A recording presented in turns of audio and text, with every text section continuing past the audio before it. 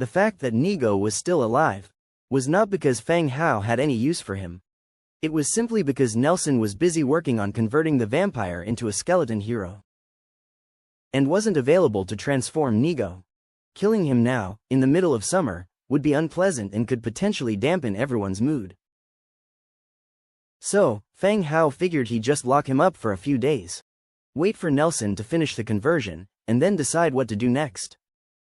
However, upon hearing Nigo's words, Feng Hao fell into deep thought. The information he had about the Skullcrusher tribe was scanty at best. If he could somehow sneak a spy into their ranks and get them to gather intelligence about the enemy's next moves, it would be a rather good idea. You can get into the Skullcrusher tribe? Feng Hao halted his departure and turned his gaze once again to the shadowy figure in the iron cage. Yes, I can, Master. The Skullcrusher scouts have said that those who help the Skullcrusher tribe will be rewarded. If I use this as an excuse to enter the tribe, I'm sure I can join them and acquire information for you. Nigo responded loudly, grasping at what he saw as his last straw. He didn't want to die. Of course, he had no intention of genuinely being loyal to Feng Hao. If he got the chance to escape, he would definitely take revenge. He'd torture the human in front of him and the girl who'd beaten him up to death. Despite his inner thoughts, Nigo remained reverent in his tone. Master, I will do well. I will correct my mistakes. Feng Hao stroked his chin, deep in thought.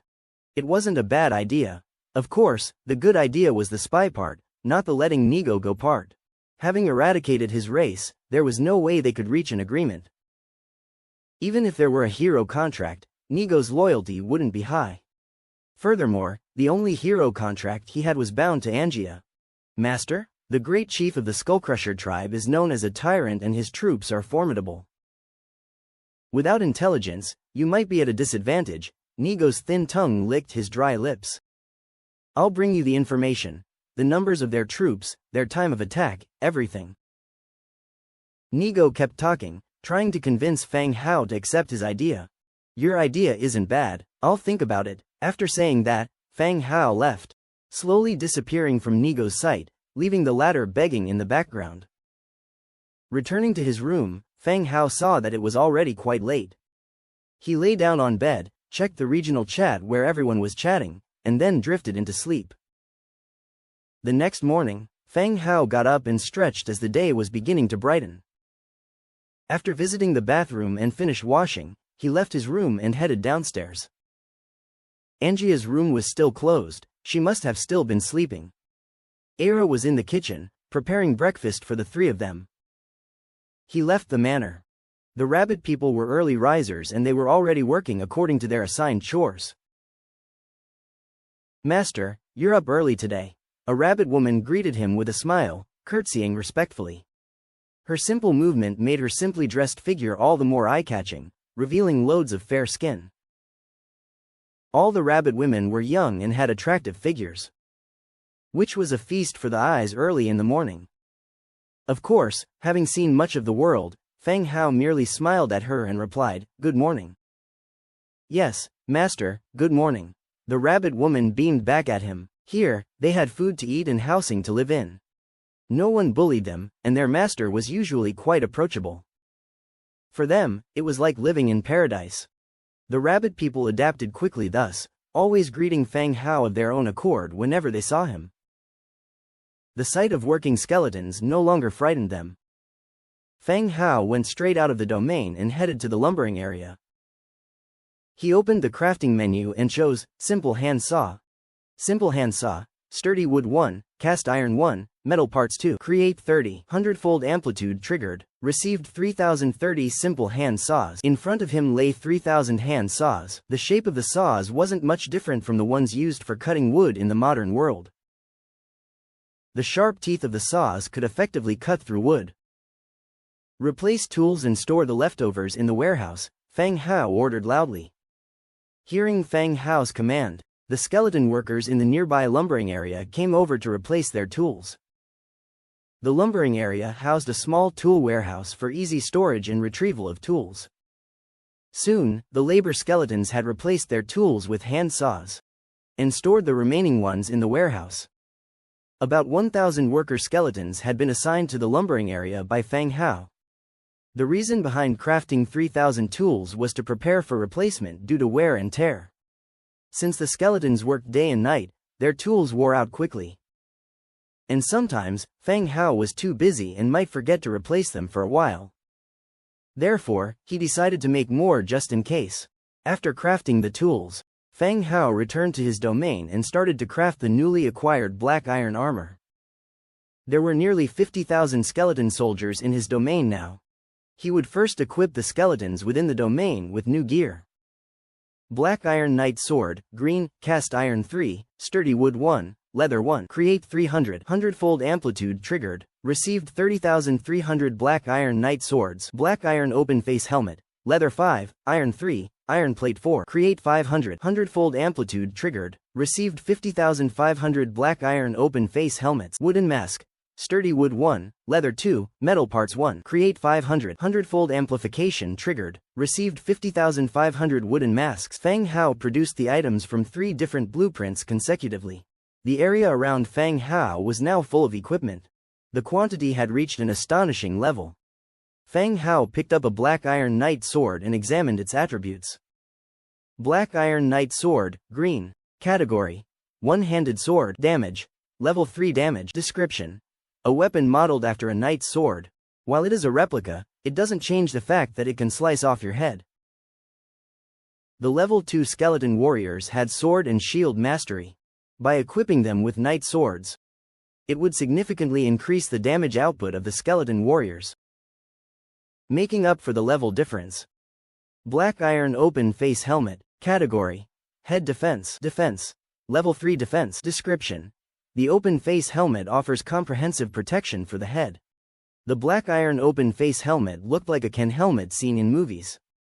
It looked like an iron bucket with a T-shaped opening at the eyes and nose area. At least it was different from a simple iron bucket. If not, Feng Hao might as well have made some iron buckets and have the skeleton warriors wear them on their heads. They could also be used for storing water.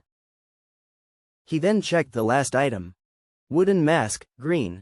Category: Mask. Ability: Level 1 Fear. Description: the mask was originally used as a piece of protective armor for the face of a construct. As it evolved and improved over time, it has now become known as a mask. Painted with various ghostly designs, it can cause unrest and fear in others. Level 1 Fear. Wearing the mask has a chance to trigger Level 1 Fear, causing negative effects such as fear and a loss of morale in enemy, living creature, troops.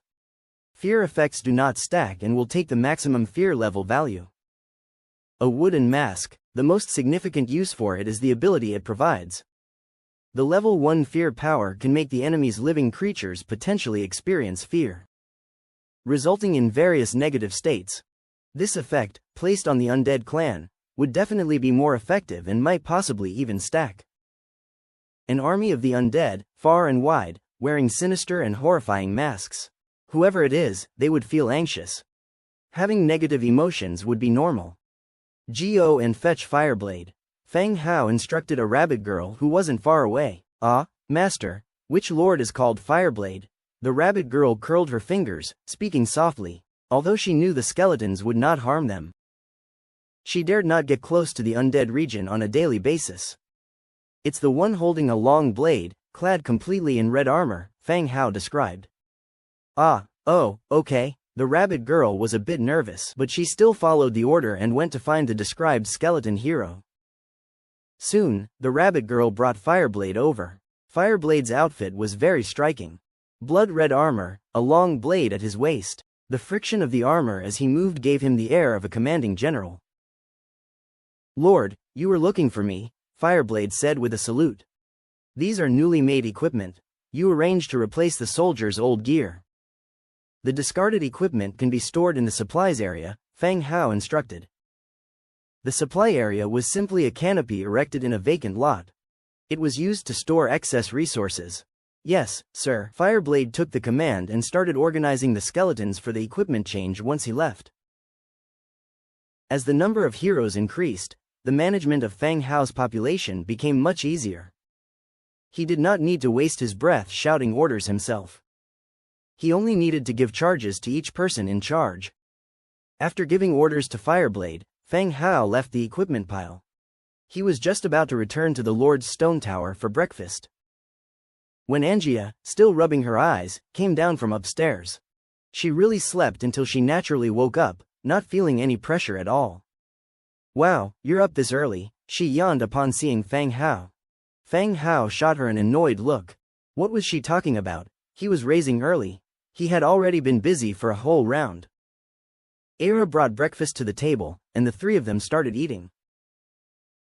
Meanwhile, Angia and Era were chatting while eating. Feng Hao was still checking the regional chat in the Book of Lords. Looking for level 4 Lord's Mansion building materials, stone bricks. If you have any, please discuss the price privately. I offer a high price in exchange if you know the manufacturing method and have the blueprint. Damn, the one above is already at level 4 Lord's Mansion. That's so fierce. Awesome, I just upgraded to a level 2 Lord's Mansion. Only yesterday did I gather enough materials to upgrade my city wall to level 2. It's really frustrating to compare oneself to others. Level 4 should be the highest level in our region. Perhaps not, perhaps Feng Hao, the big shot, has already reached a higher level, who knows? Impossible, based on the initial peasant population's calculation. The resources harvested daily can't exceed level 4 inches. If you say it's impossible, then it must be impossible. Do you think you are the big shot? Ignorant, the parallel world also has anal maniacs. Damn, ding. As Feng Hao was watching the discussion, a private message alert sounded. Could it be that the level 4 lord had come to him to buy stone bricks? When he opened it, he realized he was overthinking it. It was a message from another lord. Feng Hao the big shot, are you still buying shadowstones? In recent days, Feng Hao had been buying shadowstones, making it clear that he would preferentially exchange shadowstones for weaponry, equipment, or the rejuvenation spring. This made everyone in the channel interested in shadowstones. After all, weaponry, equipment, or the rejuvenation spring are considered quite expensive now. Yes, do you have some? Feng Hao asked. Can I ask first what use shadowstones have? I see that they are from the Undead clan. What use would you have for them? The other party asked. It could be seen that this person had gotten hold of some shadowstones. But, knowing that Feng Hao was also buying them, they were afraid that shadowstones had some special use, and they would lose out by selling them. First they would ask about their use, and then decide whether to sell them or not. Feng Hao replied directly, I received a blueprint for an undead special building which requires shadowstones. They can't be used for normal human buildings. Oh, alright, Feng Hao the big shot, I have 13 of them here. I want to exchange them for some weapons. Okay, big shot, do you have anything besides iron spears? Would an iron sword do? Okay, and you'd better believe it. Feng Hao just had a batch of iron sword replacement today, which could be exchanged for shadowstones. 1 shadowstone for 3 iron swords. Feng Hao directly quoted a price. Ah, big shot, don't joke, this is a rare resource. You even said you prioritize exchanges. 3 is too few. 5 iron swords, the other party said. Besides me, you can't sell shadowstones to anyone else. Let's compromise. 4 each, neither of us loses out. Fine, make it 4. I'll put it up for a dedicated trade. Okay, the same price next time. Okay, I'll take my people to look for more later. Soon, the other party put the 13 shadowstones on the trade platform, and Feng Hao put up the promised 52 iron swords for the exchange. Ding! Just after the trade was completed, another private message rang out. Big shot, the underwear I ordered, is it ready yet? I can't stand it anymore. Feng Hao remembered this person. Last time when he was collecting flax in the channel, this person said he wanted to order a piece of cloth underwear because the leather ones were too rough. It had been so long, and they were still concerned about this matter. I'll check when I have time. I've been quite busy recently and didn't pay attention to this, he replied. Big shot Feng Hao, please find a way about it. Wearing leather is too uncomfortable. Can't you just not wear it? As a man, can't you be more easygoing? Feng Hao said. Walking will trip me. Damn, bragging? After chatting for a while, the Book of Lords was closed, and the three had finished breakfast. Angia was still yawning and wanted to go back to bed, but Feng Hao called her to stop. Angia, go and call little you. Let's go see that Null. Okay, sure. Angia pouted her mouth, walking out reluctantly. Feng Hao came to the cage. Angia and little you came over. The wandering spirit was not exactly afraid of daylight, but she did look frustrated. Upon arriving here, she quickly hid in a shadow to avoid direct sunlight. The Null was originally trying to beg for mercy, but was then startled into quiet submission by the arrival of Angia, and lay down on the ground pretending to be dead. He was afraid that would somehow upset this mad woman who usually dragged him out for a beating. Lord, do you have command? Little Yu asked softly. Her loyalty to Feng Hao had already reached 90 points, which was rather high. Any command that Feng Hao made, she would accomplish it with all her dedication. Feng Hao glanced at the weak Null and said, I want you to attach yourself to him and go to the Cold Wind Mountains to gather intelligence for me. Little Yu looked at the Null, her face full of difficulty. Lord, you want me to possess a hero? That's impossible. Little Yu, in her ethereal form, displayed an expression of surprise. She was merely a third-order type of soldier, obligated to walk around heroes during ordinary days, let alone possessing them. Now, for Feng Hao to ask her to possess a hero was not just resistant. It was fundamentally impossible to accomplish. Of course, Feng Hao also knew this. Little Yu possessed the ability of spirit possession, which was an upgraded version of the possession ability. Even so, numerous restrictions still existed when it came to accomplishing possession. The main factors were rank and power. It was difficult to possess a unit that was stronger than you. What if he's the living dead, devoid of a soul? Could you possess him then? Said Feng Hao, glancing at the distant Null. Feng Hao's thought was simple. He felt that Little Yu's spirit possession was extremely similar to his own god's presence. But his god's presence only targeted his subordinate undead troops, and he couldn't use god's presence on other troop units. Little Yu's spirit possession, on the other hand, applied to any living creatures, hence satisfying Feng Hao's initial hypothesis. Both god's presence and possession have some fixed requirements. The descending unit, the smarter, and the stronger the soul, the greater the difficulty of possession. What if Nigo was merely surviving physically? It might be simpler. Hearing Feng Hao's words, Little Yu was somewhat flustered. My lord, I don't know if I could succeed, I have never used this ability before. After awakening, she had been in the ancient tomb, never once venturing out. Naturally, she had never used this ability. No rush, try when the time comes. Feng Hao replied. As soon as he finished speaking, the corpse witch Nelson appeared and slowly walked over. Originally, Nelson was conducting a transformation ritual, and Feng Hao did not want to interrupt, but the threat of the Skullcrusher tribe made him call out Nelson. My lord, Nelson approached and gave a slight bow. Scholar Nelson, there has been a situation in the territory, resulting in the interruption of your ritual, Feng Hao replied. Oh, what happened? Nelson asked softly. Next, Feng Hao recounted the incidents at the Cold Wind Mountain Range and Skullcrusher tribe. Also, he shared his plans with Nelson. Nelson glanced at the wandering spirit in the shadow, who hurriedly bowed deeply in respect. Well, we can try. Move this Null to the Viscera Museum, Nelson directly instructed. Immediately, a skeleton soldier stepped forward, lifted the Null, and followed behind Nelson. Amid the Null's loud cries, they entered the Viscera Museum, leaving Feng Hao and the others waiting outside. Who is this? I've never seen him before, Angia whispered to Feng Hao on the side.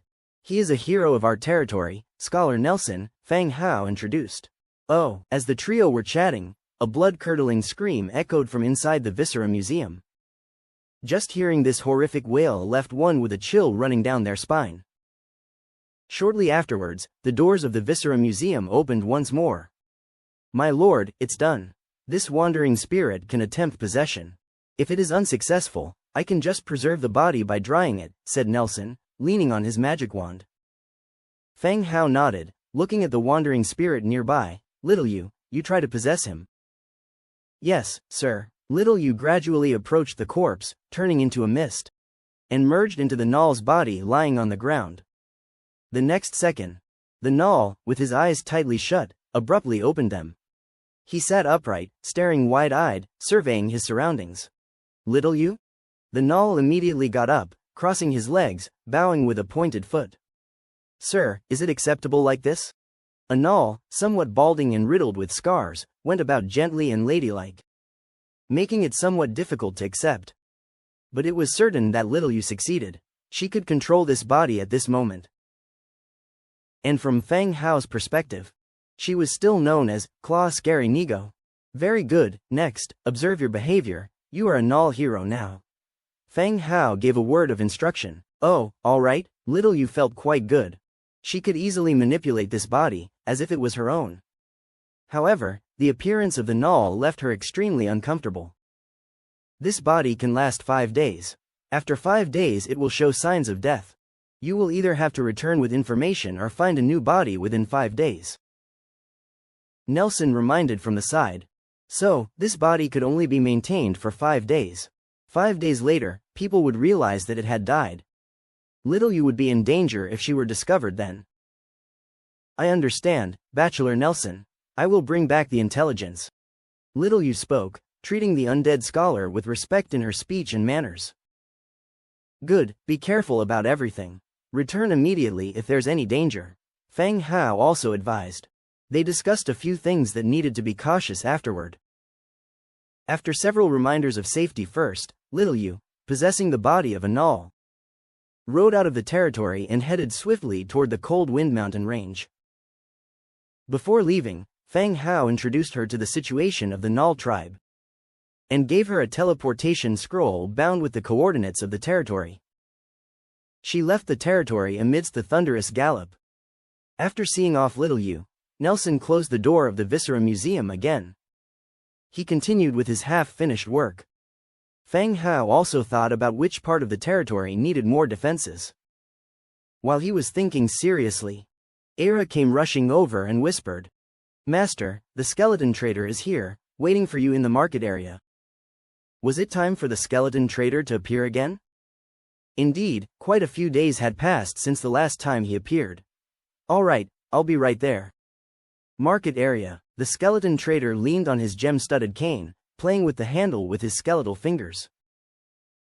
His pupils, burning with a blue flame, surveyed the territory in front of him with astonishment. The thick city walls, the towering watchtowers, the magic towers imbued with magical energy. The Viscera Museum, the blacksmith shop, and the tailor's shop. It was hard to believe. In just 7 days, this territory had developed to such an extent. If his mind wasn't still sharp, he would have thought that he remembered the time wrong, or came to the wrong place.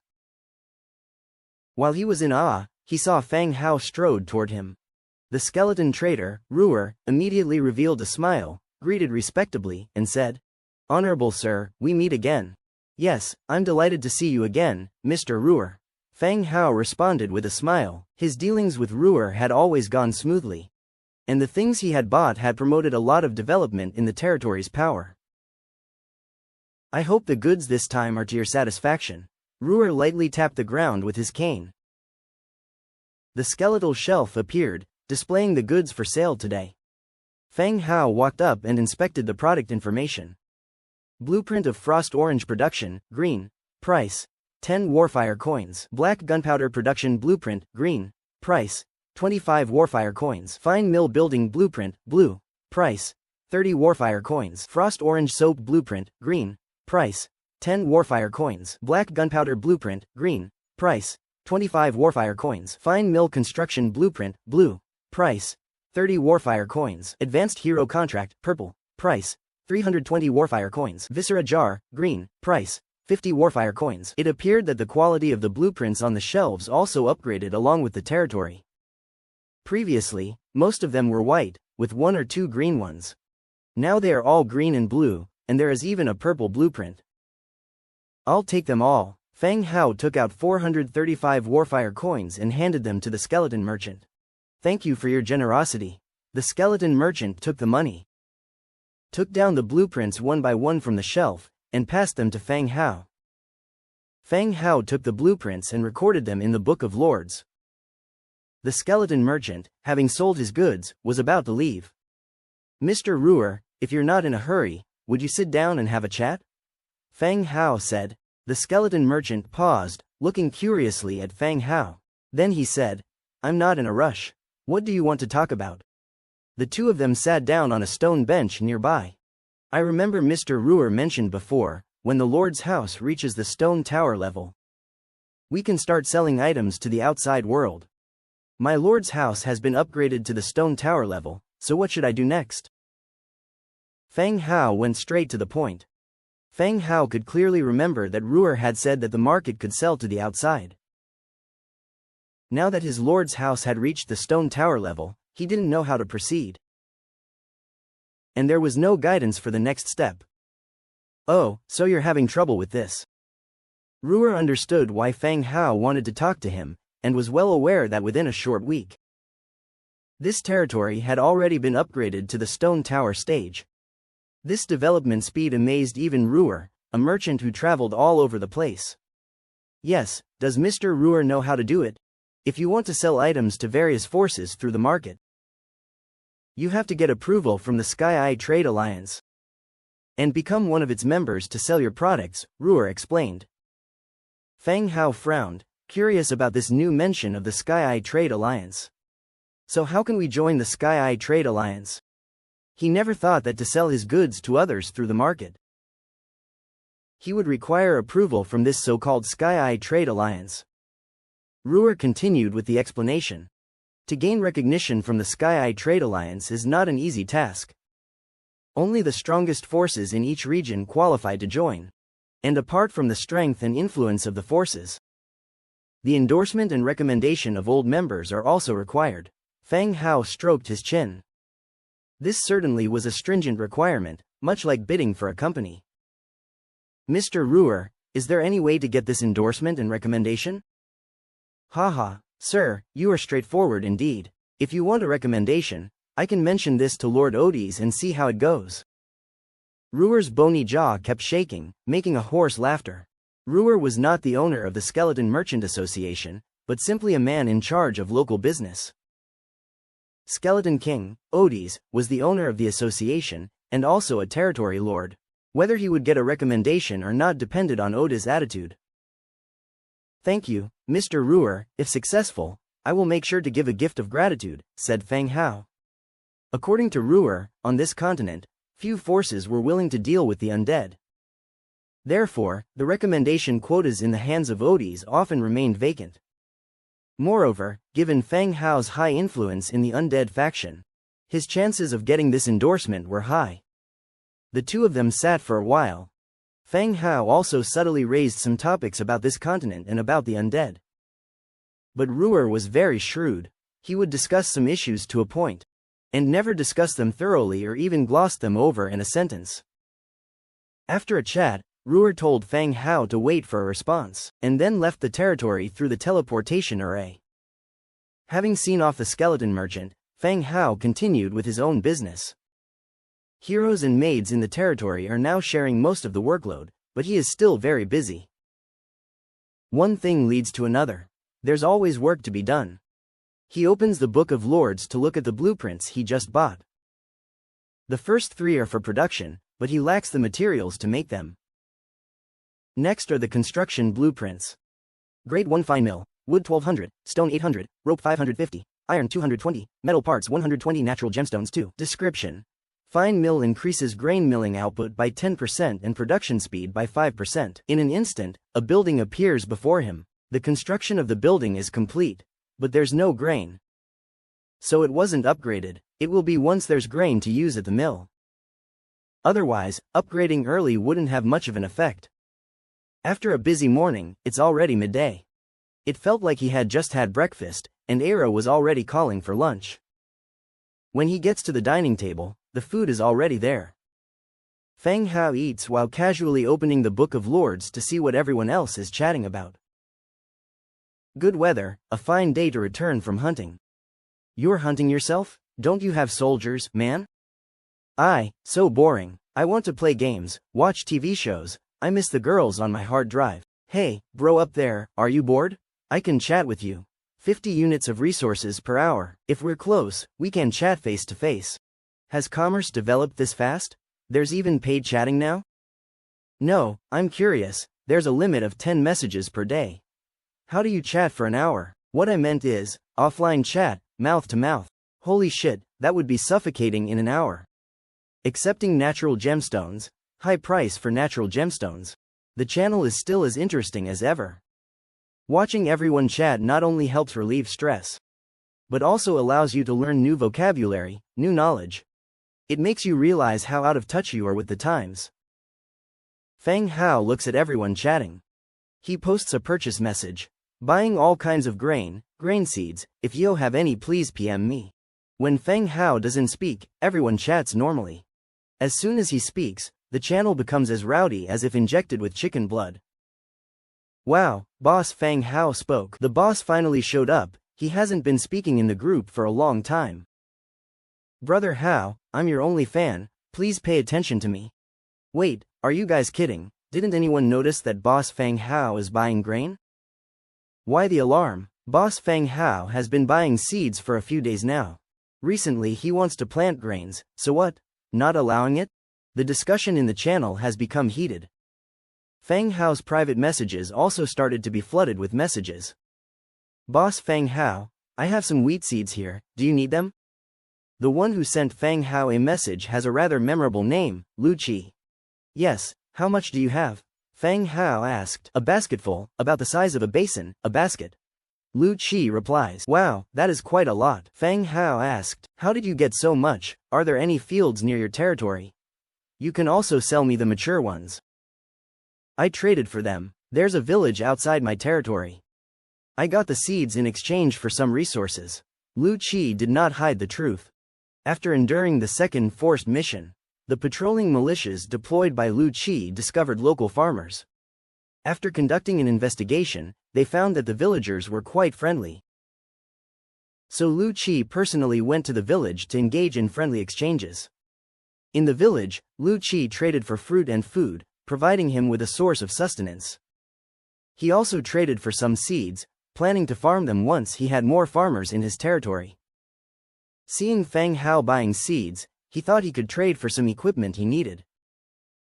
Well, let's trade seeds first, Feng Hao said. Everyone has their own opportunities. Feng Hao found the orc market, while Lu Qi found a human village. Each of them benefited from the locals. At the same time, through Lu Qi's storytelling, Feng Hao learned about the existence of human villages in this area. His territory, however, was in an area predominantly inhabited by orcs. How do you plan to trade? Feng Hao asked. I need armor, man, Lu Qi replied. Feng Hao was taken by surprise. He thought that like others, Lu Qi would prioritize weapons. Unexpectedly, Lu Qi was considering armor. This meant that Lu Qi's territory was not worrying about equipping soldiers with iron weapons. Indeed, everyone's development varied greatly. As for armor, I have a beast skin helmet, beast skin armor, and hardwood shield. Which one do you want? Hardwood shield, Lu Qi answered. Hardwood shields sell well in the market, so I'll exchange 5 hardwood shields for your seeds. Feng Hao proposed. Fine, I'll list them then. Okay, soon, Feng Hao received a trade offer. After placing the 5 hardwood shields, a basket woven from straw appeared next to him, filled with wheat seeds. After finishing lunch, Feng Hao took the wheat seeds to the spiritual field. The first thing he did was to increase the number of spiritual fields. Materials required for a level 1 spiritual field: 1500 wood, 800 stone, 300 hemp ropes, 5 natural gems, 1 trace of the earth. Feng Hao had plenty of each material. He directly expanded 5 level 1 spiritual fields. Then he upgraded all of them to level 5 spiritual fields. The plain near the stream was now completely covered with spiritual fields. Following this, he could leave the farming work to his skeleton labor, relieving him of this burden. After finishing all these tasks, it was still early. Feng Hao selected some troops and headed out with Enjia to continue exploring the surrounding area. They returned around dusk. In addition to bringing back some meat, they also opened a silver chest and obtained a blueprint for crafting siege ladders. Siege ladder: 220 wood, 150 hemp rope, 10 metal parts. Description: a simple siege ladder that can be quickly made, allowing soldiers to climb up city walls. In his previous battles, Feng Hao had not encountered any particularly high or imposing walls. They were mostly found in village-level gathering points. The skeleton soldiers, outnumbering the enemy by tens of times, would climb the walls by stacking on top of each other. They seldom adopted any tactical strategy. By over-instructing them, the skeleton soldiers would have difficulty understanding the situation, leading to various errors. Once he returned and had tidied up, he ate dinner and prepared to rest. The next day, at dawn, Feng Hao was turning over when he felt something soft under his arm. When he opened his eyes, he saw Aira lying next to him, staring at him with wide eyes and a smile on her face. Did Aira stay over last night? He couldn't remember. Aira, why are you here? He asked. I saw that you were sleeping soundly, master, so I didn't disturb you. I've been waiting for you to wake up, Aira replied sweetly with a charming smile. Aira's loyalty to Feng Hao had reached 100%. Feng Hao trusted Aira completely, and she was entirely dependent on him. Therefore, Aira was allowed to come and go from Feng Hao's bedroom, cleaning it on regular days and sometimes waking Feng Hao. All right, let's get up then. There's a lot to do today. Feng Hao stretched and sat up. Master, Mr. Soy came by this morning. It seems that he has something to discuss, Aira mentioned while helping Feng Hao get dressed. Soy was the skeleton tailor. Speaking of Soy, Feng Hao remembered the troublemaker who kept urging him because of those leather shorts. All right, I'll go see him later, said Feng Hao. After getting dressed, they both left the bedroom. After washing up, they left the stone tower. Looking at the bright sky, Feng Hao stretched his stiff body. The weather is really good today. He began exercising within his territory. Fireblade strode over with his long blade and said, My lord. Yes, good morning, Fireblade. While stretching, Feng Hao replied, My lord, as you instructed, we've increased the scope and manpower of patrols on the north and west sides of our territory. If any enemy approaches, we should be able to detect them in time, Fireblade reported. Yes, be especially cautious about orc scouts. If any are found, eliminate them immediately, Feng Hao instructed. As you wish, my lord. Fireblade nodded and walked away. Following Fireblade's departure, Feng Hao continued his exercise. After jogging 2 laps around the territory, he stopped at the tailor's shop. My lord, Soy quickly approached upon seeing him. Aira told me you came to the manor this morning? Feng Hao wiped the sweat from his forehead. Yes, my lord, the clothes you mentioned last time are ready, Soy said. The current work of the tailors is to make clothes for the residents of the territory. Except for Feng Hao and Aira, who had already given their clothing sizes to Soy. The newly joined rabbit people didn't have any decent, full sets of clothing. Their old linen slave outfits were faded from washing. They needed new outfits to wear daily and at home. Good, take me to see them. Feng Hao had been wearing the same 2 sets of clothes back and forth. The 2 of them went to a standalone room in the tailor shop where the newly made clothes were stored. Try these on, my lord. Feng Hao took off his outer clothes and put on a beige robe. The robes, made of cotton and cotton thread, felt very comfortable despite their plain style. This could be worn at home outside of battle. Beyond clothes and trousers, the tailors had also rushed to make some underwear.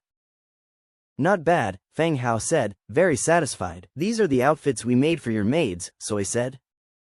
As the number of maids in the territory increased, so did the number of outfits. Unlike Feng Hao's robe, the maids' outfits, under the guidance of Feng Hao's innovative designs, were boldly out of sync with the era. They were called maid uniforms and bunny girl outfits. Due to time constraints, other designs such as Christmas outfits, nurse uniforms, flight attendant uniforms, student uniforms, and witch costumes were still being designed. In the future, they will be produced one by one. After understanding Feng Hao's design concept, Soy also found inspiration in the clothing, no longer adhering to the original production rules. Instead, trying out some bold innovations. After bidding farewell to Soy and the others, Feng Hao returned to Stone Tower with several skeletons carrying a large amount of clothing behind him. Aira happened to be in the kitchen, serving breakfast. Master, breakfast is ready. You can eat now. The scent of the food permeated the entire dining room. Era, with her culinary skills, excelled and thoroughly enjoyed cooking. With an abundance of food and condiments, she could even invent 1 or 2 new dishes. And they tasted pretty good. All right, take your time. These are the clothes that Soy made. Have the 2 of you try on a few, and you can wear this one. Feng Hao handed over the clothes in his hand to the 2 of them. In addition to Era, there were 2 other Rabbit Clan girls serving as maids at the mansion. Oh, okay, Era took the clothes, her eyes filled with joy. The other 2 Rabbit Clan maids were also quite happy, and the 3 of them went into the room to change. Not long after, they walked back in, heads down, their faces slightly red. The 2 maids were in black and white maid outfits, the skirts extended to their thighs, revealing pale, straight legs paired with a pair of brown boots. Not bad at all. Feng Hao nodded slightly. Now if only they had a pair of black stockings, then they'd be perfect. As for Era, she was wearing a black bunny girl suit. The low-cut neckline showcased her ample cleavage, and the fitted shorts tightly wrapped her bottom. The rabbit tail and slightly reddened rabbit ears exposed on the outfit made one's blood rush. Master, does this outfit look good on me? Era asked softly. Beautiful. Thank you, Master, Era replied. What you 2 are wearing is called a maid's outfit, you'll put them on for work. There are some casual wear as well, you can distribute them to everyone later. And I'll keep making more for you to change into, Feng Hao said. Master, what about what I'm wearing? What's it called? Era, touching her bunny girl outfit, asked curiously. Ah, this, well, it doesn't have a name yet. Since it looks good on you, let's call it bunny girl clothes from now on. Feng Hao said, smacking his thigh as if the name had just occurred to him. Oh, is it okay to use our name for it? Era asked shyly. Yes, I think it's suitable. You don't have to wear this all the time, only when you're alone. Feng Hao replied. All right, Master. Feng Hao distributed all these maid outfits. Era went back to her room to change into her maid outfit and came back out. Even though all Rabbit Clan girls were beautiful, Era's looks still far surpassed the rest. Her figure and looks, along with the nutrition she's getting since arriving in the territory. All this made her whole demeanor and state outshine the others. After passing the clothes to the other 2 Rabbit Clan girls, Era went upstairs to wake Angia for breakfast. Nothing can get through to her, except for mealtime.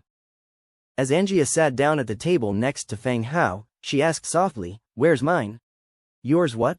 New clothes. They all got some, why didn't I? Angia complained. Turns out she was referring to the new clothes. These are maid outfits, meant for the maids when they are working, explained Feng Hao. Feng Hao had prepared casual daily clothes for Angia as well, only the maid outfit was missing from her lot. I don't care, I want a set, Angia said. Feng Hao gave in and said, All right, Era will give you a set later. Yes, Master, Era nodded. With 101 skeleton tailors working, there was enough clothing for everyone. Since Angia wanted a set, there was no harm in giving her one. Seeing her objective fulfilled, Angia showed a satisfied smile, chatted and ate breakfast with Era. Feng Hao, on the other hand, opened the Book of Lords, and started a private chat with the Lord who made leather underpants. Are you there? Yes, boss, have you made the underwear yet? The other party responded quickly, and it seemed like he was also reading the Book of Lords. They're ready. I'll take 5 pairs. How do we exchange, boss? The underwear made by tailors is a type of loose boxers, with drawstring waistbands. Therefore doesn't come in different sizes. Anyone who isn't overly overweight can wear them. Moreover, after spending so many days in this world, even the fat ones are probably starving and have slimmed down. Do you have any rare resources? I don't need ordinary resources. It's hard to set a price, Feng Hao said. Feng Hao has unlimited basic resources. If we are to trade, we would need some rare resources. I have some, just name your price, boss, the other person continued. He wouldn't put up with Feng Hao if he demanded a high price just for a pair of underwear. He would rather continue wearing leather underwear, or not wear any at all. Alright, 1 unit for 2 pairs. You need 5 pairs, so that's 2 rare resources, Feng Hao proposed. Alright, you list the trade, boss. 5 pairs. Okay. Feng Hao directly put up 5 pairs of men's underwear for trade. And the other party promptly traded a natural gem and an essence of earth. This easy and swift transaction brought a smile to Feng Hao's face. During the second mandatory mission, all surviving players received a certain number of rare resources. Subtracting the ones they can use themselves, or to upgrade their buildings, there were still a large number left. As crafting underwear requires minimal resources and is convenient, to obtain these resources is a new path to wealth. He thought for a moment and announced on the channel. Selling various men's and women's underwear, 2 pieces for 1 unit of rare resource. Men's and women's cotton clothing, 1 piece for 3 units of rare resources. DM for blueprints and special items. He finalized the text and sent it directly. The lively discussion in the channel centered on clothing after Feng Hao's announcement. Wow, is Boss Feng Hao venturing into the clothing industry now? Am I witnessing the rise of a capitalist tycoon? Underwear is so expensive, I think I will stay naked. The old doctor said it helps with secondary development. Yay, Feng Hao, please list the items. I have had 1 set of clothes since I came here, and my underwear is stinky. Ahem, so, miss, I offered 2 units of rare resources, you buy a new one, give me the old underwear. Dude, are you sick? Even wanting her stinky underwear? Miss, I offer 3 units. Pervert, I offer 5 units. Feng Hao was bewildered when he saw the community's comments. What's going on? Why did it seem that the girl's used underwear was better selling than his own? And there was even a bidding war. Feng Hao listed the underwear and home clothes at their predetermined prices. The items he listed sold quickly, but less than 10 minutes after they were listed. Feedback was posted in the channel expressing dissatisfaction with the goods. Oh my, these clothes are so ugly, as if made by a farmer. I agree, it's so outdated, like country clothes. You guys are really picky. Isn't it good to have clean clothes to change into? Thought you were walking a red carpet, expecting to look spectacular. Ridiculous. Does that concern you? I have resources. Feng Hao, do you have nicer clothes? I don't care if they're more expensive. Ah, what? The regular female garments made by the tailor essentially were ordinary cotton dresses. Naturally, they won't have the aesthetic design of modern clothing. Feng Hao pondered for a while and then sent a picture of a maid outfit on the channel. Oh, a maid outfit, that looks nice. Feng Hao, boss, you sure do like to play big. So, does this mean that there are women in Boss Feng Hao's territory? Otherwise, who would wear this maid outfit? What you say doesn't make sense. Can't the boss have his own preferences? Oh, when you say that, I start to get excited. Originally, Feng Hao thought maid outfits were mostly to satisfy men's preferences. In this current stage of survival, he reckoned it would be hard to sell them. But the reality was quite the opposite of what he thought. Compared to normal men's and women's clothes, maid outfits were surprisingly popular. Apart from those distributed to the bunny girls, the rest were sold out in less than 5 minutes. Their popularity far exceeded that of regular clothes. It seemed that personalized outfits also sold really well. Once the maid outfits were sold out, the amount of regular clothes quickly decreased. But there was still a large amount of underwear available for sale. At the same time, Feng Hao also received a large amount of pre-orders. Among them were a few from lords whose names were obviously male, also ordering maid outfits. In this brand new world, people express their true natures and find their true selves. After breakfast, Feng Hao returned to his room and began to plan the day's activities. The surrounding areas of his territory had almost been fully explored. Cleared in all directions, southeast, northwest, especially with Angia's help, who would roam around when she had nothing to do. She appended all the nearby beasts' lairs. From the map he bought at the tavern, he still had one. But the location was to the east of the Tauren camp and quite far away, likely posing some difficulties. Plus, with the threat of the Skullcrusher tribe, he would have to accelerate the development of his own territory. Lying in bed, he directly entered God's presence mode. The next second, Feng Hao found himself on a skeleton warrior stationed in Pigmen village. As the soul fire in his pupils stirred, he saw Petty had just returned from outside the territory. quietly instructing the pigmen who were with her. Petty. Feng Hao descended from the city wall and called out. Those who stayed in the pigmen village for defense, apart from those on patrol around. The rest stood guard on the city walls. Petty, seeing a skeleton calling her, knew it was Feng Hao using his powers. After giving simple orders to the remaining pigmen, she went to Feng Hao and said, Lord. Petty, how is the exploration of the Tomb of the Dragon that I asked you to arrange? Feng Hao asked. Since the Tomb of the Dragon is situated north of the pigmen village, he asked Petty to arrange for people to go explore it quite some time ago. We have the results, my lord. Please come inside and I will show you the map. Petty motioned with a gesture of invitation. The two entered the clan leader's hall. Petty took out a simple hand-drawn map and placed it in front of Feng Hao. My lord, the location of the Tomb of the Dragon is in a range of continuous mountains. The roads are rugged and the resources are scarce. I have arranged multiple teams for exploration and found a route. If you could spare more time, we could continue exploring the mountains, Petty explained. On the Book of Lords map, the location of the Tomb of the Dragon was visible, while the rest of the area was still covered in fog and unexplored. This exploration by the pigmen was very useful to Feng Hao. No need, this is enough. When I come, arrange for someone to guide us, Feng Hao ordered. Oh, all right, my lord, Petty quickly nodded. Feng Hao seemed set on exploring the Tomb of the Dragon. After their conversation ended, Feng Hao deactivated God's presence mode, put on his armor, took his starfire wand, and walked downstairs. First floor lobby, Angia had already changed into her maid outfit and was talking to Era. Upon seeing Feng Hao descend the stairs, she twirled around cheerfully and asked, How'd I look? Beautiful, Feng Hao praised. Angia and Era had two different kinds of beauty. Even if Angia was wearing a maid outfit, she didn't give off the feeling of a gentle maid. She was more like a mischievous imp in a maid outfit.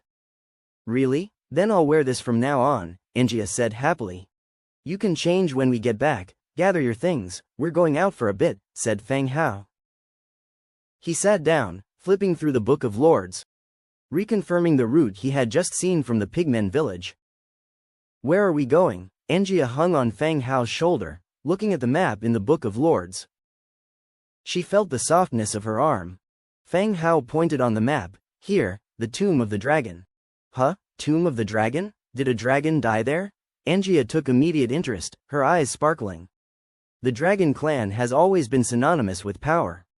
A place where a dragon has died is naturally a great place for adventure.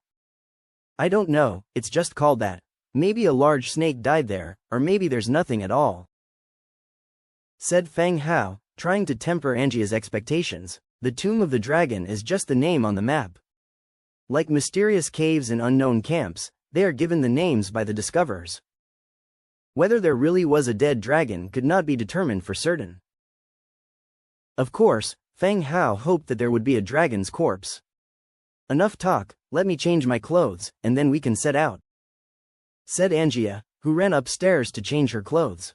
When she came down again, she had put on her own clothes and had a pair of tiger's claws around her waist. After a brief explanation to Era and Fireblade, they set off with 50,000 troops heading north. The Lord's mansion had been upgraded to a level 5 stone tower, which together with the white bone throne, boosted marching speed. This allowed the large troops to significantly increase their speed. Soon, they arrived at the pigmen village. My lord, Miss Angia, Petty, with several pigmen, came forward to greet them. Are you ready? Asked Feng Hao. Everything's ready. Let Bolton guide you. And the carts and necessities for the journey have been prepared, said Petty. Feng Hao always brought some carts with him when he took his troops out. These carts, pulled by skeleton wolves, would come in handy if there were any spoils of war difficult to carry. Bolton stepped forward, greeted them. Lord, Miss Angia. Bolton, you're familiar with this road? Asked Feng Hao. I am. All right, let's set out then. Feng Hao went into the room, invoked God's presence, and the troops set out again. They headed in the direction of the Tomb of the Dragon. Bolton held the drawn map, leading the team through the jungle in the mountains. This was not a map that could be integrated into the Book of Lords. but a hand-drawn map on a piece of beast skin.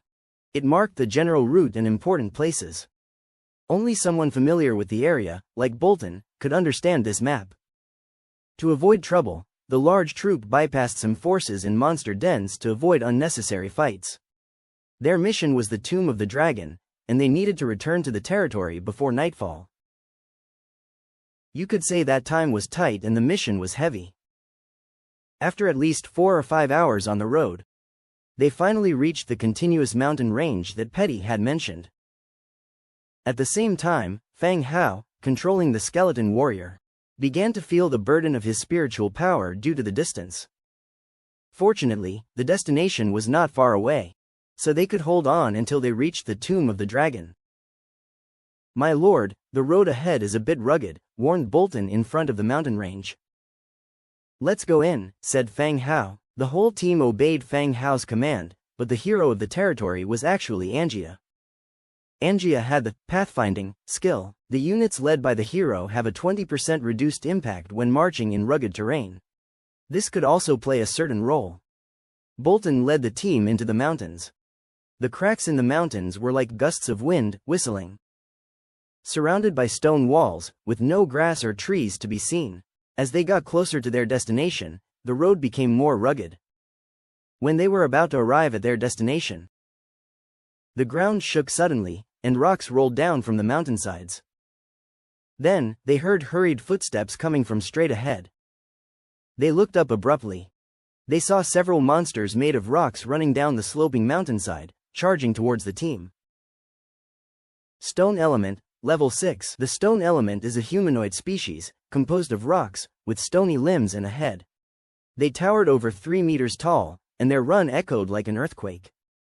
Roar, the leading stone element roared, throwing a rock from its hand. Whoosh! The rock, like a cannonball, whistled towards the team. Following this, the rest of the stone elements also began to fling rocks from their hands.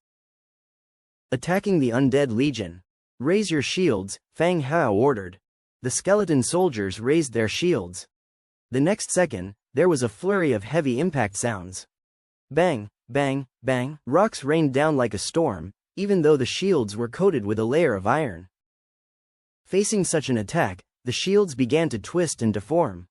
After the first round of tossing, the stone elements had rushed down the slope and were charging towards Fang Hao and his comrades.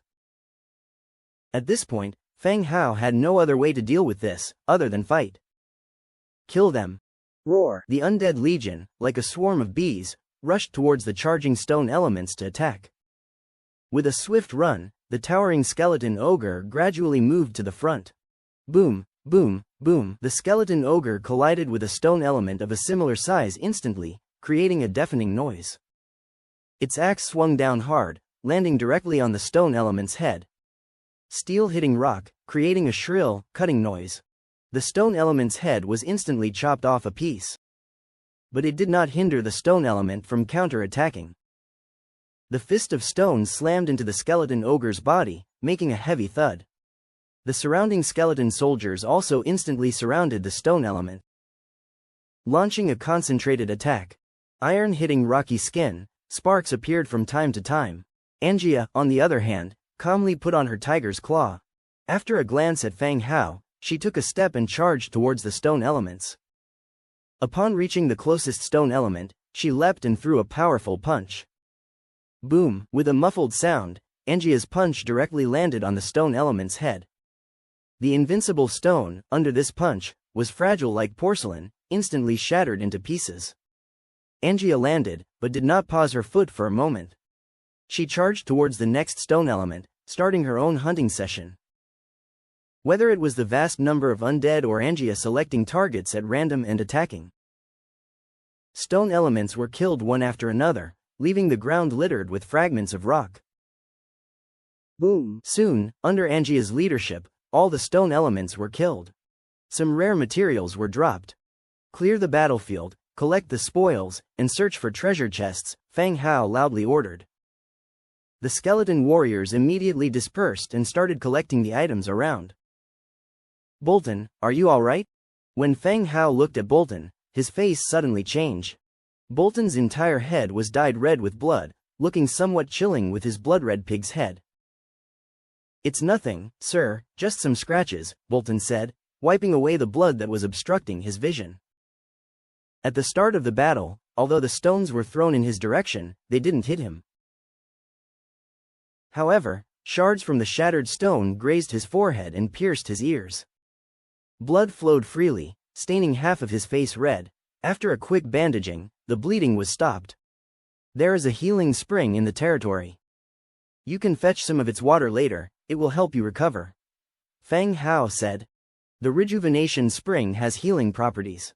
No one in the territory was injured, so its healing effect was never verified.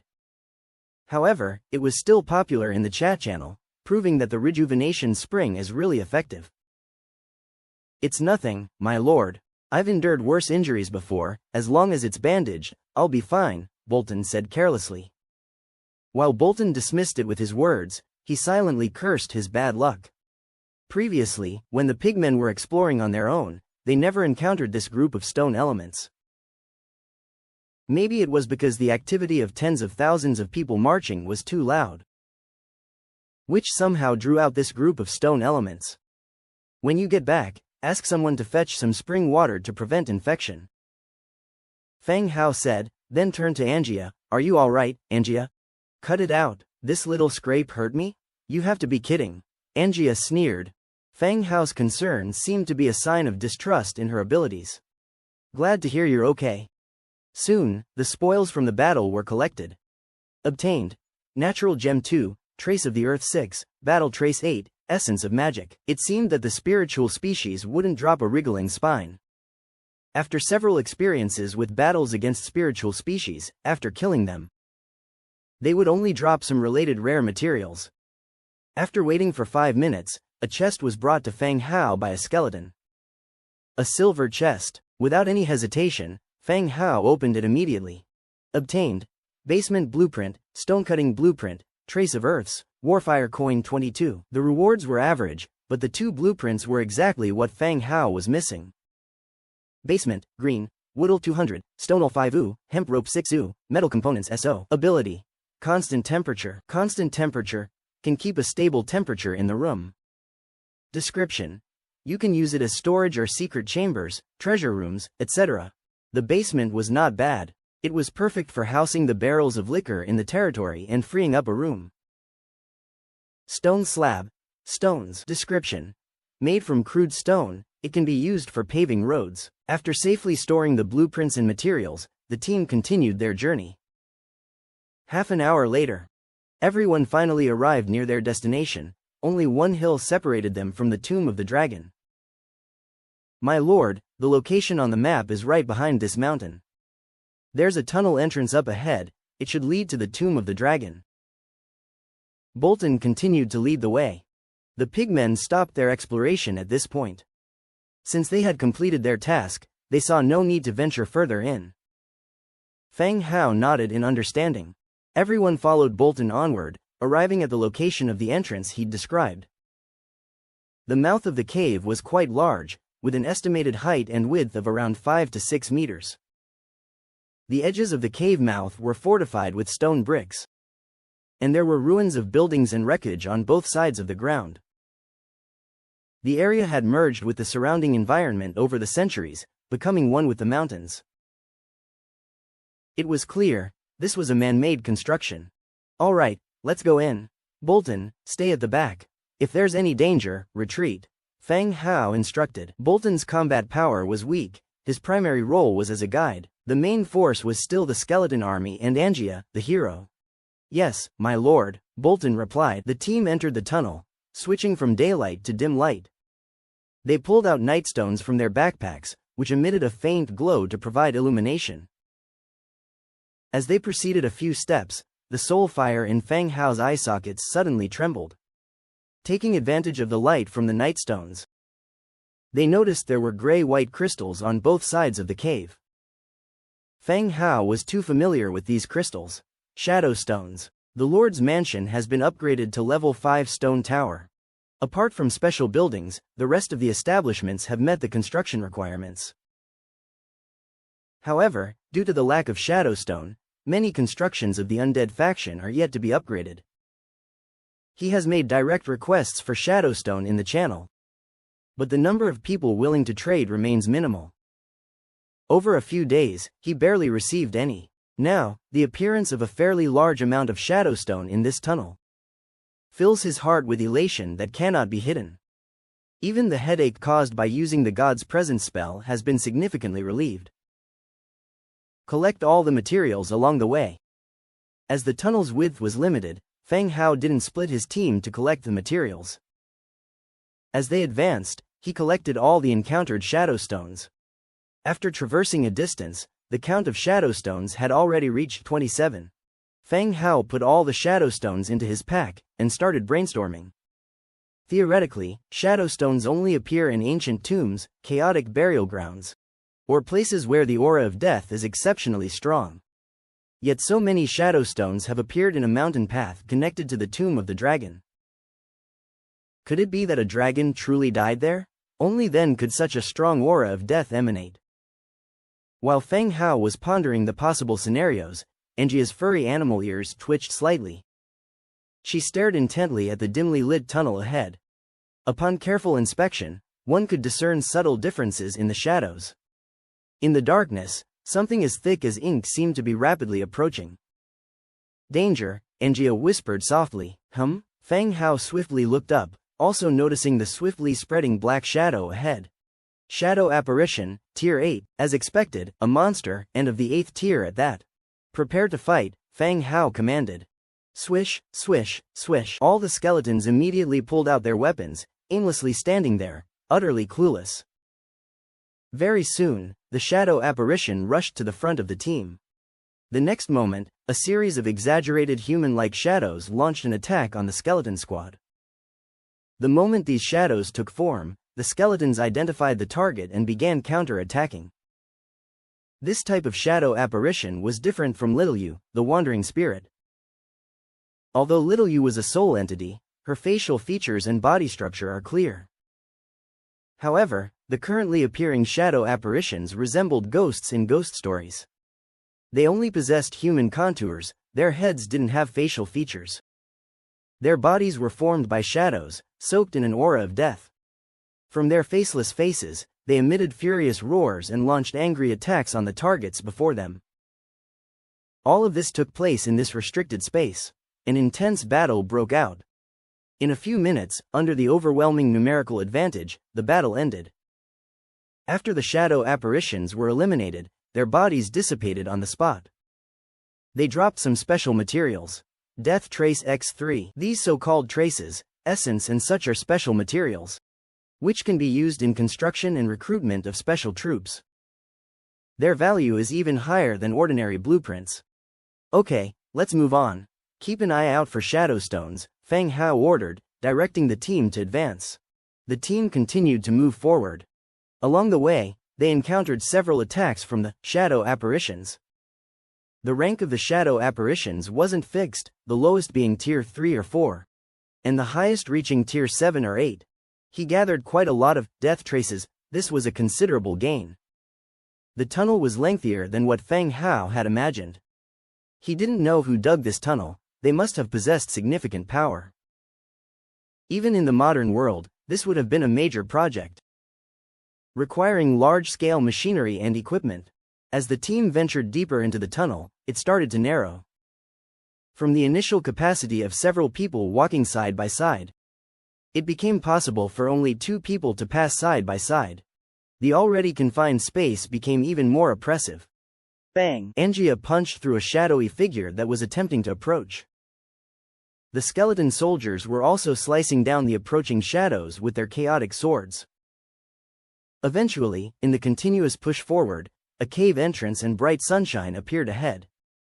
Finally about to exit. Along this path, they collected so many Shadowstones and an endless number of ghostly figures. This made Feng Hao extremely curious about this tomb of the dragon. As they emerged from the dark cave, their eyes were instantly engulfed by light. The next second, when everyone saw the view ahead, they couldn't help showing surprised expressions.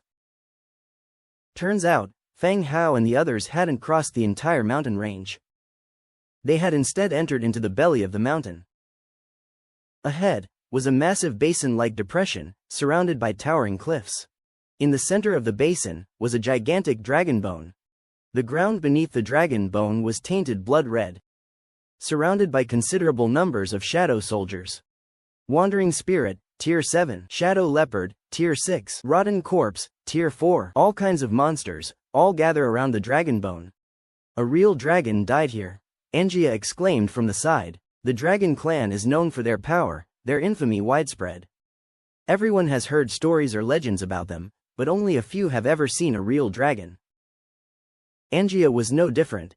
Seeing such a huge dragon bone, her eyes were filled with curiosity and excitement. Not bad, Fang Hao said lightly, but the soul fire pulsating in his eye sockets betrayed his excitement. If this dragon bone were taken back, the military strength of the territory would greatly increase. What now? Just keep watching? Angia asked. What else? Fang Hao glanced at the undead army that was streaming out of the cave. Then gave an order, kill all the enemies. Rush. The moment they heard this command, the skeleton army rushed towards the enemy like a swift tide. From the cave behind, new skeleton soldiers were continuously pouring out, rushing towards the enemy in an unending stream.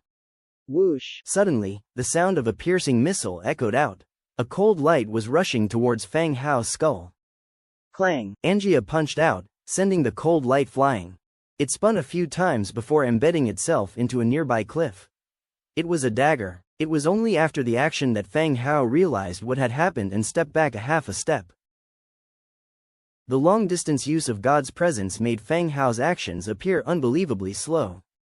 Even after noticing the attack, it was difficult controlling the skeleton to dodge it in time. Fortunately, Angia was a powerhouse. Otherwise, that dagger would have ended up in his own head. Looking back at where the dagger had come from, a pitch-black woman was standing there. Her entire body was cloaked in darkness, making it difficult to see her face. However, certain features clearly revealed her gender. Corrupted elf, green tier 9 hero. An elf, no wonder she has such a good figure. This was also the first hero-class monster Fang Hao had encountered on his journey. Are you okay? Angia asked. I'm fine, kill her quickly, Fang Hao said, eyeing the enemy ahead. The elf's armor was already rotten, with occasional fragments still clinging to her body. She was holding a dagger with a reverse grip and a short sword was hanging at her waist. And coldly stared at the twosome. Her eyes were pitch black. Understood. With her reply, Angia sprung forward like an arrow towards the black elf. The corrupted elf stood motionless, and the moment Angia got close, she immediately drew her short sword for a counterattack.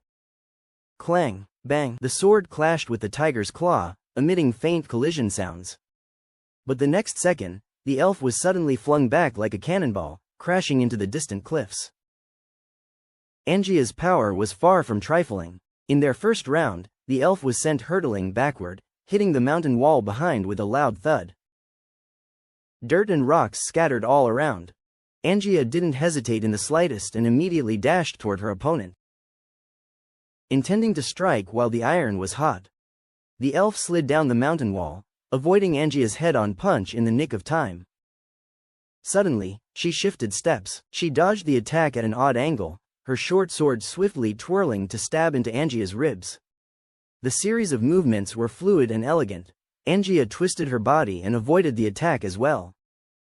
Interesting. A faint smile appeared on Angia's face.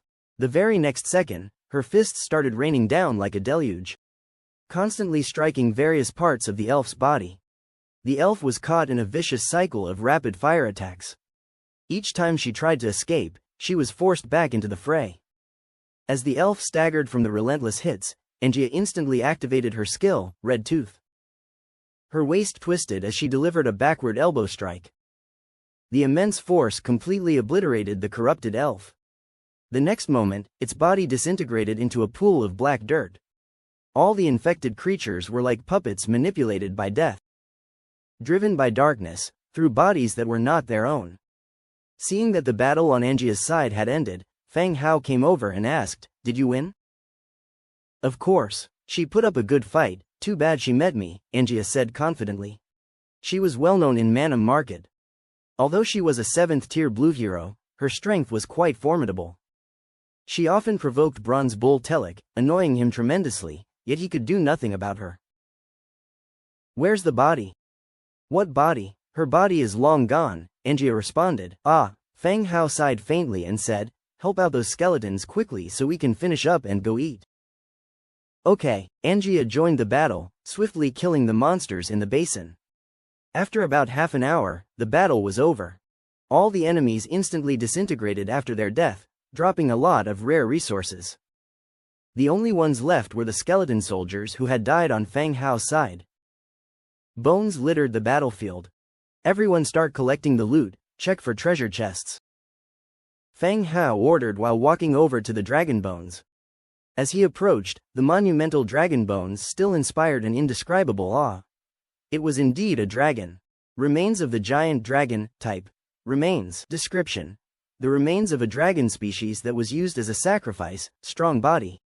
Grudges of the dead, has infected this land. Sacrifice? Feng Hao's brow furrowed at the sight of this word. Could it be that someone captured this dragon to use as a ritual offering? At the same time, Feng Hao also took notice of the symbols on the ground. After brushing aside the dark red soil, he could see that the entire basin was a massive disc filled with intricate inscriptions. As if the dragon was presented on a platter. "How strange, do you want to bring these back?" Angia asked, walking over. She slapped the dragon's skeleton with her small hand, as if gauging its ripeness. "Of course, what's the point of all this trouble otherwise?" Feng Hao responded. Having expended all this effort, naturally, he would take everything back. It was a shame about the body of the dark-skinned elf. If only they still had it. "Can you actually use all of these? Why don't we keep a section to make soup for us by Era?" Angia, always full of odd ideas, suddenly suggested this. Feng Hao was stunned by her absurd proposition. He retorted incredulously, "Are you ill? I'm scared I might get poisoned." "Come on, just a small piece won't harm. Don't be so stingy," Angia nagged on the side. Time gradually passed. The skeletons gathered all the spoils of war scattered around them. Among them, a short sword caught Feng Hao's attention. This short sword was by no means a stranger, it was just used by the infected elf. When it was collected by the skeleton soldiers, there was a scabbard which made a perfect set. Looking at it now, this short sword indeed looked too extravagant to be a weapon. The scabbard was made of an unidentified metal, a bright white material, carved with exquisite patterns.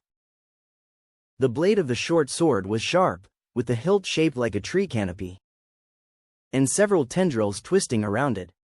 Light feather, orange, category, short sword, damage, level 3 damage, properties, leader charm +3, skill, blessing, passive, blessing, the wearer, living creature, is not affected by any negative status. Description. The beautiful little princess, weak and afflicted by nightmares, was constantly ill. The king summoned the best blacksmith in the kingdom to forge a dagger that could dispel disasters, and gave it to the princess, who always carried it around.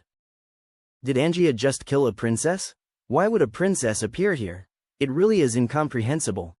Actually, this short sword is not used for combat. Level 3 damage, which is the level of a blue weapon. On the contrary, the leader's charm and the blessing skill pull the short sword's attributes up to the level of orange. After all, immunity to all negative status is such a powerful ability. So, it's more like a weapon-type amulet than a weapon itself. In summary, it is indeed a very good treasure. Really nice. Feng Hao happily put it in his backpack. The short sword can be regarded as an unexpected gain this time. Soon, the skeletons had collected all the spoils of war. Acquired. Death Trace 312, Divine Trace 12, Star Silver 5, Shadowstone 137, Dragon Crystal 12. Cool. Really cool. I directly got 137 Shadowstones that have been tormenting me. This is simply a huge surprise. It's been such a long time since I came to this world. And this is the first time I've gotten so many Shadowstones. Besides Shadowstones, there is a new material called Dragon Crystal, which was found around the dragon bones. Just when Feng Hao was feeling happy for getting so many materials, Bolton came over and said, "Sir, you better come over, there is a god statue here." The whole basin covered a wide area. Standing on the mountain, you can see the general outline of the basin. But being in the basin, plus the tall strange stone totem, obstructed a lot of vision. "Lead the way," said Fang Hao. Bolton nodded and led the way. At last, Fang Hao and his men saw the god statue Bolton mentioned. It was a huge stone statue of a god about 10 meters high. The sculpted figure had a human body, but the face was hideous and scary. The torso was naked, exposing the twisted muscles. He held a giant wolf fang club in his hand, appearing to be in the midst of combat. "A troll?" Fang Hao said subconsciously. The god statue in front of him didn't give Fang Hao the impression of a strong human being. Instead, it gave him a feeling similar to an ogre. Slaughter god statue, blue. Category: Special building, effect. Attack plus 10%, skill recovery speed plus 10%. Description: The god of slaughter will bless this territory. And all combat units will feel the pain and slaughter. The territory had a harvest statue, in the image of a female deity. After its construction, it provided bonuses to gathering and planting. The effect was different from that of the slaughter god statue they saw now. But its function was the same, giving attribute bonuses to forces that had constructed such statues. Unfortunately for them, this statue was carved directly from a cliff face, making it impossible to transport. If they could, they would have taken it back with them. "Sir, there is another treasure chest here. And there's a smoother road ahead that leads out," Bolton continued to report. "All right, Bolton, you and the skeletons are to bring all the carts here so we can load them up and leave," instructed Fang Hao. "Yes, sir," Bolton replied and then led a group of skeletons away. After Bolton left, Fang Hao shook his head slightly. He was unsatisfied with the gold treasure chest in front of him. Such a grand battle against so many creatures, and all they got was a gold treasure chest. He had no other choice. He couldn't just ignore it, so he chose to open it. Received. Building blueprint of the slaughter god statue, blue. Blueprint of troll heavy armor, green. Blueprint of troll iron helm, green. Blueprint of troll battle boots, green. An unnamed map, and plus 12 troll stones. The rewards from treasure chests often had some relevance to the location of the battles, even though they couldn't determine what had happened here. Obtaining so many troll-related blueprints and troll stones suggested its connection to trolls. But it didn't matter anyway. Whatever involvement with trolls this place had was not important to him, as it seemed to have been abandoned for many years. Since he obtained the dragon bones he was seeking, his goal for the day had been accomplished. And moreover, he had also obtained many shadow stones and light feather short knives. Ah, what a pity about that elf corpse. He had yet to see a female skeleton. Having calmed himself, he checked the blueprints he had collected. Slaughter god statue, blue, wood 350, stone 1200, natural gem 5, essence of magic 2, traces of battle 3, traces of violence 3. Description: The slaughter god will bless this territory, and all battle units will feel pain and slaughter. It goes without saying, this was the blueprint of the giant statue in front of them. Different from the goddess of harvest. The goddess of harvest was designed in the image of a human female, and brought a pleasing aesthetic to your territory. The statue of the slaughter god, on the other hand, had a more harsh image. It could even scare children to tears. Nevertheless, they could not avoid constructing it. The attributes provided by the slaughter god statue were quite impressive. It could increase the attack power and skill recovery of combat units by 10%. The skills of the units referred to things like the shield bashing of the warriors and the charge of the cavalry. Additionally, in the Book of Lords, there was another orange blueprint for the wishing well. You could consume certain amount of basic resources every week to wish for rewards at a certain probability. The prerequisite building for the wishing well was the existence of 4 deity statues. The slaughter god statue was the second deity statue in the territory and a necessary construction. Blueprint for troll heavy armor, green. Blueprint for troll iron helm, green. Blueprint for troll battle boots, green. These 3 blueprints were for troll equipment. Troll heavy armor, iron plate 8, cast iron square 3, thick leather 5. Troll iron helm, iron plate 5, cast iron square 2, thick leather 3. Troll battle boots, iron plate 6, cast iron square 3, thick leather 4. These 3 items were obviously equipment for trolls. They were just right for equipping his skeleton troll with a new set of gear. Currently, the armor of the skeleton troll was assembled by the rabbit women using small iron round shields, connected by ropes and tied to the skeleton's bones. The enormous body with an additional round shield looked like a moving target. It was unsightly and barely provided minimal defense. Now, with this new set of equipment, they could equip the skeleton troll and finally get rid of the small round shield. Unnamed map, category. Single-page map, description. The map marks an unknown area. Feng Hao glanced at it and threw it directly into his backpack. Once he returned and integrated it with the large map, he would be able to determine its location. Right now, he could not understand what was depicted on this current map. After reviewing all the rewards, Bolton arrived with the skeletons pushing the carts along the main road. "My lord, this path leads out. The small path we just took isn't the main road." Bolton pointed to the road that led outside. "That's good, we'll take this road later," Feng Hao replied. Bolton nodded. Feng Hao commanded all the skeletons again, separate the dragon bones and load them onto the carts. The frame of the dragon bones was huge, they needed to be loaded onto the carts in sections. The skeletons busied themselves with loading the enormous dragon bones onto the carts and securing them with ropes.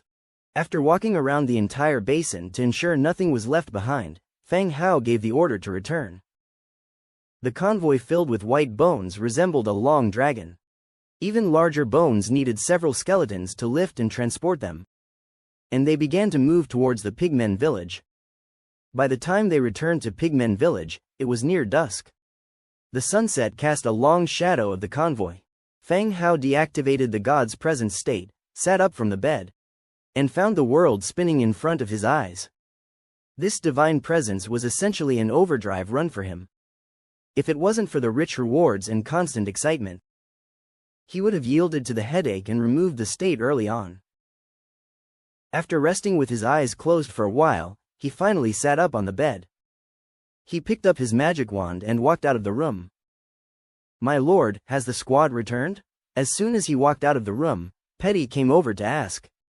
"Yes, the team didn't stay in the village and went straight back," Feng Hao replied. "It was really quite late, and they still had a long way to go before they reached home." "All right, my lord. Do you need me to arrange a horse for you?" Petty continued. "No need, then I will arrange for some people to escort you to meet with the convoy." Petty arranged for some pigmen warriors and skeleton warriors to escort Feng Hao. After merging with the convoy, they continued on their way back to the territory. 2 hours later, the convoy smoothly entered the city gate. Era began preparing dinner, while Feng Hao immediately headed to the transformation pool with the dragon bones.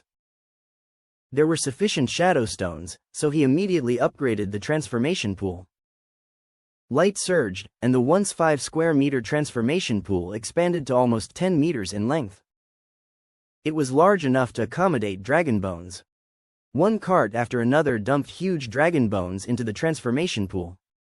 The transformation pool was like a swamp, swallowing the pile of skeletons, slowly and gradually sinking. At the same time, a countdown appeared at the skeleton conversion field. Conversion time, 7 hours, 59 minutes. This was the longest transformation time amongst all the species Feng Hao had transformed so far. It even took 8 hours. If it had been earlier, a few babies could have been delivered in the maternity ward in the same amount of time it took for the transformation. After complaining, Feng Hao moved on to building the blueprints he obtained that day. There were 2 construction blueprints in total, the cellar and slaughter god statue. He first went to the location where the harvest statue was built, and chose to build the slaughter god statue 2 meters away. Feng Hao didn't understand much about design, he just built structures that were similar or related together. So, it didn't look too chaotic. Slaughter god statue, blue, wood 350, stone 1200, natural gem 5, essence of magic 2, traces of battle 3, traces of violence 3. Build. Blue light emerged, slowly carving out the outline of the statue. 5 minutes later, the light faded. The mini version of the slaughter god statue from the Tomb of the Dragon appeared before Feng Hao. At the same time, a red halo expanded from the center of the statue, enveloping the entire territory. All the combat units in the domain received the blessing of the Slaughter God statue, and their combat power and skill recovery were increased by 10%. The Slaughter God statue was successfully constructed. The boost instantly applied to all types of soldiers. Although its appearance was somewhat lacking, the effect was quite good. Next, Feng Hao continued to the Undead building area for building upgrades. He had gathered quite a lot of Shadowstone today, which was perfect for upgrading the Undead buildings that weren't upgraded yet. First up was the Underground Cemetery. The Underground Cemetery could recruit skeleton laborers. Skeleton laborers formed the foundation of territory construction. All resource exploitation relied on them. Their functionality was not inferior to combat troops in the slightest. Underground Cemetery Level 5. Wood 2000, Stone 2500, Hemp Rope 320, Hardwood 4.00, Brick 300, Shadowstone 10. Upgrade. Underground Cemetery Level 5. Recruitment limit, 30/50ths. Recruit, skeleton, free. Note: this building can recruit labor units to perform basic tasks. Upgrading materials required: Wood 3500, Stone 3200, Hardwood 750, Brick 600, Iron 200, Shadowstone 20. After upgrading to Level 5, the recruitment limit increased by 20 straightaway. Recruit, 100-fold multiplier triggered, 2020 skeletons recruited, 2000 skeleton laborers appeared. Feng Hao ordered them to collect tools from the warehouse and assign them to their respective duty stations. Next was the Corridor of the Dead. Corridor of the Dead Level 5. Wood 3200, Stone 3800, Hemp Rope 450, Hardwood 500, Brick 450, Shadowstone 35. Upgrade. Corridor of the Dead Level 5. Recruit, Skeleton Scout, Skeleton Cavalry, Skeleton Scout. Wriggling Spines 2, Skeleton Cavalry. Wriggling Spines 3. Note: in this building, you can recruit cavalry of the affiliated faction. Upgrading the building can unlock new soldier types and higher unit levels. Upgrading materials required: Wood 4500, Stone 4200, Hemp Rope 500, Hardwood 1200, Brick 900, Iron 220, Shadowstone 50. The Corridor of the Dead corresponded to the cavalry training camp. With this upgrade to 5th level, a new troop type was added, the Skeleton Cavalry. Feng Hao didn't recruit immediately, since the number of troops in the territory had reached saturation. He would recruit when necessary, so there was no hurry. According to the recruitment rules, needing 3 Wriggling Spines means this was a 3rd level unit. Then, Feng Hao continued to upgrade the Undead Mage Tower. Unfortunately, no new troop types appeared for the Undead Mage Tower. There was still only the Undead Mage. After the upgrades of the Undead buildings were completed, Feng Hao continued to the Lord's Stone Tower, planning to build a cellar. As soon as he stepped into the hall, he saw Aira wearing a maid's outfit, busily working in the kitchen. Her voluptuous bosom almost broke out, and her fair, long legs exposed. They didn't harbor the peculiar thoughts of modern humans. They simply knew that this form of service was beautiful. What girl wouldn't like beautiful clothes? Aira was preparing dinner, with Angia right behind her, non-stop talking about today's battle. From stone men to towering troll statues. Seeing Feng Hao coming over, she immediately blocked his way. "Where's the dragon bone? Give me one, let Aira make a soup." She still remembered her idea about boiling soup with dragon bones. Feng Hao extended his index finger to her. "I don't have any dragon bones, but you can suck on this. It still has a bit of bone flavor." Angia glared at him and showed her teeth as she lunged at Feng Hao's finger. Feng Hao reflexively recoiled, avoiding her attack. Seeing Angia was genuinely upset, he hurriedly said, "Just joking, we had a good harvest today. Let's have Aira prepare more delicious food, and we'll have a celebration, alright?" Today indeed was a harvest-filled day. Light Feather's orange dagger, a large amount of Shadowstone, Death Trace, several equipment blueprints. Most importantly, he received the long-awaited dragon bone. It was only fair to celebrate everyone's achievement. HMPH. Angia stood with both hands on her waist and huffed in indignation. "Aira, could you make a couple more dishes?" Feng Hao asked. Aira smiled, "Sure, master." Then, Angia began to order her favorite dishes. Meanwhile, Feng Hao opened the Book of Lords and found the blueprint for a cellar in the building category. Cellar, green. Wood 1200, Stone 1500, Hemp Rope 600, Metal Parts 50. The moment he selected the blueprint, a prompt appeared. "The building site is under the Lord's Stone Tower. Do you wish to build it?" Yes, immediately, an additional staircase appeared at the staircase area of the stone tower. It led to the newly built cellar. Cellar Level 1, Ability, Constant Temperature. Constant temperature, it can maintain a consistently stable temperature in the room. Description: you can use it to store items, or as a secret room, treasury, etc. Upgrade materials needed: wood 1800, stone 2200, hemp rope 850, metal parts 75. Fang Hao took out a piece of nightstone and walked down into the cellar. The level 1 cellar was just a room of about 20 square meters. Having plenty of resources, Fang Hao instantly upgraded it to level 5. The name also changed from cellar to basement. The number of rooms instantly increased to 5, and a second underground floor appeared.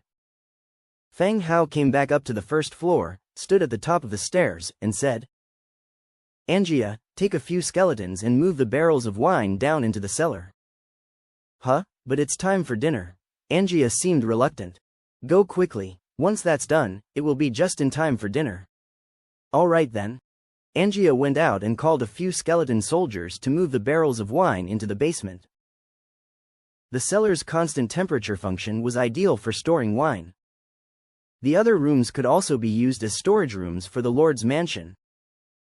Storing everyday utensils, fruits, and vegetables, they could also serve as secret rooms to store the rare resources and warfire coins that Fang Hao had accumulated recently. Once everything was done, Era had also prepared dinner. The three of them sat at the dining table, chatting and having dinner.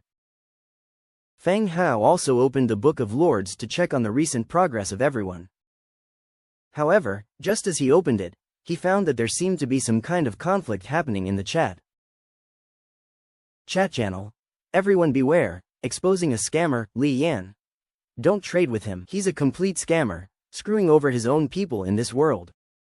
Stop talking nonsense. I put up ordinary water for sale. Who asked you to trade without looking properly? I advise you to get your eyes checked.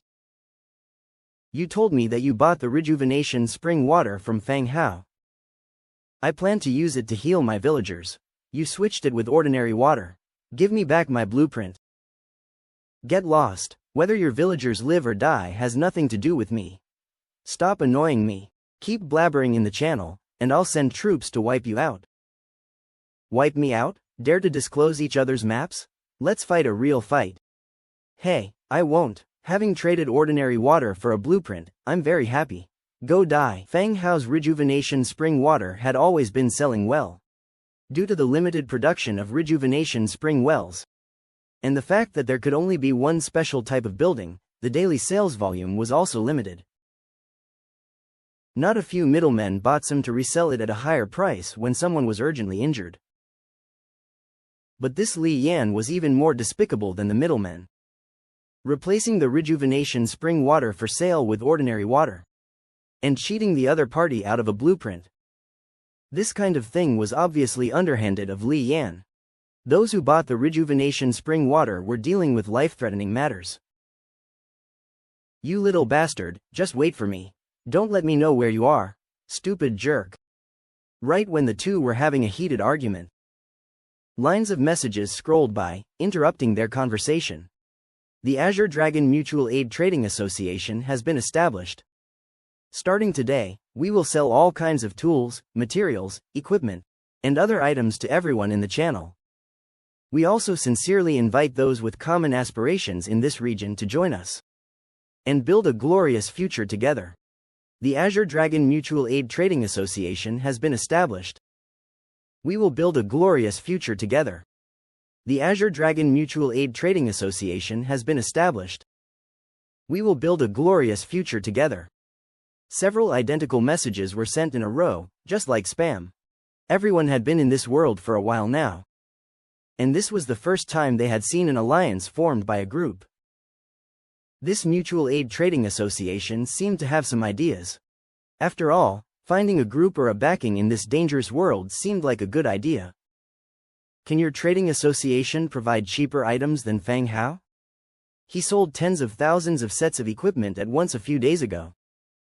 Can your trading association do that too? HMPH, that kid Fang Hao only took advantage of the initial advantage. He's no good now. Exactly, I saw the equipment he sold a few days ago. It was just plain trash. Who knows where they dug it up from? The members of our trading association have already started equipping green equipment. And yet you guys are still stuck on Fang Hao. Are you addicted to being his son? Fang Hao's era is over. Next is the era of our Azure Dragon Trading Association. Those who want to join can enjoy a discount. The commodities will be a lot cheaper. That's not necessary, right? Fang Hao has helped many people. Why attack him while you're selling your stuff? Look, one of Fang Hao's loyal sons. If you don't act as a son, your heart will feel uncomfortable. The emergence of the Azure Dragon Mutual Aid Trading Association caused chaos in the channel. After announcing the establishment of the trading association, they not only started selling goods, but also began to attack Fang Hao, as well as those who spoke up for Fang Hao, as if it was premeditated. With more people in the Azure Dragon Trading Association and sufficient preparation in advance, they quickly gained the upper hand in the verbal war. Many people couldn't out-talk or out-swear them. It could be seen that by establishing this trading association, they could completely avoid buying items from Fang Hao. They were not afraid of Fang Hao adopting a trading blacklist to restrict their trading. Their blatant swearing at Fang Hao didn't give them any psychological burdens either. Yeah, we are targeting Fang Hao. So what? If you dare, ask Fang Hao to come to my territory to bite me. You guys want to be Fang Hao's dogs, but he doesn't even care. Just as the channel was in a state of chaos, the system sound suddenly rang out. Random event. Lords conflict, accepted. New function of the Book of Lords. Alliance system, Alliance chat channel, photography function. Event mission. Lords attack. The locations of the surrounding lords have been immediately opened. And all lords can check the locations of surrounding lord territories in the Book of Lords map page. Event duration. 23 hours 59 minutes. Good luck to you. As system notification appeared, the entire regional channel fell into silence. Not a single new message was seen in the channel, where just moments ago a tumultuous argument was taking place.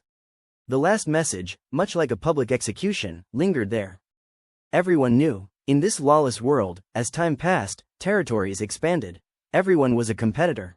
But most people were still restraining themselves, silently developing their own territories. Even if there were disputes, they'd vent in the Book of Lords. And since nobody knew the location of anyone else's territory, safety could be ensured. But now, for the next 24 hours, the position of surrounding territories could be viewed. You'd know who your neighbors were. Many people had crossed over at the same time. What if one of them was a hothead? Or maybe, you had an enemy who looked forward to purchasing the location of your territory. After the prompt sounded, everyone felt uneasy, thinking back to whether they had offended anyone, whether someone would come to make trouble. Cough. Brother, it was all a misunderstanding. I just happen to have a rejuvenation spring here, I'll trade it to you. Fine, we all came from Earth, let's live in harmony. Exactly, I'm initiating a trade now. I'll add 5 units of meat to it, to help your injured villagers recover. Good. Just moments ago these two were screaming and shouting at each other. Now they suddenly showered each other with love. The abrupt change of attitude was hard to digest. At this moment, others also began to speak up in the channel. I've never offended anyone, my territory has no resources, I beg the big shots for mercy. My territory is surrounded by a large number of monsters, no one would attack me, right? I feel that everyone does not need to worry. If someone really wants to attack a territory, they'd have to think whether they could win. And, after they dispatch their troops, what if their base is stolen? This task isn't a compulsory one, everyone should still exercise restraint. Indeed, everyone should exercise restraint. This task isn't compulsory. Damn it, why is my heartbeat racing? No, I have to be more careful. Upon receiving the mission, Fang Hao immediately looked at the map in the Book of Lords. As expected, 2 special markings had appeared on the territory map. It seemed that these markings explored a certain range centered around their own territory. Territories within that range would be marked on the map. One was in the east, the other in the west. The one in the east was Zhongbin's territory. Fang Hao passed by more than once. And the territory in the west belonged to a lord named Li Teng. Fang Hao just had a brief look, without any intentions of invading the two. First, he was confident in his own strength. Secondly, there was the looming threat of the Skullcrusher tribe. As long as these two didn't court death, he couldn't be bothered about them. If he wanted to take over their territories, Fang Hao could do so at any time. To compete with his tens of thousands of armed forces, their measly 30 or 20 forces were simply not in the same league. Just as he closed the map, Fang Hao's private chat started buzzing continuously.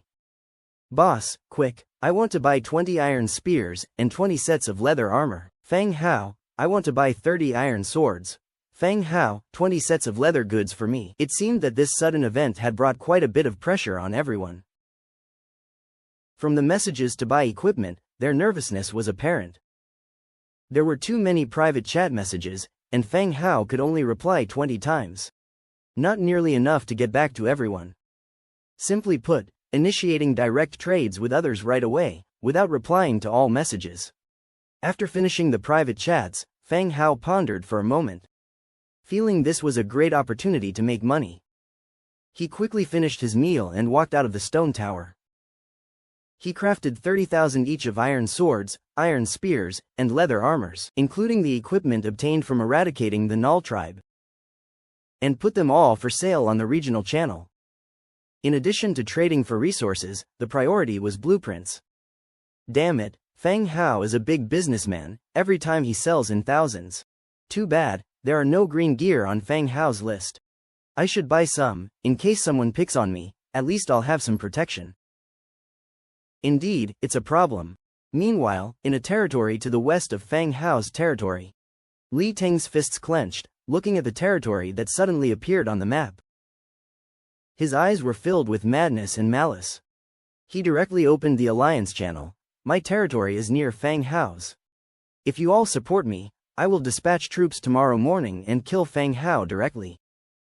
Li Teng's grudge with Fang Hao was kind of laughable. The last time someone verbally attacked Fang Hao on the channel, he chimed in with a sarcastic comment. As luck would have it, Fang Hao happened to be checking the channel. He added Li Teng to the banned trading list almost reflexively. Later, those who were banned grouped together to form this Green Dragon Trade Association. Apart from mutual support, they also shared a common enemy, that was Fang Hao. Upon discovering Fang Hao's territory appearing on his own map, he decided to use this opportunity to eradicate Fang Hao. Really? What kind of support do you need? We don't know how powerful Fang Hao is. These days his sales of equipment are in the tens of thousands, he may be a tough nut to crack. Ha, you don't actually believe Fang Hao has tens of thousands of soldiers, do you? He must have gotten some special opportunity allowing him to get all that damaged equipment. Didn't you see the group chat saying that the equipment had all been used before? Looking at the squabbling within the alliance channel, Li Teng spoke up.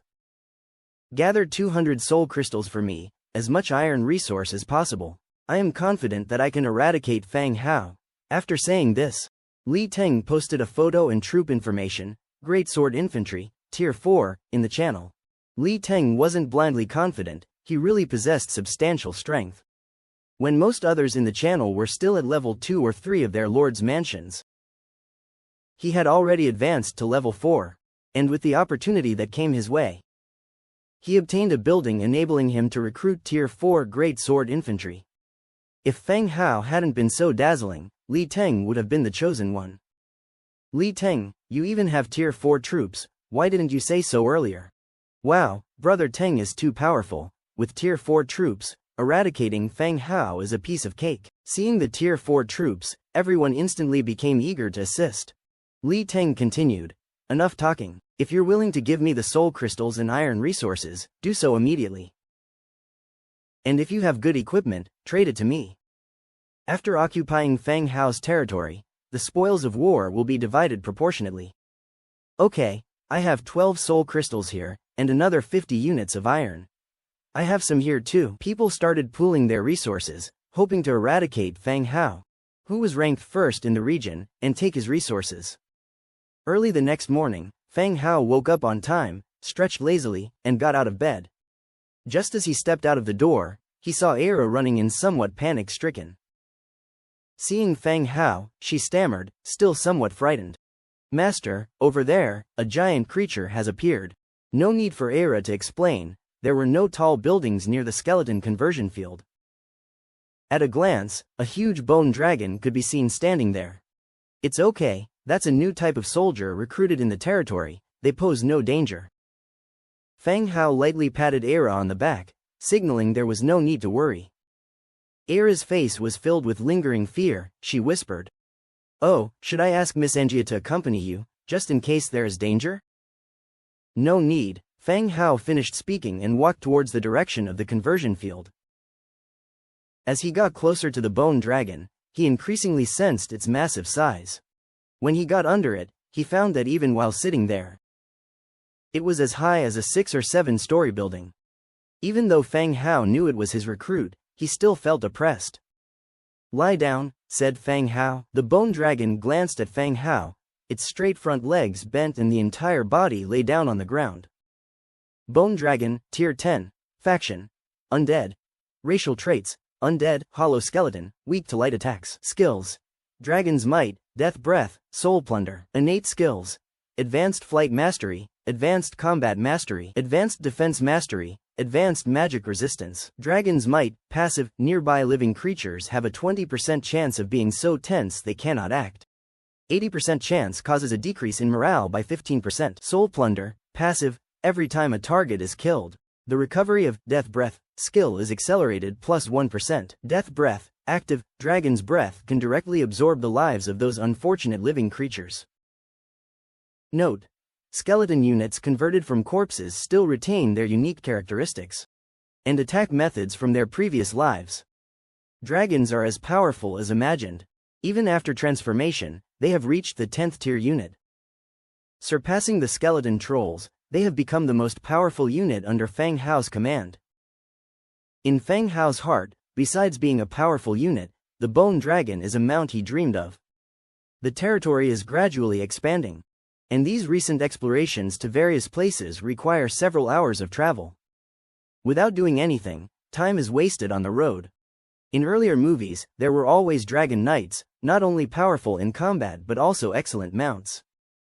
However, the bone dragon in front of him was even more enormous, lying there like a small airplane. It could seat not just one but more than a dozen people. But Feng Hao touched the body of the bone dragon and began to worry. Even if he endured the pain and sat on the skeleton, wouldn't his small body fall out of the skeleton's gaps during flight? He won't need a parachute later, right? It is better to walk, no need to seek such death. He complained in his heart, but his brain started thinking for a solution. The dragon is dead, but he is alive. He decided to ride this dragon today. There are also skeleton mounts in the territory. How did they manage to ride these mounts? Saddles. Feng Hao then thought of saddles. If there is a saddle, it can perfectly solve the weakness that the skeleton mount is not good to ride. However, the saddle definitely does not fit the size of the dragon's body. So Feng Hao immediately thought of another prop. Mammoth Carrier Saddle. The Mammoth Carrier Saddle was obtained in the tomb tunnel last time and had not been used yet. It is the only one likely suitable for the bone dragon to use. Let's try and see. Feng Hao opened the Book of Lords and started crafting directly. Mammoth Carrier Saddle. 220 sturdy wood, 850 thick leather, 300 iron, 120 metal parts. Create. 100-fold amplification triggered. Received 101 mammoth carrier saddles. With a flash of light, 101 huge mount saddles appeared on the ground in front of him. The carrier saddle was different from the ordinary saddle, it was quite big. You wait here for a while, don't wander off. Feng Hao patted the bone dragon and instructed. The bone dragon's massive body could potentially cause significant chaos if let loose around the territory. Feng Hao left the conversion field and gathered 6 skeleton warriors and a blacksmith from the smithy. "Sir, how can I help you?" asked Cullen, the leader of the blacksmith team, while saluting. "Take a few men with me. I have some tasks to deal with. Let's see if you can handle them," Feng Hao said. "As you wish, Lord." Cullen left with 2 blacksmiths, following Feng Hao. In front of the bone dragon, Fang Hao instructed the skeleton warrior to cover the bone dragon's body with a troop saddle. The length was just right, but minor adjustments were needed for some parts. Cullen, you guys deal with the troop saddle, make it suitable for the bone dragon. Fang Hao said. As you wish, Lord. Simple, Cullen replied. He and the other blacksmiths picked up their tools and began adjusting the saddle. Before long, the troop saddle was fitted to the body of the bone dragon. My lord, it's ready. You can give it a try, Cullen said. The bone dragon crouched down to make it easier for Fang Hao to climb on. The troop saddle wasn't just a single seat. In addition to the front control position, there were 2 rows of seats, a total of 6. It could fit 7 people in total. Fang Hao fastened the reins to the bone dragon's neck and gripped them tightly. He took a deep breath and said, "Let's go for a loop." The bone dragon raised its body, with a powerful push from its legs and spreading its wings. It shot directly into the sky. The wind whistled. Fang Hao held onto the reins tightly. Oh, crap! Fang Hao could clearly feel the trembling of his facial muscles. It felt as if a pair of strong hands were kneading his face. Apart from the initial inertia when taking off, as the bone dragon ascended to the sky and spread its huge wings, it gradually became stable. The azure sky, the clouds within reach. This feeling was really remarkable. Fang Hao shouted loudly, "Ah tilde." Burp. He had swallowed plenty of wind. The bone dragon hovered above the territory. From where Fang Hao could see the hard-working skeleton workers below and the patrolling skeleton warriors. He could also see the pigmen village in the distance. In Zhang Bin's territory, which he'd passed several times. Enough, let's go down. Fang Hao leaned over and patted the bone dragon's neck. Upon command, the bone dragon folded its wings and dove towards the territory. Oh crap, woo woo woo. After a successful landing, Fang Hao jumped off the bone dragon. Leaning on the bone dragon's body, he felt a bit dizzy. Next time, takeoff and landing should be slower and smoother, Fang Hao said. The bone dragon had reached tier 10, and its intellect was slightly more advanced than that of an ordinary trooper. It seemed to understand Fang Hao's words. Its giant skull nodded slightly. Fang Hao designated a large open space outside the city as a temporary resting area for the bone dragon. After all, the bone dragon was enormous, and letting it roam freely in the territory could cause various problems and damages. After checking out the transformed bone dragon, the gloom caused by the Skullcrusher tribe had also dissipated. With the bone dragon, even if the Skullcrusher tribe was strong, Fang Hao now had the ability to parry and counterattack. After getting everything done, Fang Hao returned to the Lord's mansion to have breakfast. Era brought over a sumptuous meal. Fang Hao had just taken his first bite when there was a notification from the Book of Lords. In the regional channel. Fang Hao, clean your neck and wait for death. Fang Hao, you bastard. I'm coming to kill you right now. After saying this, he also attached an encyclopedic entry for a Tier 4 troop. A heavy sword infantry, Tier 4, along with a photo of more than 60 heavy sword soldiers. As soon as the Tier 4 soldiers appeared, the chat channel was instantly filled with a ruckus. Damn, Tier 4 soldiers. How is this possible? Didn't we all say we were going to cool down yesterday? How come 2 big shots started fighting this early in the morning? I've always hated Fang Hao. I'm glad someone finally stood up to get rid of this profiteer. Exactly, Fang Hao, this crook, has monopolized and controlled the market prices for too long. He deserves to die. I back brother Li Teng. Obliterate Fang Hao. Yes, we all support you. Wipe out fraudster Fang Hao. In the channel, there were multiple messages condemning Fang Hao relentlessly. Those who wanted to defend Fang Hao ended up silently deleting their written words, and chose to remain silent because of the fear over Li Teng's warrior power. You all are truly shameless. Don't think we can't see, you lot are the ones who boldly formed the Blue Dragon Commerce Guild yesterday. Wanting to annihilate brother Fang Hao and monopolize the market, isn't it? Everyone clearly knows who the fraudster is, who deserves to die. Just as everyone was viciously berating, a voice shattered the original lineup. The speaker isn't a stranger, but Dong Jia, who's been healing and scarcely seen lately. Oh look, Fang Hao, this brat has a woman fighting for him. Where is Fang Hao? Hiding in his shell, letting a woman speak for him. Exactly, where's that arrogant attitude from before? Dong Jiayu's defense of Fang Hao instantly made her the target of those attacking Fang Hao. They mocked and insulted her like rabid dogs. This world's chat doesn't have any banned words. All kinds of unpleasant words attacked Fang Hao and Dong Jiayu. At this point, Li Teng spoke again. Fang Hao, you have a few hours left to live, enjoy while you can. After I and my troops finish breakfast, that will be your time of death. It's currently still morning. The troops also need to eat and drink plenty before going to the battlefield. Otherwise their loyalty will decrease, potentially causing mistakes. Plus the journey, there's a few more hours before they can reach Fang Hao's territory. Fang Hao watched the chat within the channel. His face gradually darkened. He couldn't recall any grudge he had with this Li Teng. Yet, since the enemy had identified him as an easy target, a fat sheep, then he has nothing to say apart from exterminating him. Giving a cautionary reminder to everyone in the channel. Fang Hao didn't want to talk, that doesn't mean he was easy to bully. He said straightforwardly, don't bother, I'll come to you. Let's see how you'll kill me. Fang Hao didn't care at all about Li Teng's power.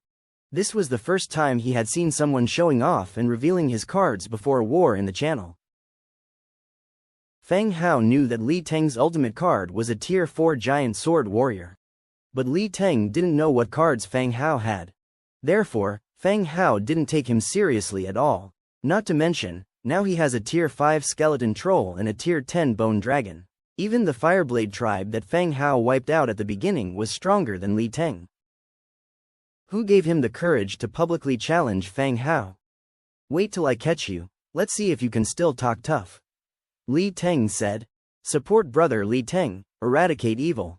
Support brother Li Teng, wipe out fraudster Fang Hao. Excluding those from the Blue Dragon Commerce Guild, there wasn't a second opinion in the channel.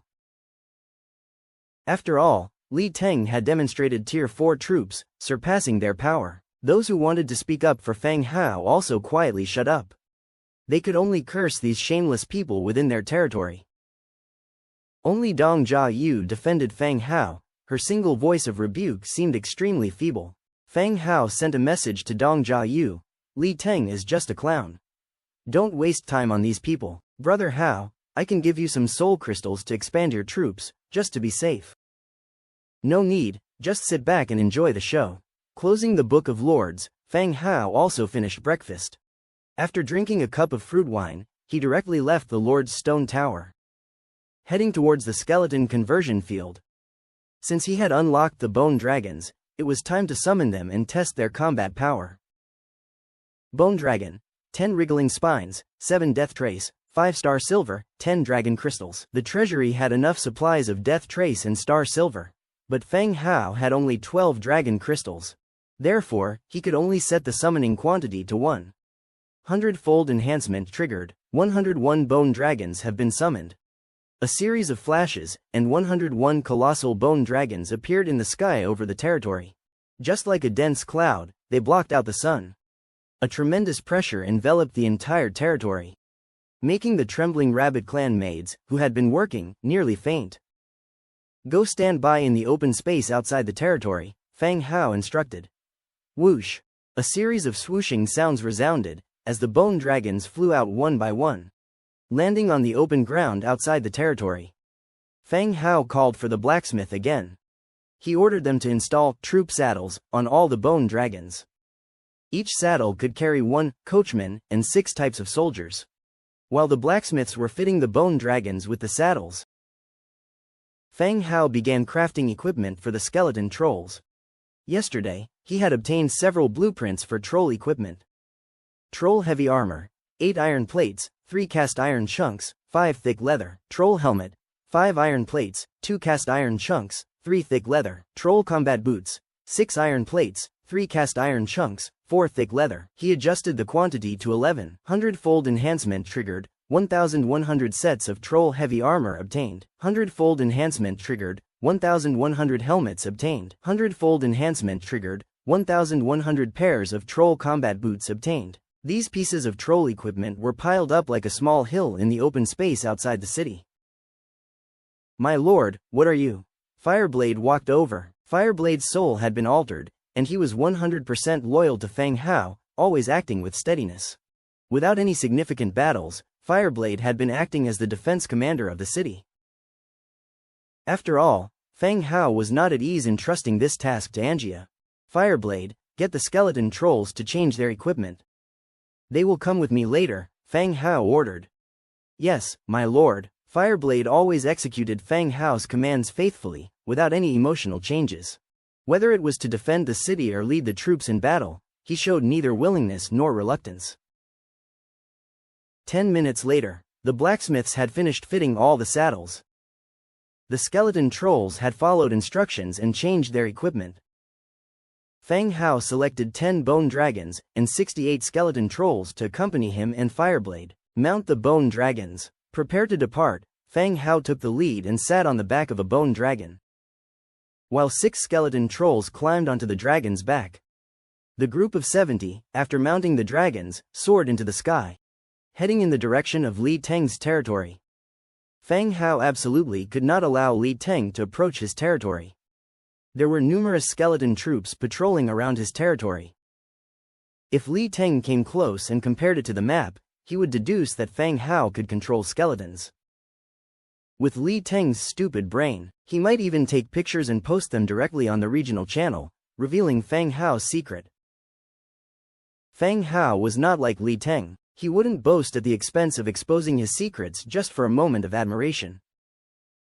Therefore, upon learning that the other party was planning to attack his territory, he chose to take preemptive action. Meanwhile, Li Teng was lounging, using a toothpick to clean his teeth. Having just finished breakfast with his soldiers, they were about to set off. Hell-bent on eradicating Feng Hao this time, 60 Tier 4 Great Sword Infantry, over 50 Tier 1 militiamen, plus his own army of more than 100. What could little runt Feng Hao use to fight against him? What made him think he could challenge him? In the alliance, the person with the best development only had a force of just over 20. Regardless of how well Feng Hao developed, he was no match for him. Prepare to set off, everyone. Our opponent is merely an insignificant little territory.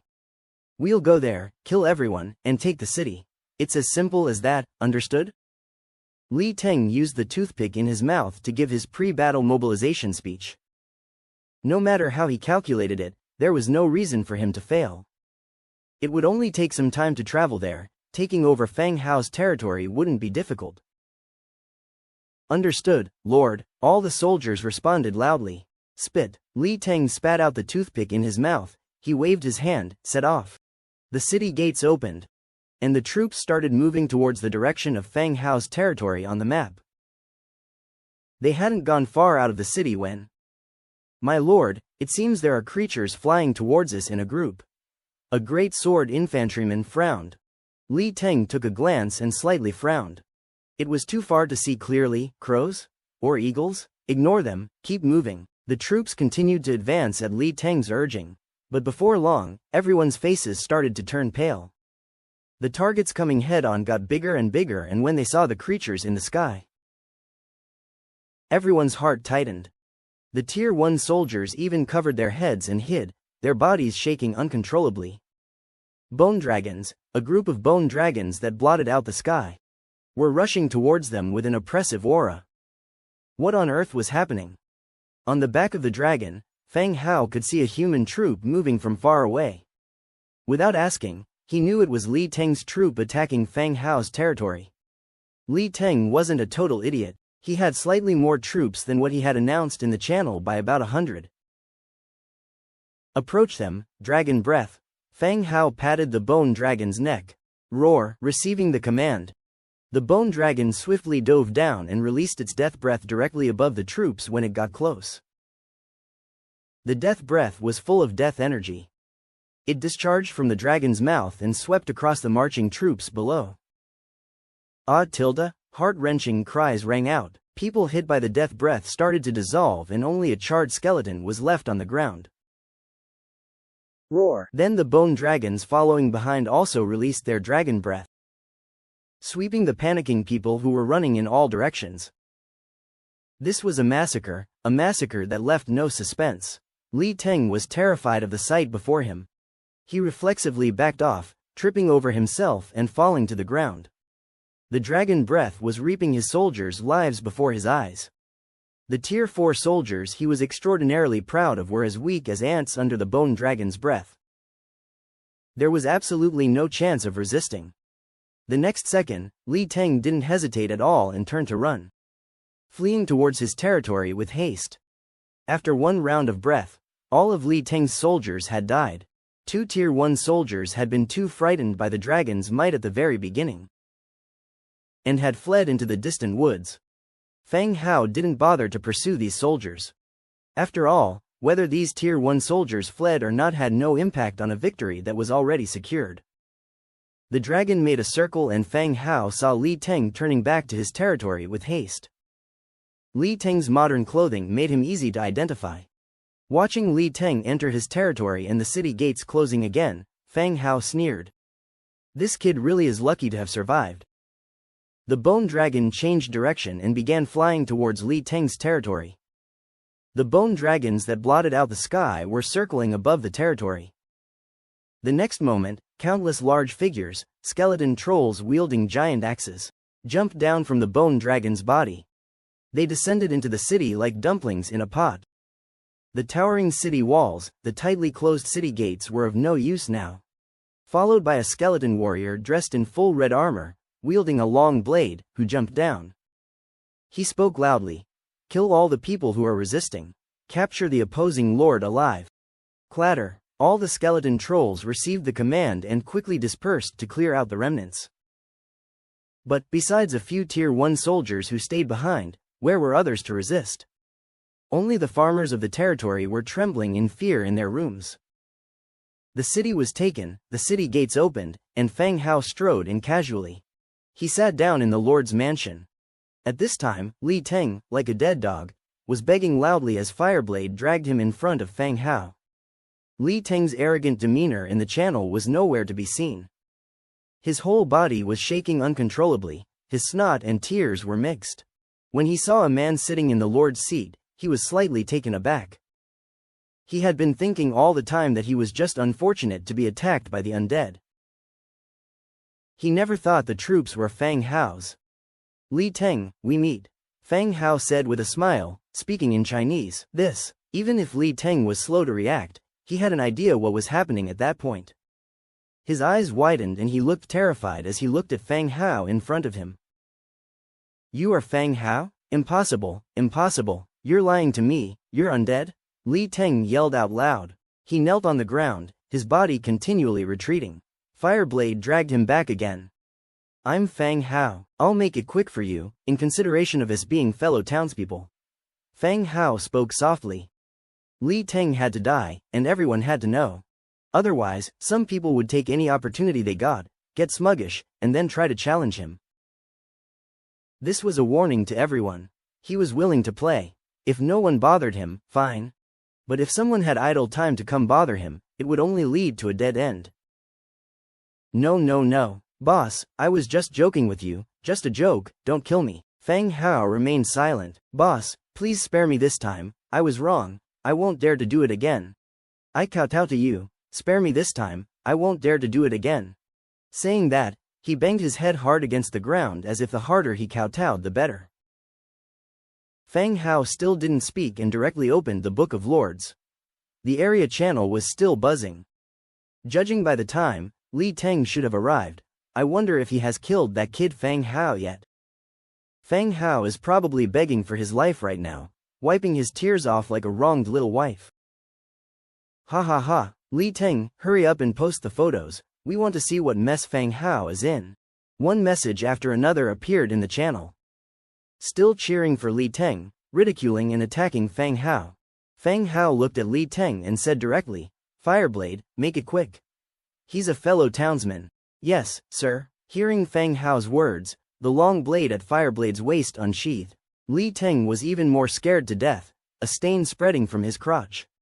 Fang Hao, don't kill me, I beg you, I really won't do it again, he pleaded. Dragging his muddy pants, he advanced a few steps. I was wrong, please let me go this time, really, let me go.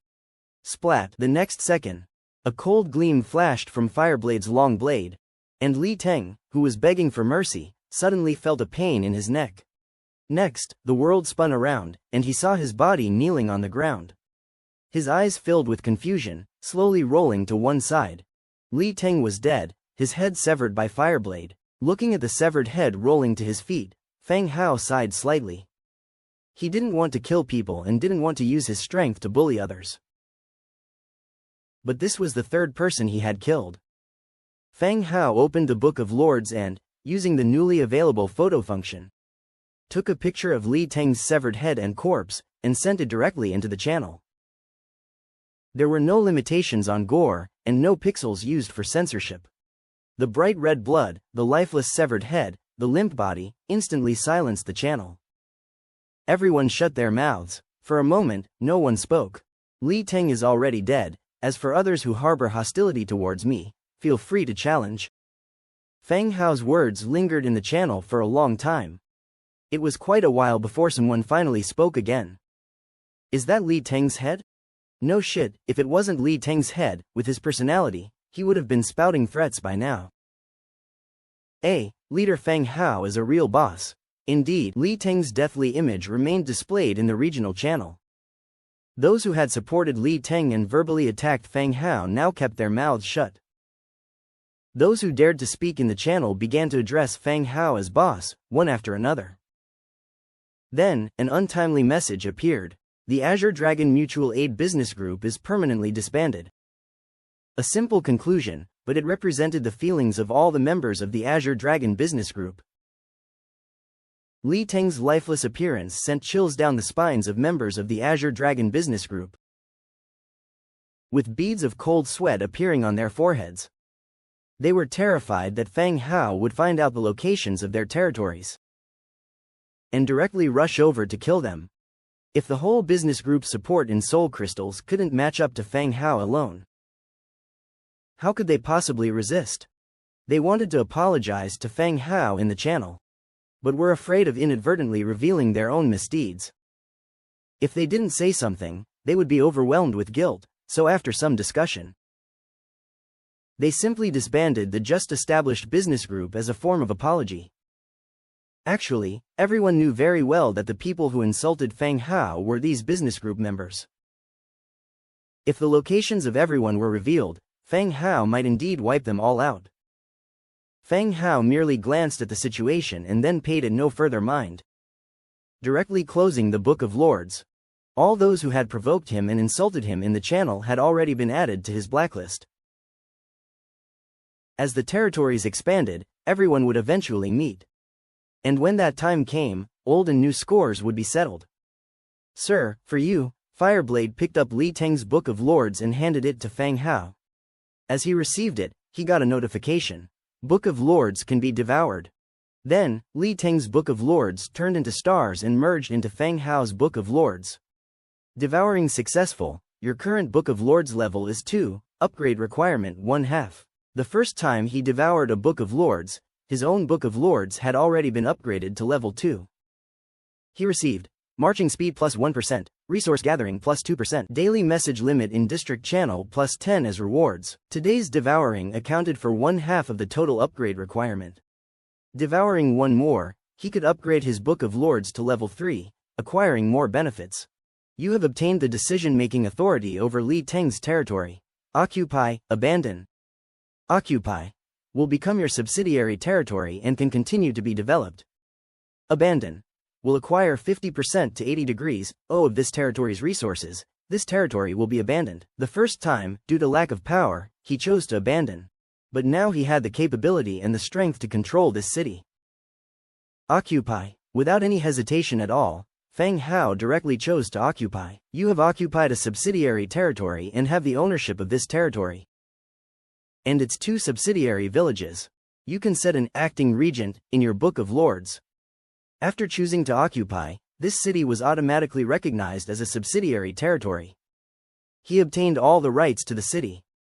To his surprise, Li Teng had indeed managed to make quite an impressive development. The Lord's mansion and the city walls had all been built up to level 4. And he was earnestly hoarding materials for upgrading to level 5. Upon opening the Book of Lords, he could see all the blueprints that Li Teng had acquired. Aside from what Feng Hao already owned, there were 4 new blueprints. Scythe Manufacturing Blueprint, Agricultural Truck Manufacturing Blueprint. Two-Handed Heavy Sword Manufacturing Blueprint, Green, Heavy Sword Infantry Training Ground, Human Clan. The first 2 were both agricultural blueprints. The agricultural truck blueprint wasn't too different from the cart blueprint. The agricultural truck was just bigger and heavier. The last 2 blueprints were, in Feng Hao's view, rather mediocre. Especially the heavy sword infantry, their combat prowess was just so-so. Though they appeared quite imposing at first glance. After 1 round of attacks from the Bone Dragon, they had nearly been annihilated. The information about the subsidiary villages could also be seen. In the storeroom of the subsidiary villages, he found a large amount of wheat and potatoes. This was proof that these villages could produce a large amount of food. No wonder his expansion was so rapid. The issue of food and clothing was indeed a crucial factor. Sir, there are still many human farmers remaining in the territory. Do you want us to kill all of them? Fireblade walked in again to ask for Feng Hao's instructions. How many are there? More than 20. Feng Hao nodded. Bring them in. Yes, sir. In a little while, a group of peasants were brought in. Feng Hao counted 32 people, more than the 20 that Fireblade had mentioned. The peasants were different from Feng Hao's skeleton laborers. The human clan accepted some external refugees. Once you accepted them, they would become the peasants of your territory. Some of these people were recruited by Li Teng, and even more were refugees that he had taken in.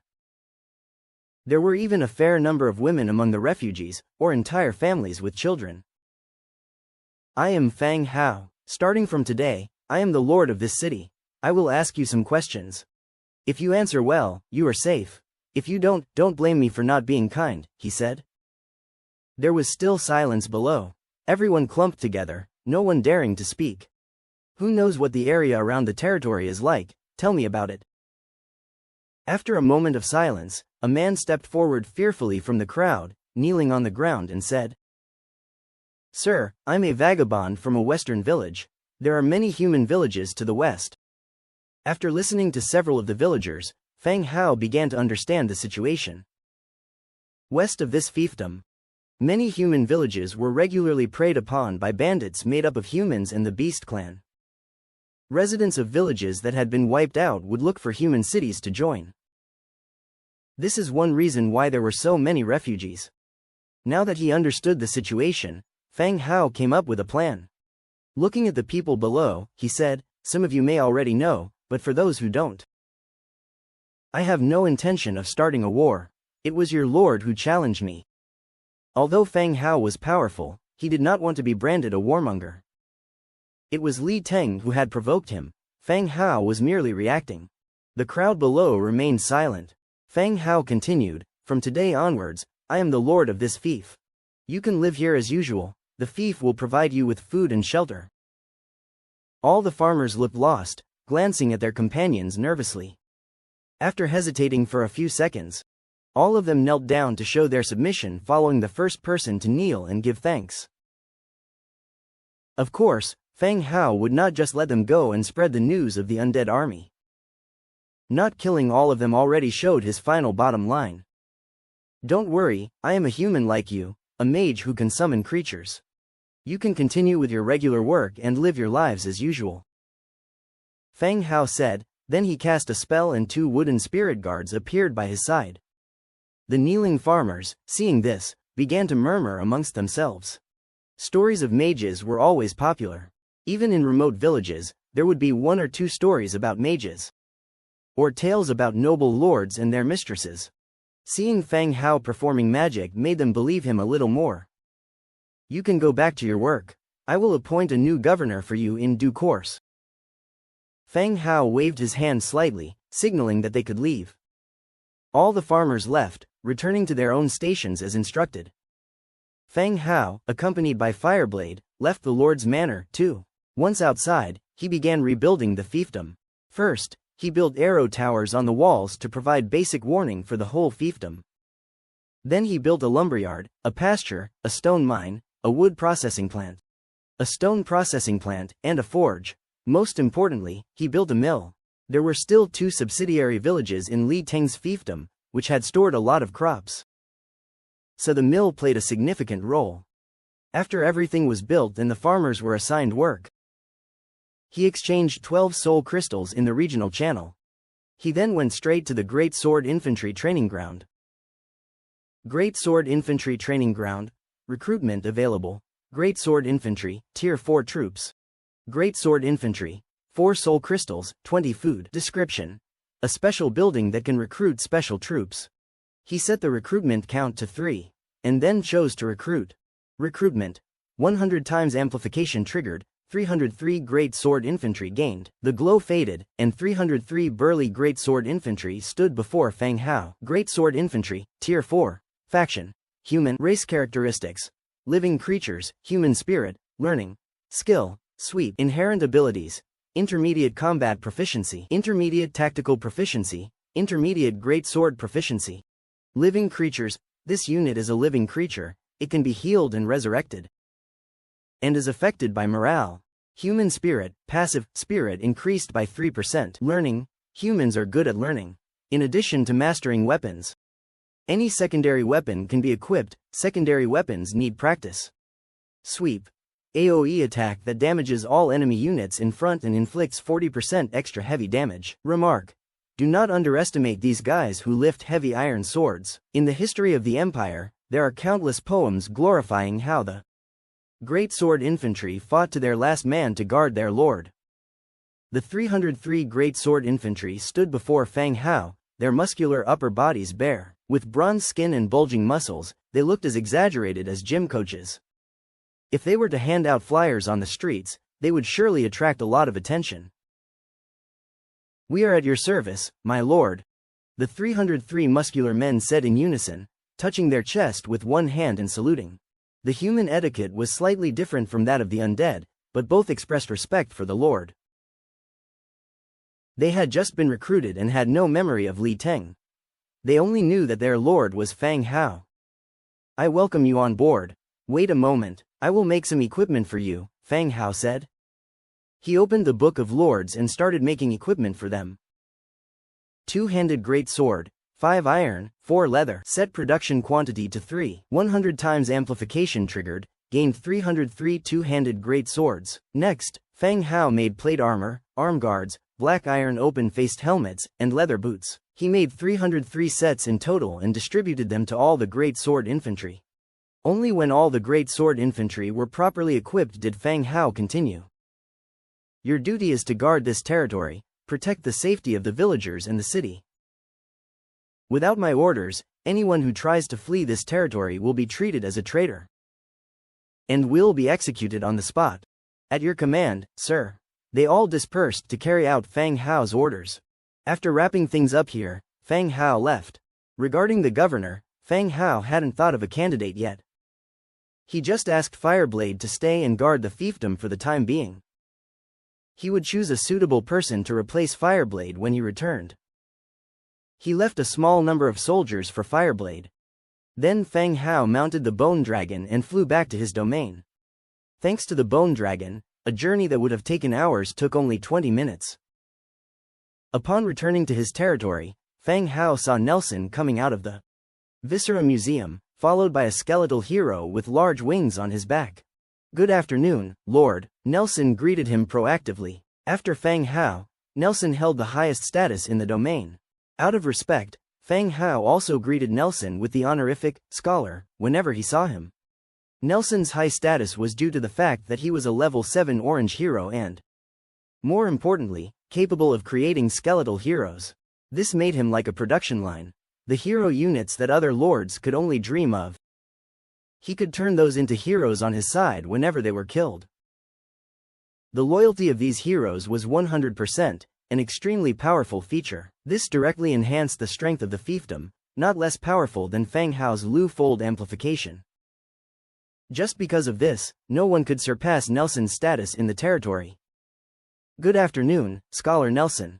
Is the conversion complete?" Fang Hao looked at the winged hero behind him. Even though he had been made into a skeletal hero, he still retained the vampire's fangs and gigantic bat wings. "Yes, my lord, Bloodhunter, this is the lord." Nelson stepped aside, making way. Bloodhunter took a step forward and bowed. "Bloodhunter at your service, my lord." Bloodhunter already reduced to a white bone. Without the cover of lips, his two tusks look more sharpened and slender. "Welcome to join us, Bloodhunter," said Fang Hao with a smile. Bloodhunter, 5th Order hero. Faction: Undead. Template: Blue. Racial trait: Undead, Hollow Skeleton, weak to light. Legion talent: Dark Deception, Air Force Commander. Skills: Blood Siphon, Dread Scythe, Thirst. Inherent abilities: Advanced Tactical Mastery, Advanced Flight Mastery, Advanced Command Mastery. Dark Deception: in the dark, the units led by the hero are less likely to be discovered. Air Force Commander: Flying troops' attack power is increased by 5%. Blood Siphon, active, causes 70% spell damage to living targets, 25% chance to weaken the target. Every second during the process, 2% of your health is restored. Dread Scythe, active, summons a blood-colored scythe to slash forward, causing 150% weapon damage. Thirst, passive. The scent of blood on the battlefield ignites the desires within your body. Increasing overall attributes. Description: the creation of the corpse witch, not recognized by the god of Undead. This hero can't be promoted or advanced. Bloodhunter's skills are pretty decent. At that time, he relied on his ability of flight. The attacking forces in his territory could barely touch him. Had he not charged himself headlong into Nelson's holding, there really wasn't much one could do about him. Now, his memory has been altered, and he has become a hero for Fang Hao. In the future, he will be fighting for the territory in the endless years to come. In the same vein, as a modified undead hero, he won't be able to advance and progress anymore. He will always remain as he is. The loyalty of your subordinate Bloodhunter has reached 100. Bloodhunter under your banner, his loyalty to you has reached 100 points. He will not be affected by any intrusive feelings. Bloodhunter has no memory of his past, he will only be loyal to Fang Hao and his territory. Bloodhunter, you shall lead Bone Dragon and Skeleton Giant Bat, Fang Hao said. The only flying troops in his territory were Bone Dragon and Skeleton Giant Bat. Moreover, Fang Hao felt that Bone Dragon was a really good fighter in itself. Arranging Bloodhunter was mainly because of the enhancement bestowed by Legion talent. Regardless, having it was always better than not having it. "Yes, Master," Bloodhunter agreed, and with his colossal bat wings spread open, he flew into his territory. All of Bone Dragons were arranged outside the territory by Fang Hao. 100 wyverns took up too much space. After Bloodhunter had left, Nelson entered the main hall of the city lord's mansion with Fang Hao. The two of them sat down on the chairs. "This morning, I occupied a human city on the western side of my territory. It lacks a lord. I don't know who should be arranged for this task," Fang Hao said. "Oh, a human city?" Nelson expressed surprise, thought for a moment and continued to say. "Humans might find it hard to accept the undead's rule. I did consider that. I'm hesitating to send a rabbit clan over there." Fang Hao voiced his thoughts. Though the rabbit clan belongs to the beast clan, their appearance is very close to humans. And the girls of the rabbit clan had a gentle disposition. It was relatively easier for Fang Hao to control them, there would be fewer errors. That can also work, but those kids of Rabbit Clan have limited abilities. Even if they are arranged, I fear you might still be worried, Nelson thought and responded. What he meant was, the Rabbit Clan is a small community, they are not educated and lack worldly wisdom. Most of them had become adults but could only recognize a few common words. Managing a city that is growing larger would be difficult. In the end, it would still be Fang Hao single-handedly managing 2 cities. The appointment of the city lord is deemed pointless. Fang Hao gave it a thought. These are indeed important points to consider. I'll think about it. Fang Hao fell into deep thought. Next, Fang Hao and Nelson discussed the issue of the Skullcrusher tribe. Time slowly passed by. When night fell, the system notification appeared again. The unexpected event, Lord's Conquest, ends, map marker feature revoked. Alliance system, Alliance chat channel, and photograph feature are officially activated. This mission didn't grant any rewards. Most people were restrained as this wasn't a compulsory mission, no battle took place. Before going to bed, Fang Hao lazily scrolled through the regional channel. 25 years old, model, maid, foot fetish, selling photo album, picture, online lullaby service, wake up service in the morning, interested guys contact me. 25 years old, exactly 180, any aunts willing to date? The opening of the picture feature seemed to have launched a new business opportunity in the channel. Various beautiful girls dressed in the maid costumes sold by Fang Hao, striking a range of sexy poses. Some of the handsome young men were showing off their muscular torsos, bearing them for all to see. Fang Hao was watching them critically. He watched until his eyes could no longer stay open, and then he slipped into sleep.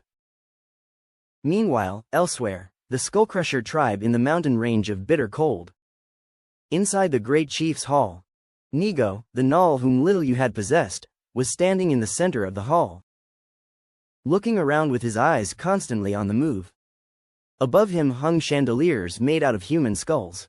They illuminated the entire hall, yet added an eerie quality to it.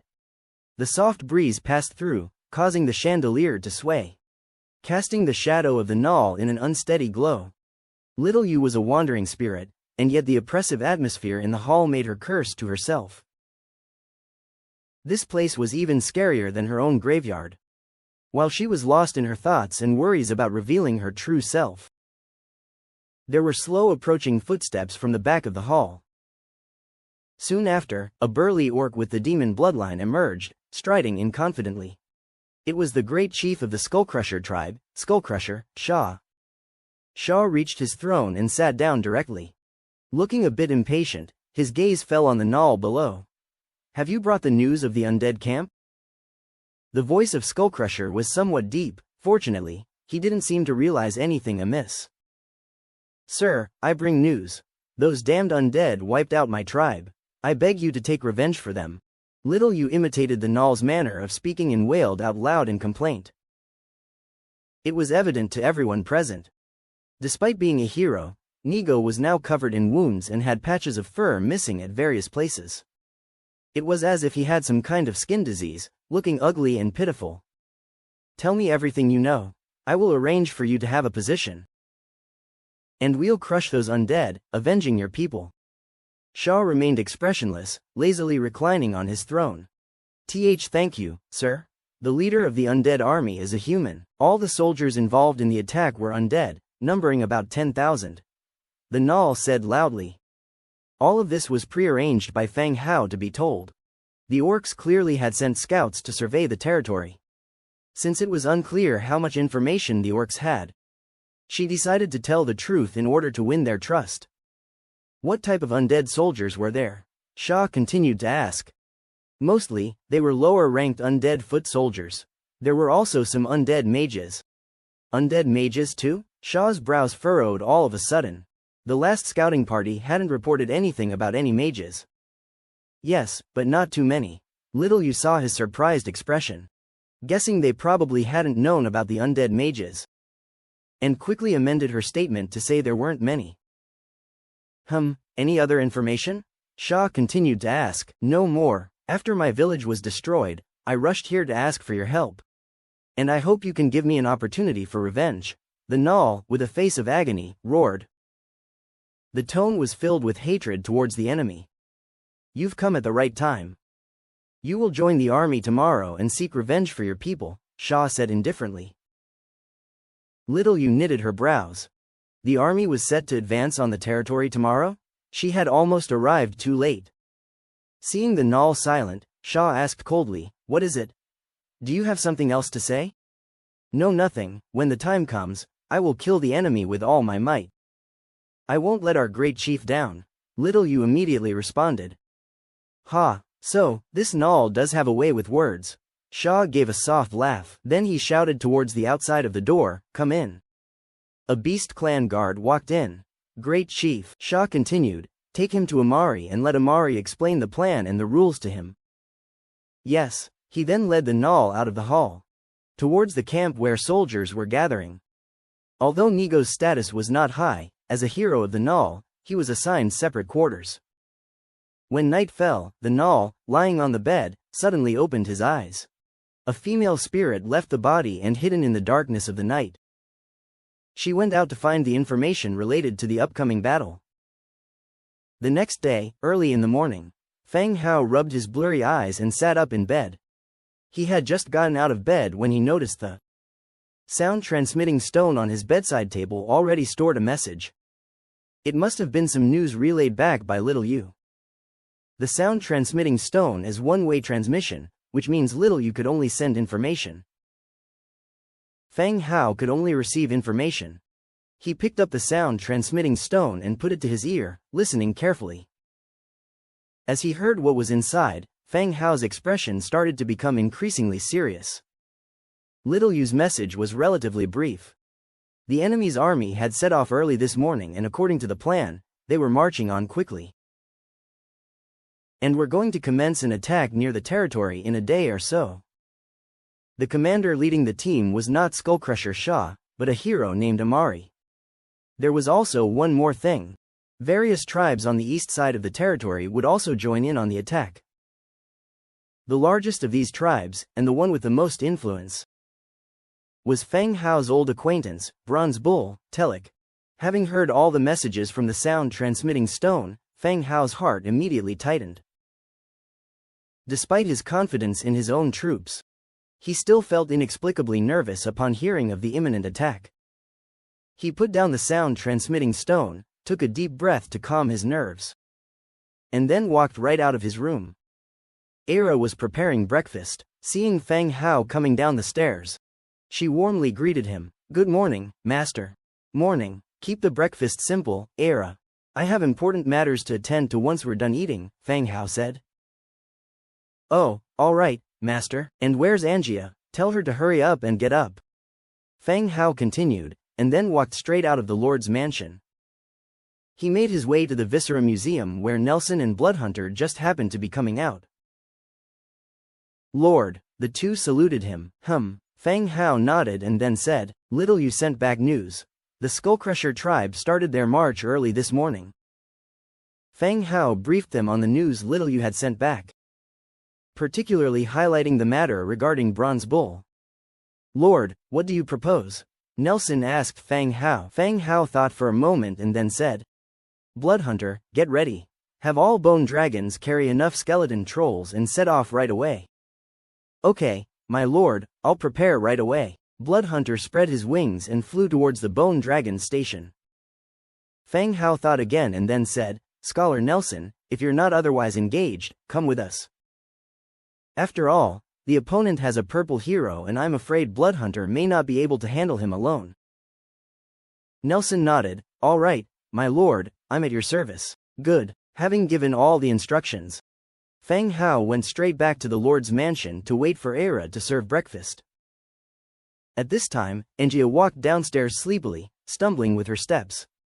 Her dress was half flung, her loose collar hanging in front of her, exposing a large area of skin. "Feng Hao, why did you wake me up so early? Are you insane?" Angia grumbled as if venting out the vexation of waking up. She kept talking while going downstairs. "We are about to invade a territory. If you don't want to go, stay back and guard the house." "Anyway, we have enough people," Feng Hao said indifferently, sipping the vegetable soup. Hearing that a fight was brewing, Angia's sleepy eyes immediately lit up. She rushed to the table and started to eat. "Eat quickly so we can leave earlier. Who are we fighting this time?" "Bronze Bull." Splutter? Hearing Feng Hao's words, the vegetable soup that just entered her mouth was all spit out. Bronze Bull, in this region, had quite a high prestige aside from his strength. Such prestige could organize the constantly fighting and looting orcs, and create the mana market. This was enough to highlight Bronze Bull's position in this region.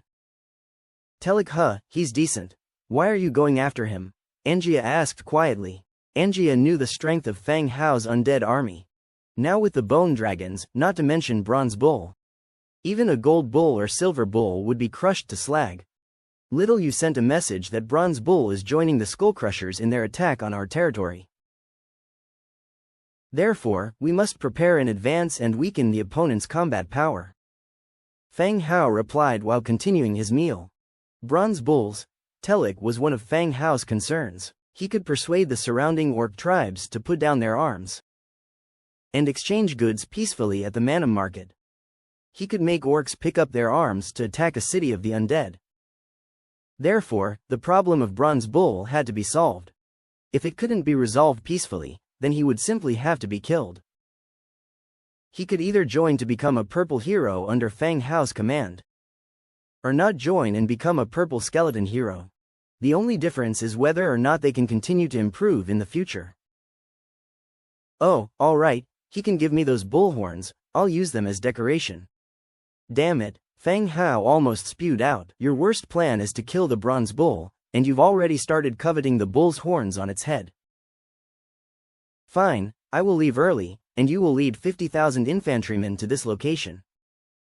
There's a city over there where we will meet. He opened the map on the Book of Lords and pointed to Zhang Bin's territory. Oh, okay, Angia nodded. After the two men finished breakfast, they left instructions for Era.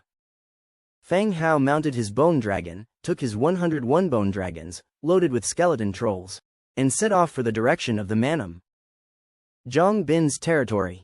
Zhang Bin was lying in bed, looking a bit haggard.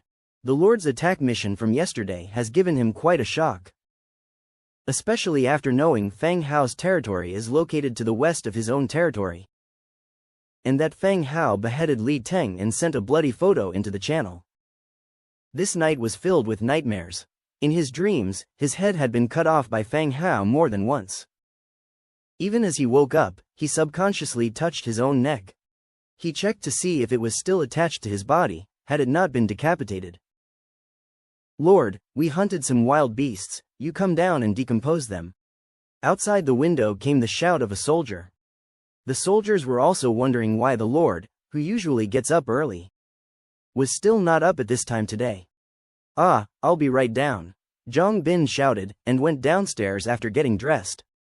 In front of the Lord's mansion, there were 2 unicorns, which were the spoils of the soldiers in the morning.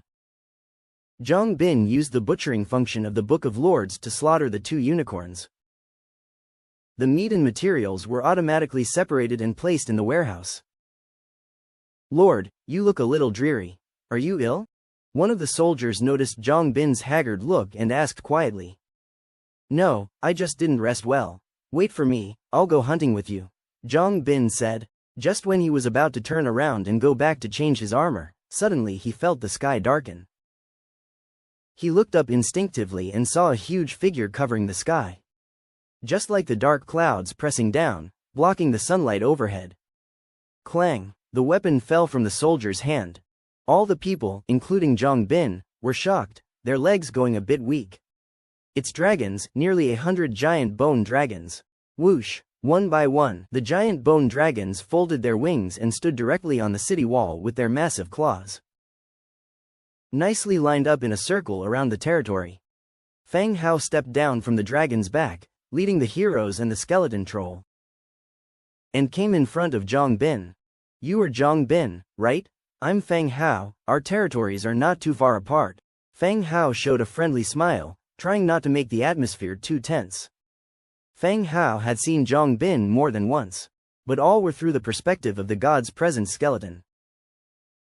This was the first time he saw him in person. Zhang Bin was a bit older than him, about 30 years old. Wearing a somewhat faded white shirt and trousers, it seems he was an office worker before. But why are his dark circles so heavy? Does he have any health issues? While Fang Hao was looking at Zhang Bin's reaction was a bit slow. Listening to the other person's words, he didn't quite know what to do. In front of him stood Fang Hao, behind him were 2 undead heroes, and so many bone dragons and skeleton trolls. Fang Hao's strength has reached such a stage, so this time, he must have come to kill him. It seems his nightmare from last night has come true. His life was at stake. Thump, his legs gave way, and he collapsed. Lord Fang Hao, please don't kill me. Zhang Bin fell to his knees, his face as white as a sheet. His mind kept replaying the gruesome scene of Li Teng's head being severed, as aired on the channel yesterday. This indomitable fear left him trembling, his mind blank. Fang Hao frowned. Who wants to kill you? Get up and talk. Upon hearing he won't be killed, Zhang Bin carefully looked up, hesitated for a moment, then slowly stood up. Fang Hao, what are you doing? He felt the need to confirm once again. This show of might clearly wasn't to lounge and chat. Come, let's talk inside. As if it were his own lord's mansion, Fang Hao stepped into the great hall. He had been to Zhang Bin's territory several times and had a clear grasp of the layout. Everyone entered the room. Zhang Bin quickly moved to the front of the lord's seat, dusted it off, and said, Brother Fang Hao, please, have a seat. Fang Hao didn't hesitate, taking the seat directly. Zhang Bin sat down next to him, cleared his throat, and curiously asked, May I know why you have come? If there is anything you need, I will do my utmost to fulfill it.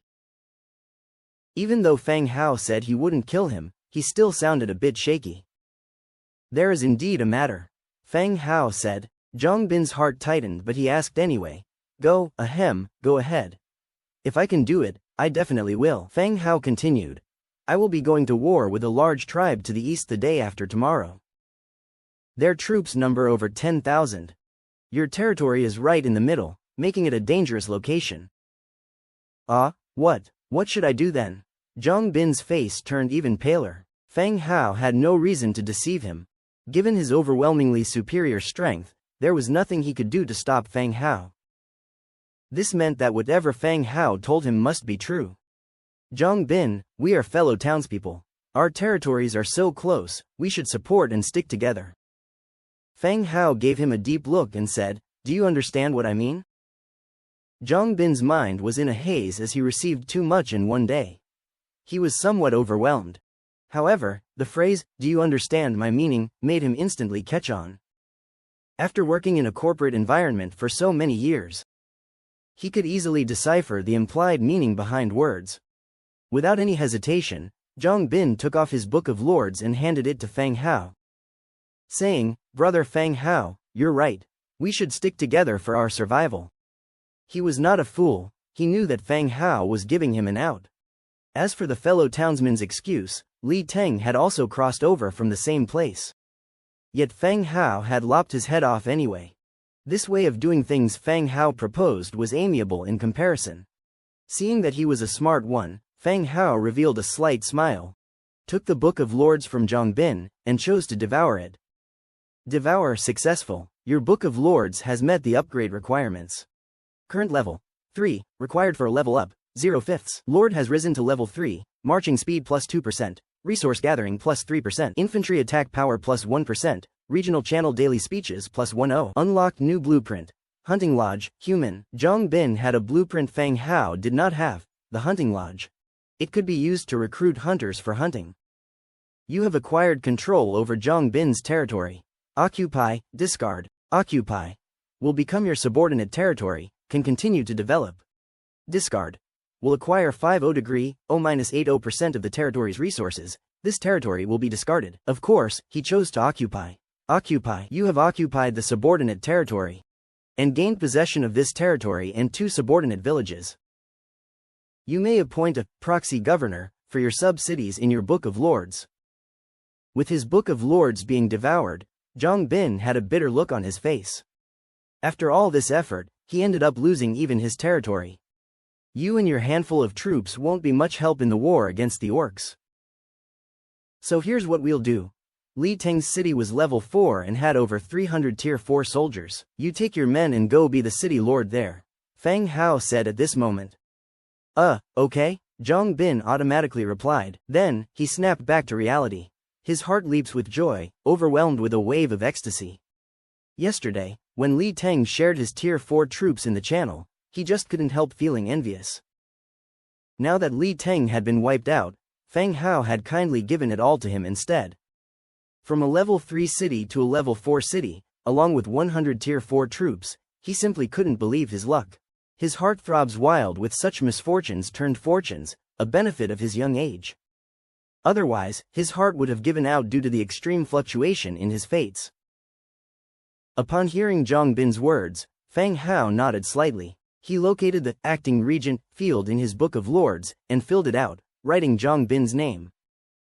In the next second, a glimmer of light projected from Fang Hao's Book of Lords, forming into a smaller book. The Book of City Lord. After picking it up and looking it over, Feng Hao understood the significance of the Book of City Lord.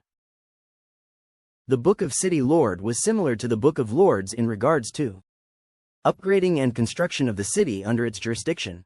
It could also be used to make items.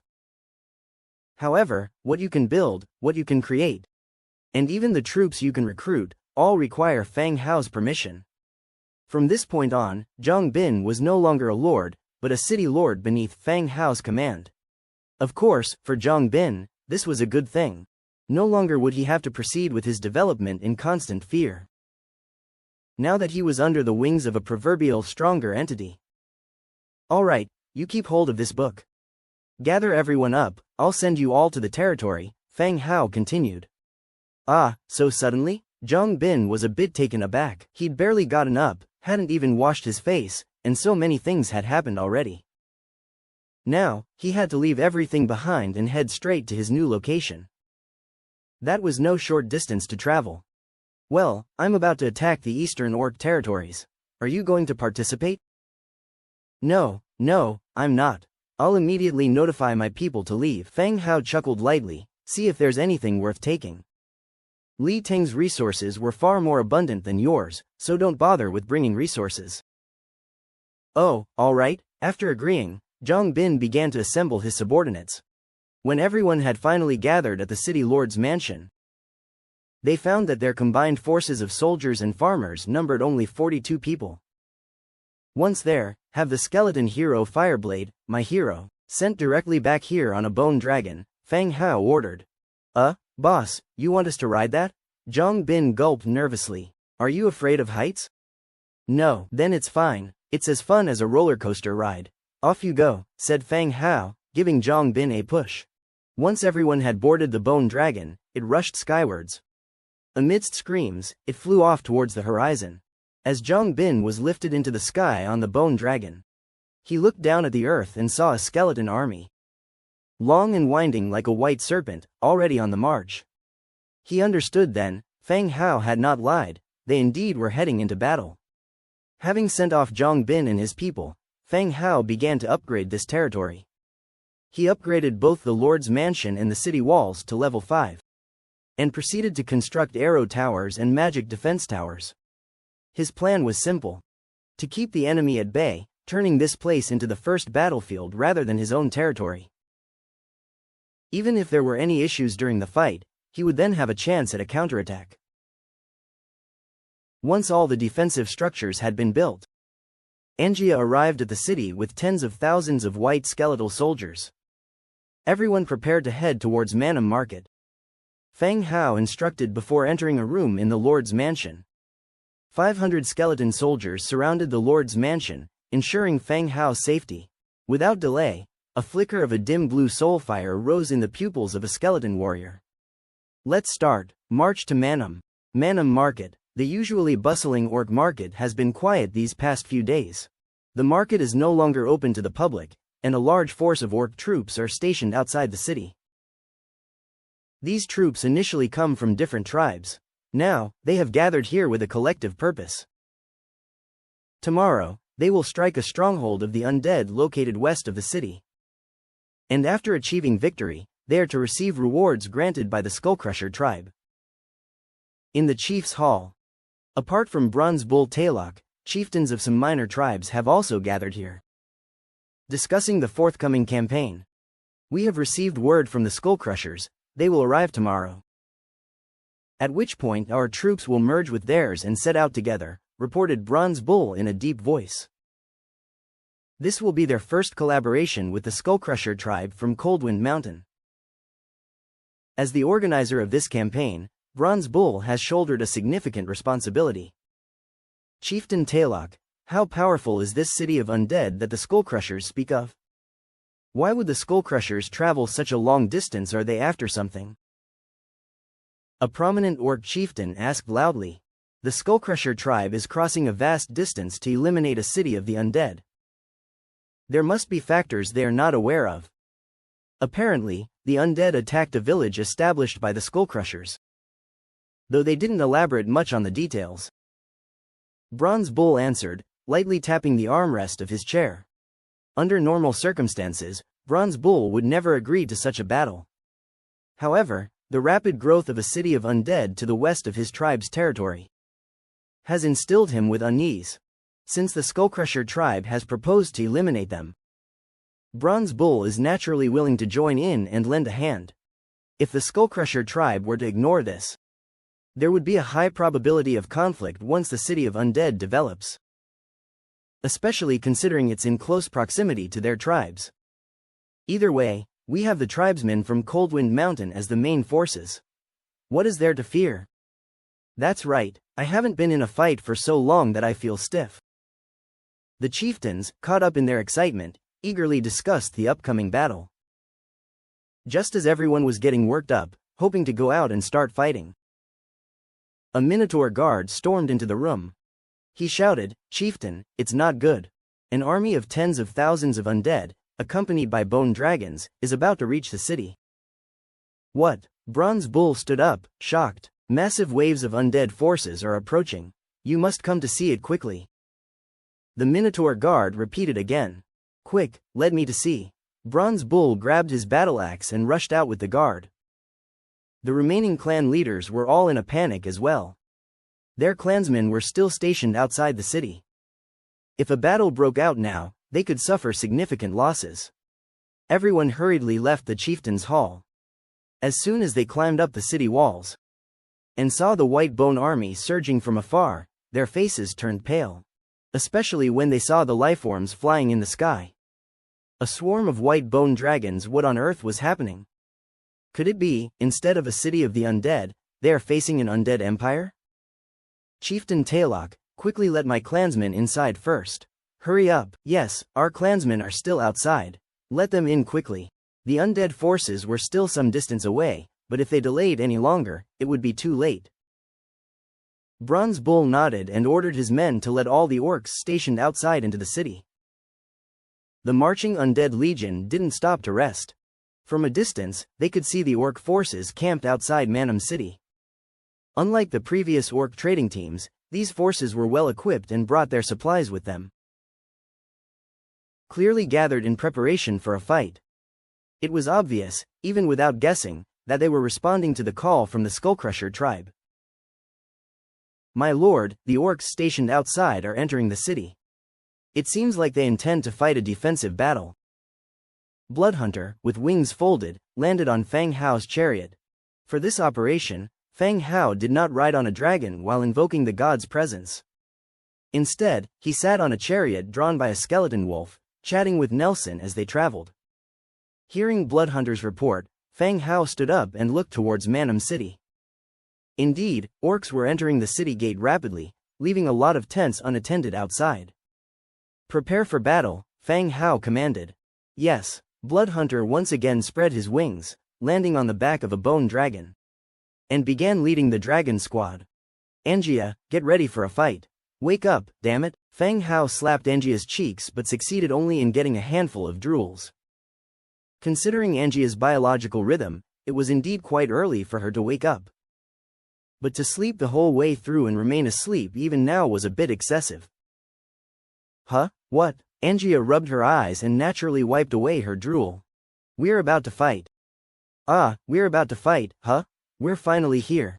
Mention of the battle instantly woke Angia up, her face revealing an eager, anticipatory expression. Charge! Fang Hao blew the warhorn after speaking. A ripple of blue spread out, and attributes of movement speed plus 10% and attack plus 2% took effect on all the soldiers. Without any formation, Fang Hao's command set 50,000 skeleton soldiers into motion, each pulling out their weapons from their waists and rapidly approaching Manum City. As their footsteps hastened, the undead army began to run. A tsunami of skeletons surged forward. On the city walls. Quick, get your men onto the walls. Why don't you order your men to do that? Don't command mine. The city was in a state of chaos, as there were too many clan leaders, and not one would bow to the others. In the past, their tribes often fought each other, let alone follow the others' orders now. Everybody shut up, I'm the one commanding now. Bronze Bull shouted, pushing aside two people about to fight. Among all the attendees, Bronze Bull was the only one with the title of hero, while none of the others were heroes. Upon witnessing Bronze Bull's threatening demeanor, the two individuals backed down. I agree with Chieftain Taylok's command. I agree as well. Bronze Bull gave the two of them a hard stare, then loudly commanded. All ranged combatants, get on the walls, tear down all the houses in the territory. And bring the stones and rolling logs here. Yes, the chaotic orc forces temporarily unified. All the orcs began to move. The ranged soldiers went up to the city walls, preparing to attack the rapidly encroaching undead. But then, in the next second, watch out for the bone dragons. Someone shouted a warning as the sky darkened. Several bone dragons swooped down, spewing death breath upon the ranged units gathered on the city walls. Black energy columns sprayed from the dragons' mouths. For a moment, all struck orcs howled in agony.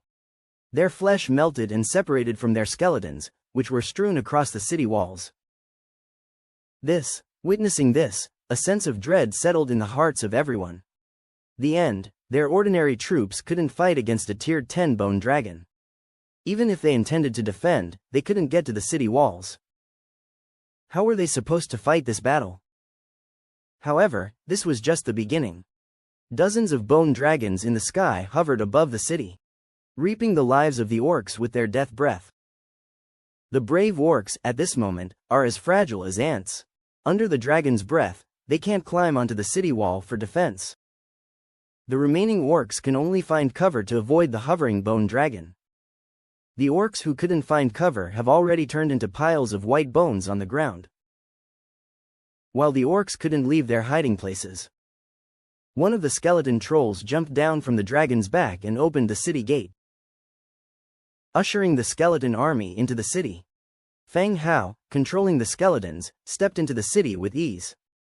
Stop the attack, Fang Hao ordered. Thump, thump, thump. The bone dragon stopped its circling, landed on the rooftops of the city, and the earth trembled.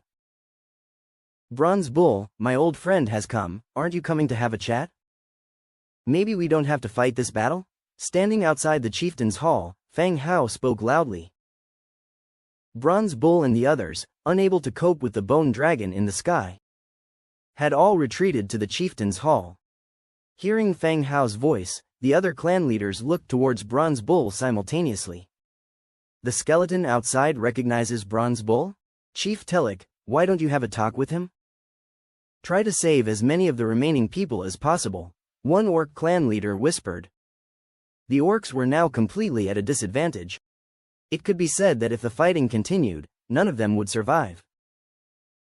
The ability to negotiate was the orcs' only way out. Although orcs are known as war-mad, they are not fools. They enjoy pillaging, not courting death. All right, I'll go talk to him. Bronze Bull put down his weapon and walked out. Exiting the chieftain's hall, Fang Hao was waiting at the door. Seeing Bronze Bull coming out, he said to one of the skeletons, "Bring 2 chairs."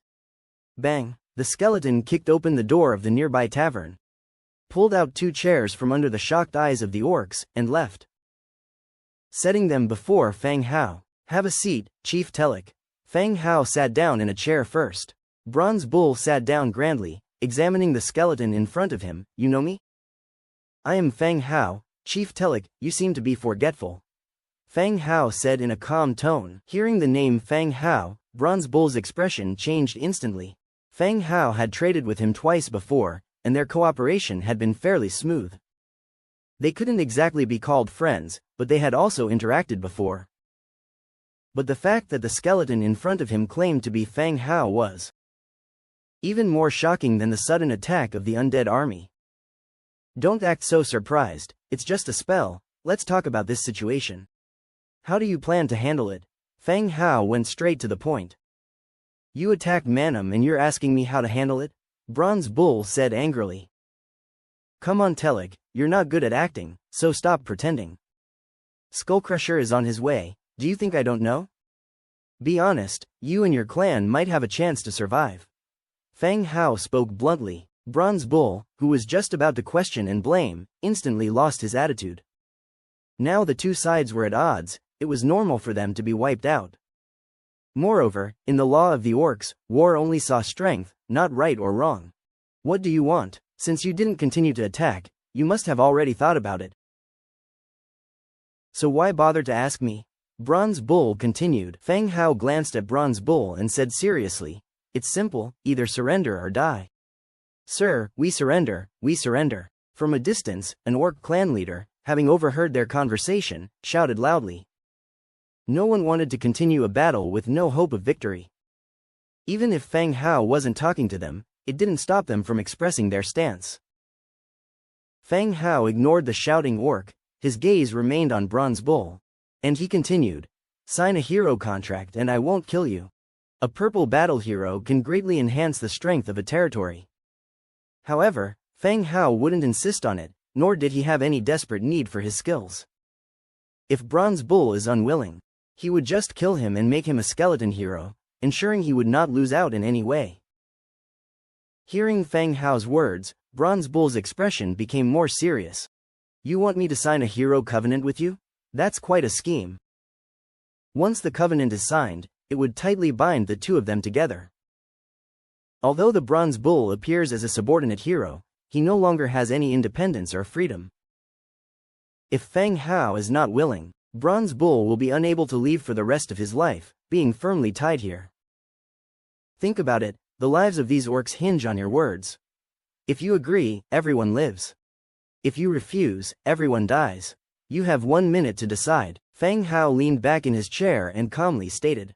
Bronze Bull fell silent, and the entire place instantly quieted down. Every orc's heart was lifted, guessing what Bronze Bull's decision would be. Their fate was directly related to his words. "All right, time's up. Telek, what's your decision?" Feng Hao directly asked. There wasn't really a full minute, just a brief pause. Thud, Bronze Bull slammed his fist on the armrest, grinding his teeth as he said. "Fine, I agree to sign the covenant with you. But you have to keep your word and ensure the safety of the other orcs." Phew. Behind him, clan leaders from various tribes all sighed in relief. They had feared Bronze Bull would directly reject these undead, leading to their misfortune. Anyway, the current undead were just targeting Bronze Bull alone. Perhaps they would be allowed to leave after that.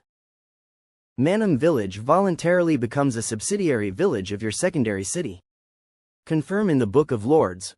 Feng Hao was still in the state of God's presence and could not confirm it in the Book of Lords now.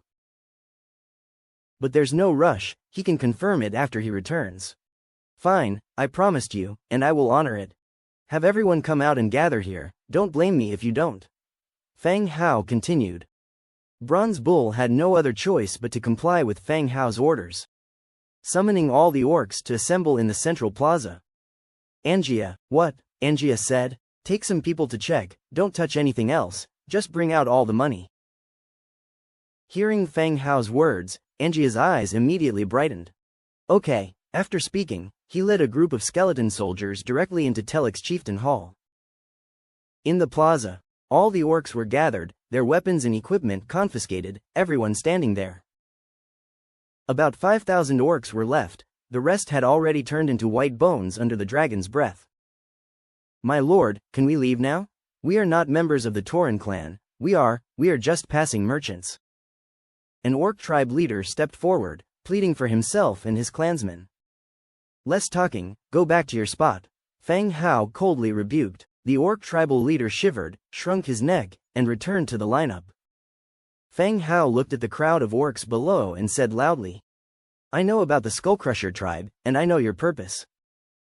According to the customs of the orcs, the defeated become the slaves of the victor. You should all understand this, right? It's common for orc tribes to plunder each other. The defeated often become the slaves of the victors. This is why orc slave traders live such plentiful lives. There are fugitives and defeated orcs everywhere, as long as there's information. A large number of slaves from wiped-out tribes can be captured. My lord, didn't you just say if Chief Telek signs the covenant, you would let us go? The tribal leader said softly. I said I won't kill you. Feng Hao looked at the orc, frowning. Why do you talk so much? All the orcs were put in shackles and kept under unified surveillance. Feng Hao promised not to kill them. As the defeated party, they naturally have to work for Feng Hao to make up for their mistakes. Before long, Angia came back with the skeleton. Feng Hao, this old bull is really wealthy. Behind Angia, several skeletons were following. Each pair of skeletons were carrying a box filled with shining coins. There were warfire coins and more beasthead gold, a common currency among the Beast Clan tribes. Acquired, 271,455 warfire coins, 355,451 beasthead gold. Wow, Bronze Bull is really wealthy. It makes sense when I think about it. Bronze Bull has been running the market here for many years, and he must have saved a lot of money. Just the 2 transactions between Fang Hao and Bronze Bull amounted to tens of thousands. Even hundreds of thousands of warfire coins. He is simply swimming in wealth. As for the remaining items, Fang Hao didn't plan to take them away. Once the Manwha market is registered as a subordinate village in the Book of Lords, all its resources will be shared with the main city. There is no need to go through the trouble of transporting back and forth. Taylok, Fang Hao called out. Bronze Bull Taylok walked over, glanced at the boxes of money on the ground, and showed no expression. At this point, even if he was unwilling, there was nothing he could do. He had already lost and couldn't make the other party leave the money behind. Lord Fang Hao, Bronze Bull responded reverently. Although the contract has not been signed, according to the agreement, Bronze Bull will become one of Fang Hao's heroes in the future. His status is the same as Angia's. It's only right to address him as Lord. Well, leave the old and weak of your tribe behind, and the rest of the orcs will go to my territory with me. Fang Hao said. Okay, I'll get on it right away. Bronze Bull immediately agreed. Manwha needs people to stay behind. Fang Hao led the old and young from the Tauren clan stay behind to look after Manwha. Also as a reassurance to Bronze Bull that they wouldn't be made too miserable. As for the other orcs, those who came here were all young and strong fighters. There were no groups of old or young. Once Bronze Bull had given his instructions, the large procession started up again, escorting a large number of orcs to Zhongbin's city. After everything was arranged, Fang Hao directly deactivated his god's present state.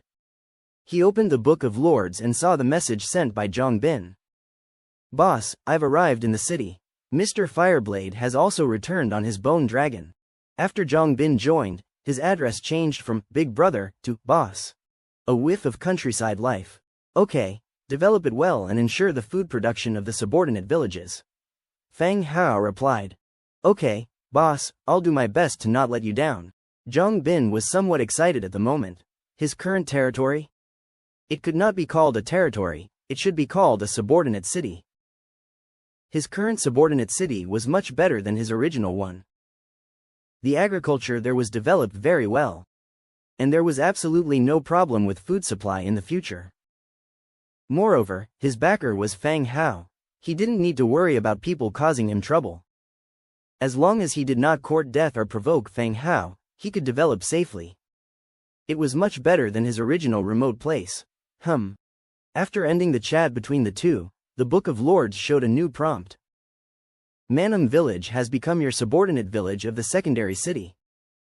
You can rename the village and control all resources within the village.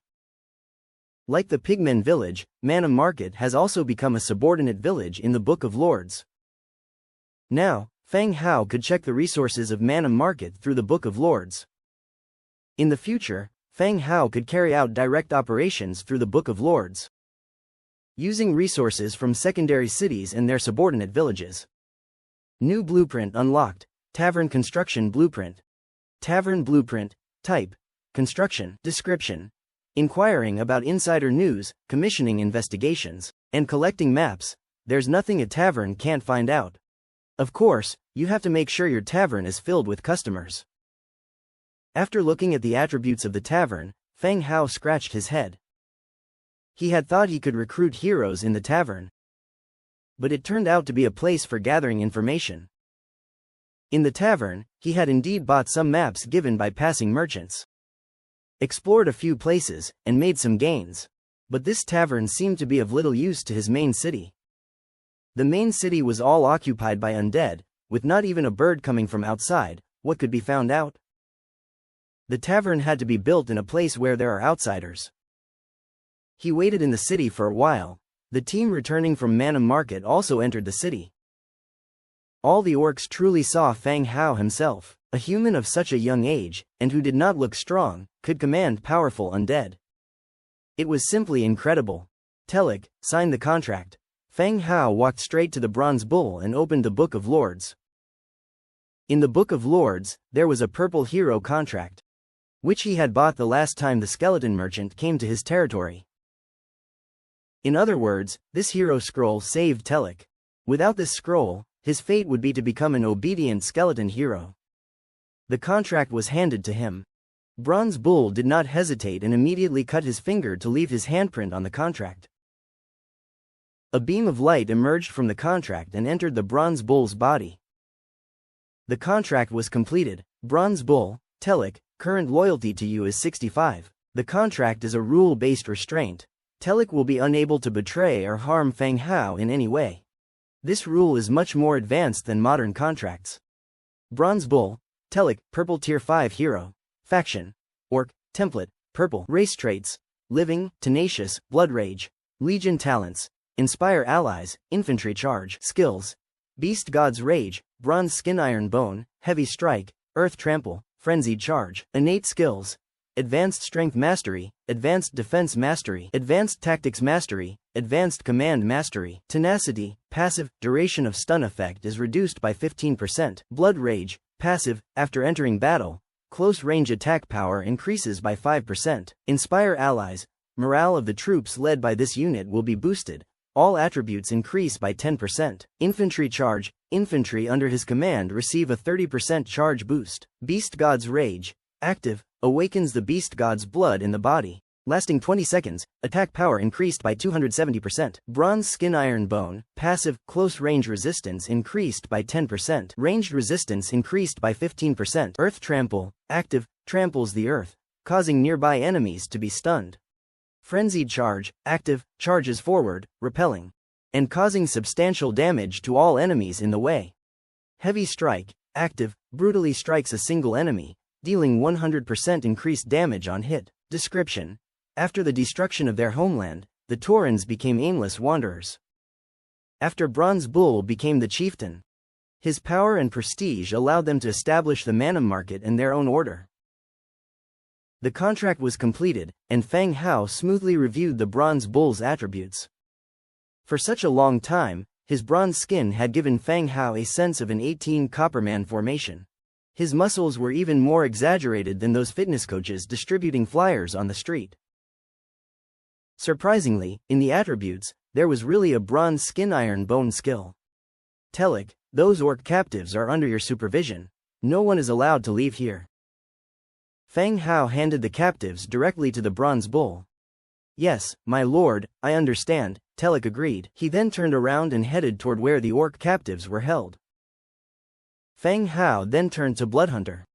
Bloodhunter, command the bone dragon to make a few more trips and toss all these orc bones into the transformation field. Yes, my lord. With all the gains from this trip, he boarded the bone dragon and flew towards his main city. It took Feng Hao and his companion 20 minutes to reach the main city. As soon as they landed, Feng Hao immediately rushed to the barracks for recruitment.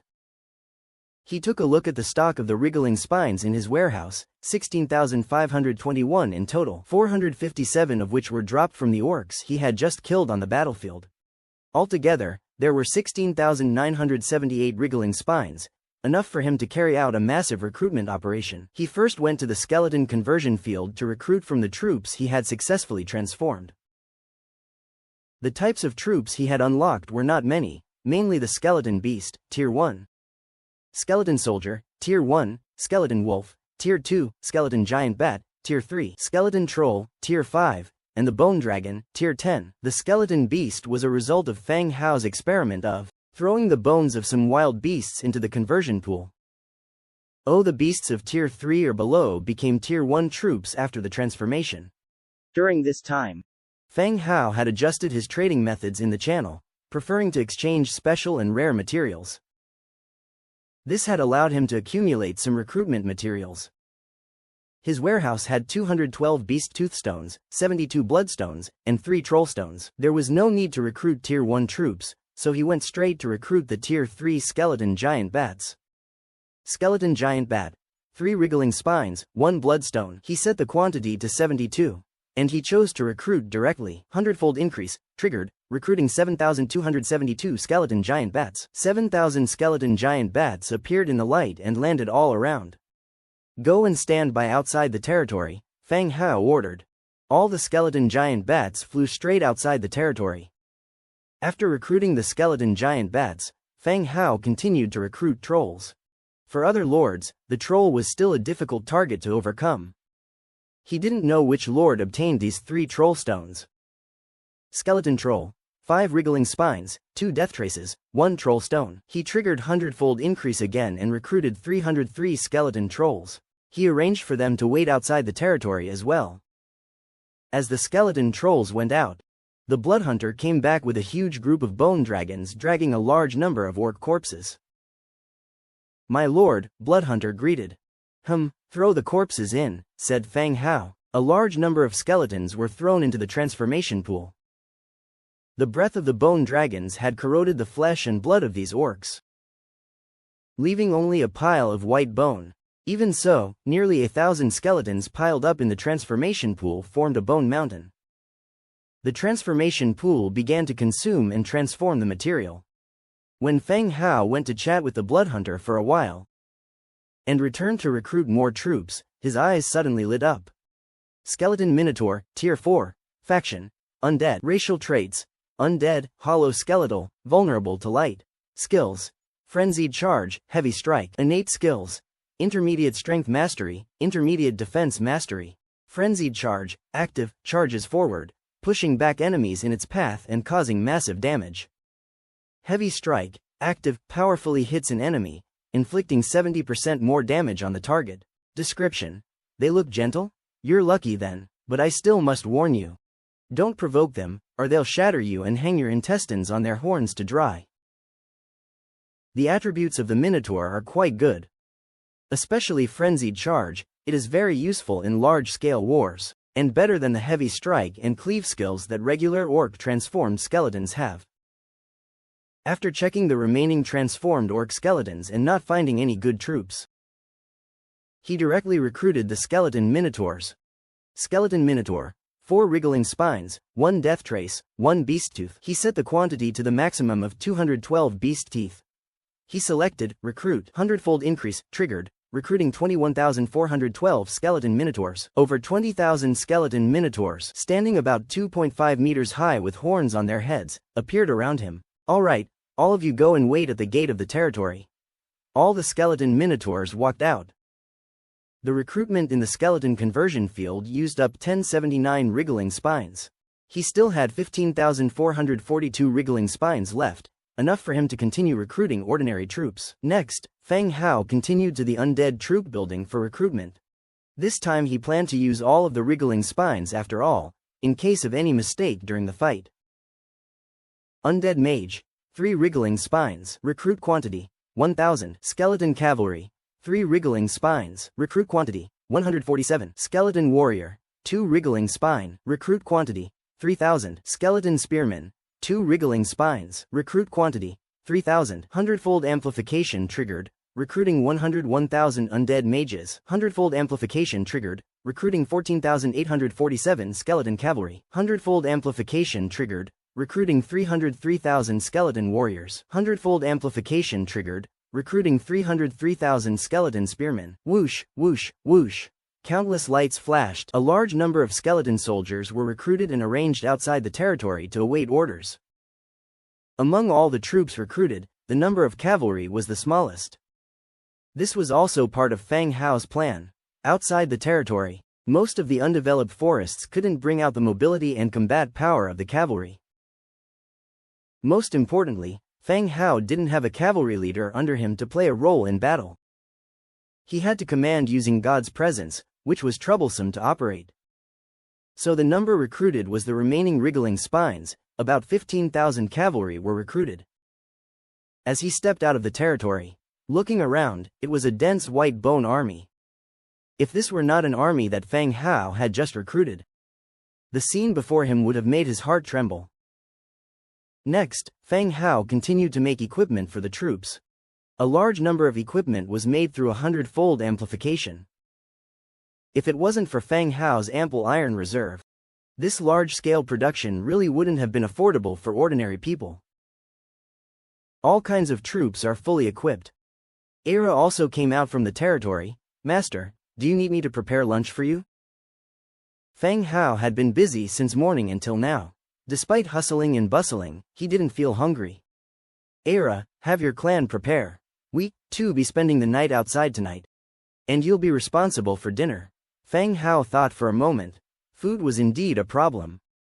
Oh, okay, master. We'll prepare. 20 minutes later, Feng Hao left 50,000 troops to garrison, and the rest of the army set off for the secondary city.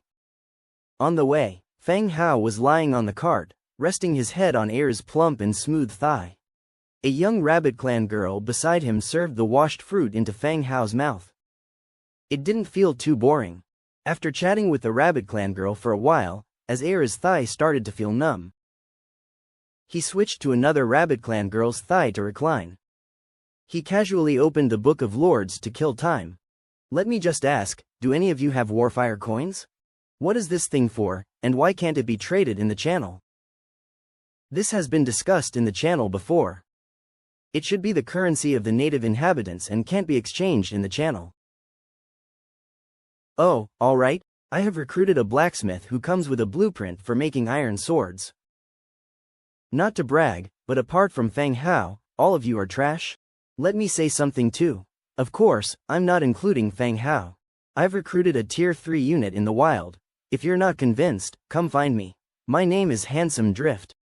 Drift my ass. Ah, I'm developing too slowly. If this keeps up, I don't know if I can survive tomorrow's compulsory mission. What, is it time for the compulsory mission again? Congratulations on surviving 20 days. All of a sudden, the system prompted, shit, you jinx. Throughout this tune, he had been consumed with worry about the Skullcrusher tribe, and completely forgot about the 7-day compulsory task.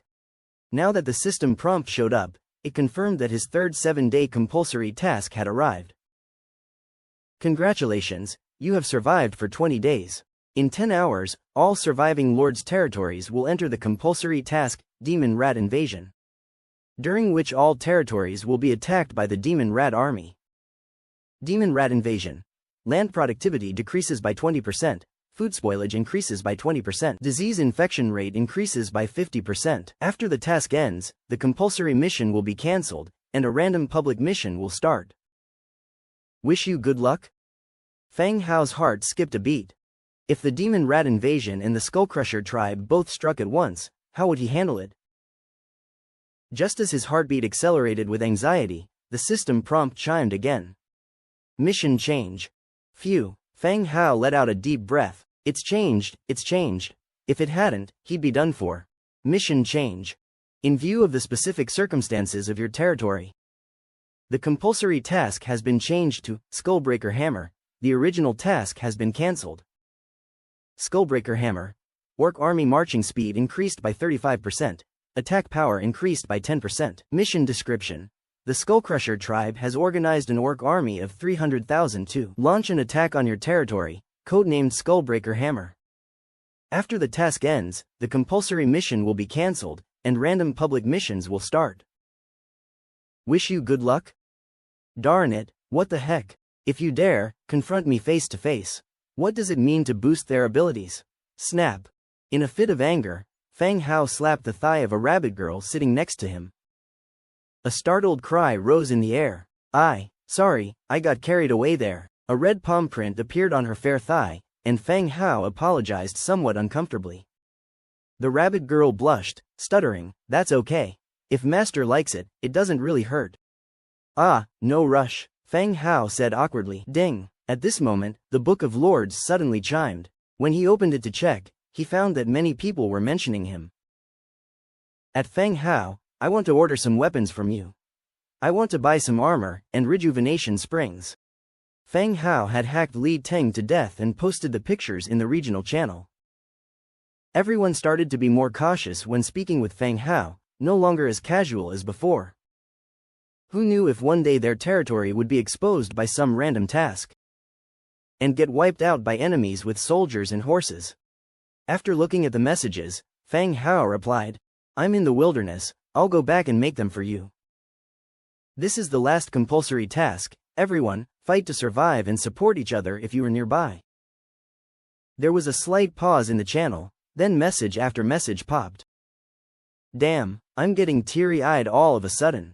Honestly, from the very beginning, when Brother Fang Hao started selling food, weapons, and then later Rejuvenation Springs, most of the people in the channel who managed to survive received help from Brother Fang Hao in some way.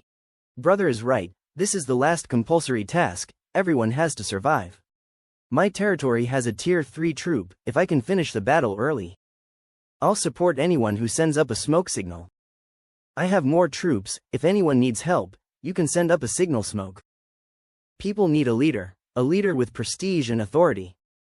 Many who were doing well started to speak, expressing their intentions to rush to the aid of nearby territories if they win their battles. Fang Hao saw the messages and let out a faint smile, comfortably shifting his position. He said, "Though I'm in the city of the undead, my heart is still blazing hot." Pretty soon, the team caught sight of the city ahead. Night, the Skullcrusher tribe's army, after a strenuous march, was finally closing in on their target. As night fell, the army began to set up camp and start fires for cooking. Even the sturdy orcs felt drained after such a high-intensity march. But the results were evident. They made good time. Orc tents were pitched, people started to cook, stewing carried raw meat, while others used this time to lay down and rest. After having their fill, the camp was filled with snoring sounds. It sounded like a large construction site. The noise was ear-piercing. Inside the commander's tent, Amiri, dressed in bright silver beast armor, was looking at the scout's intelligence map. According to the route, they should reach the city of the undead by tomorrow. Take the treasure from them, and present it to the great chief. By then, his status would also be elevated and he would ascend to a higher position. Tramp, tramp, tramp. Suddenly, hurried footsteps came from outside the tent. Amiri's face turned stern, his hand reaching for his sword. "Who is it?" the orc guard asked. "It's me, I have something to report to the commander." "Let him in," said Amiri. He recognized the voice, it was one of his subordinates. An orc strode in, panting heavily. He said, "Commander, it's bad news. The accompanying Null is dead in his tent." Amiri's expression immediately turned serious. Killing a Beast Clan hero in the camp was a grave matter. Aside from the danger he himself might be in, if this got out, the morale of the army could possibly take a hit. "Gather the guards and go to see," Amiri said in a grave voice. With a group of men, he rushed towards the tent where the Null was residing. The Null was not a member of the Skullcrusher tribe, but a hero arranged by Great Chief Shah to accompany the army on the journey before they set off. Despite his low racial status, as a hero he was capable of fighting. The Null rarely interacted with them, silently following the team. But his sudden death made Amiri nervous. Could there really be an assassin in the camp? If an assassin managed to silently kill a hero, wouldn't he also be in danger? Soon, they arrived at the Null's tent. Take down the tent to avoid any danger inside. The temporary tent was not sturdy. 2 orcs stepped forward, and with a few tugs, they tore it down, revealing the black shape of the Null's body lying on the ground. Now the Null was far from what he originally looked like. His fur had fallen off, his bare skin looked like it had been poured with molten iron. It was gray and swollen. He didn't look just recently dead, but like a body that has been dead for several days. "Lord, this." The remaining orcs also saw the clues. They belonged to professional military personnel. They dealt with the dead frequently in their battles. A person's body will undergo various changes if it has been dead for a long time. Although they didn't understand the reasoning, they could guess approximately when the death occurred. Amiri wore a solemn expression, looking at the body on the ground. "Since we can't figure it out, let him tell us." The northwest corner of the orc camp was a special area of the encampment. This area was piled with all kinds of miscellaneous objects, and was close to where the orcs excreted. The stench was overwhelming, and flies and insects were buzzing about. In even more secluded corners, there were a few gigantic iron cages, in which one could vaguely see that some humans were imprisoned. 2 orc guards walked over. They glanced at the human guard nearby and coldly said, Guan Chi. Sirs, how may I serve you? Why bother yourselves to come in person? The human attending to the cages hastily stood up from his seat, his face full of obsequiousness. The orcs gave Guan Chi a look of disdain. When they were attacking the city of Undead, they discovered several human territories along the way and conveniently occupied and captured them. These humans were really ununited. Appointing this Guan Chi as a slave handler, he kept the other humans in check. Even more so, to please the orcs, he was even more ruthless than they were. The commander wants 3 people as offerings. Pick 3 who are lame and cannot work, the orc spoke solemnly. Clunk. Upon hearing the orc's words, a small panic ensued inside the iron cages. Nobody wanted to be this offering, even if their current existence was worse than a dog's. Understood, sir. I know who can work and who's handicapped, I'll get them for you immediately. Guan Chi loudly assured them, proving his effectiveness in front of the orcs. His wooden stick knocked against the metal bars, making a grating noise. Chi Ming, you, and you, all come out. Stop pretending to be dead. Guan Chi pointed out 3 people. For the other 2 people, he didn't even know their names. Actually, the human conditions inside the cages were not too bad. Those that bore disabilities had been killed and their bodies discarded in the wilds long ago. Guan Chi's method of selection was also very simple. If he didn't like them and had no use for them, they were immediately disposed of. Brother Guan, we come from the same city, don't choose me please, the man named Chi Ming pleaded loudly. If not you, then who? Stop fucking dawdling. Guan Chi cursed, then replaced his coarse words with an obsequious smile. Sir, these 3 are weak, unable to work properly, they've been lazy these past days, let it be them. Bullshit, Guan Chi, when did I ever slack off? One person cursed furiously. The orcs didn't care for such matters, they opened the iron cage, dragged the 3 men out, broke their limbs, and dragged them away, just like dead dogs, in the direction where Amiri was waiting. The orcs left, and Guan Chi chuckled coldly. See that? If anyone dares to disobey me in the future, I have plenty of ways to kill you. As Guan Chi opened the Book of Lords, he looked at the comments discussing Fang Hao in the chat channel inside. He snorted and said, Pa, so-called Fang Hao big shot, am I any less formidable than him? Just once I build up a connection with these orcs, the regional first place will be mine. 3 humans who had their limbs broken were dragged in front of Amiri. At this moment, beneath the Null's corpse, a complicated pattern of magic array had formed. Commander, the people are here, an orc soldier said. The commander looked at the 3 individuals who were just barely clinging on to life. Bleed them. The orcs slit the throats of the 3 people and threw them into the magic array. Fresh blood stained the ground dark red, following the magic array to the dead body of the Null. Soon, changes started to occur in the Null's corpse. The bloated body gradually recovered, and the pale skin began to redden. Sigh. Suddenly, the Null's corpse sat up, and its eyes began to stir. Where am I? The Null asked. You are already dead. Tell me, what did you see last?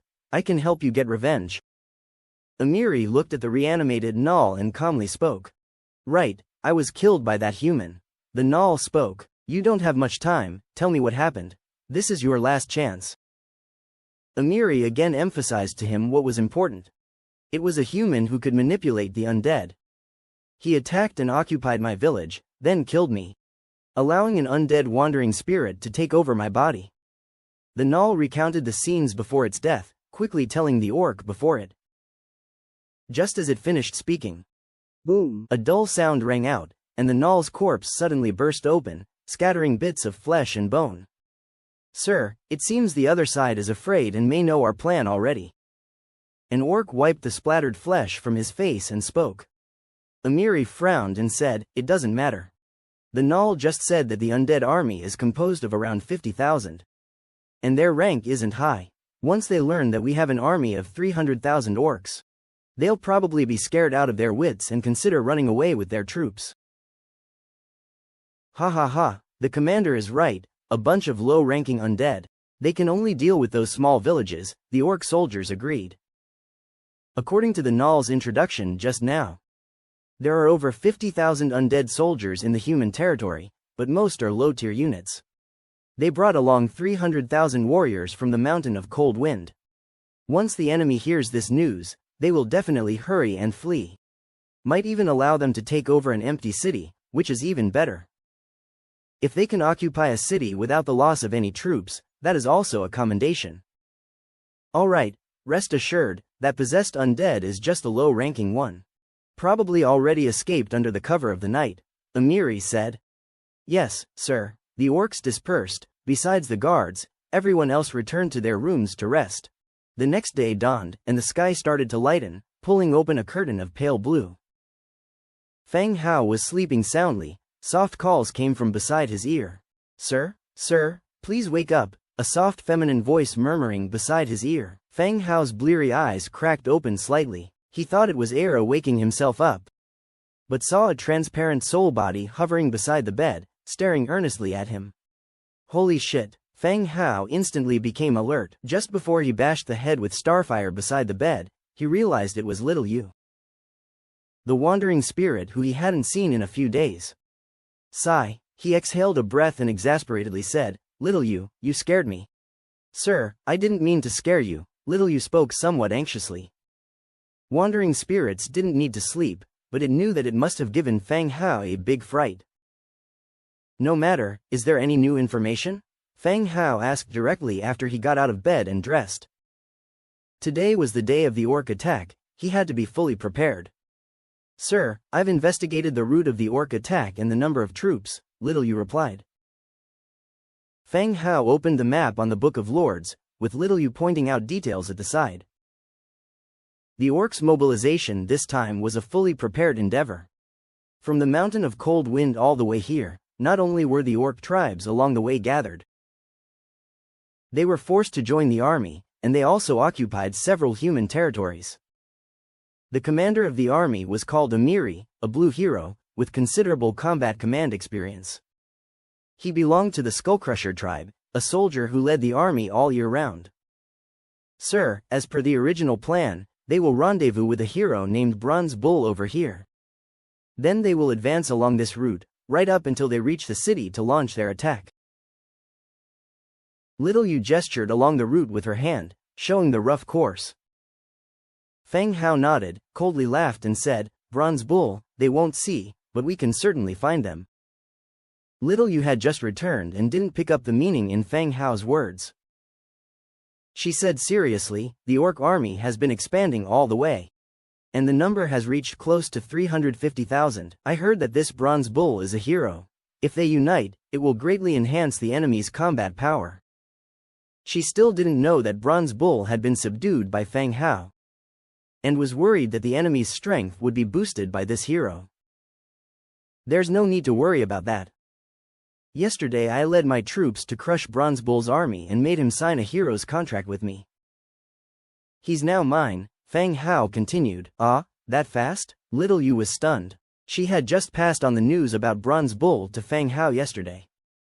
That is to say, Fang Hao had crushed Bronze Bull's team within a day after receiving the news, and made him sign the contract. Could it be that the Bronze Bull just sounds tough, but isn't very strong? No, the orc tribe took this Bronze Bull very seriously, it shouldn't be so weak. Fang Hao put on his last piece of armor and said, Let's go, there's a meeting downstairs.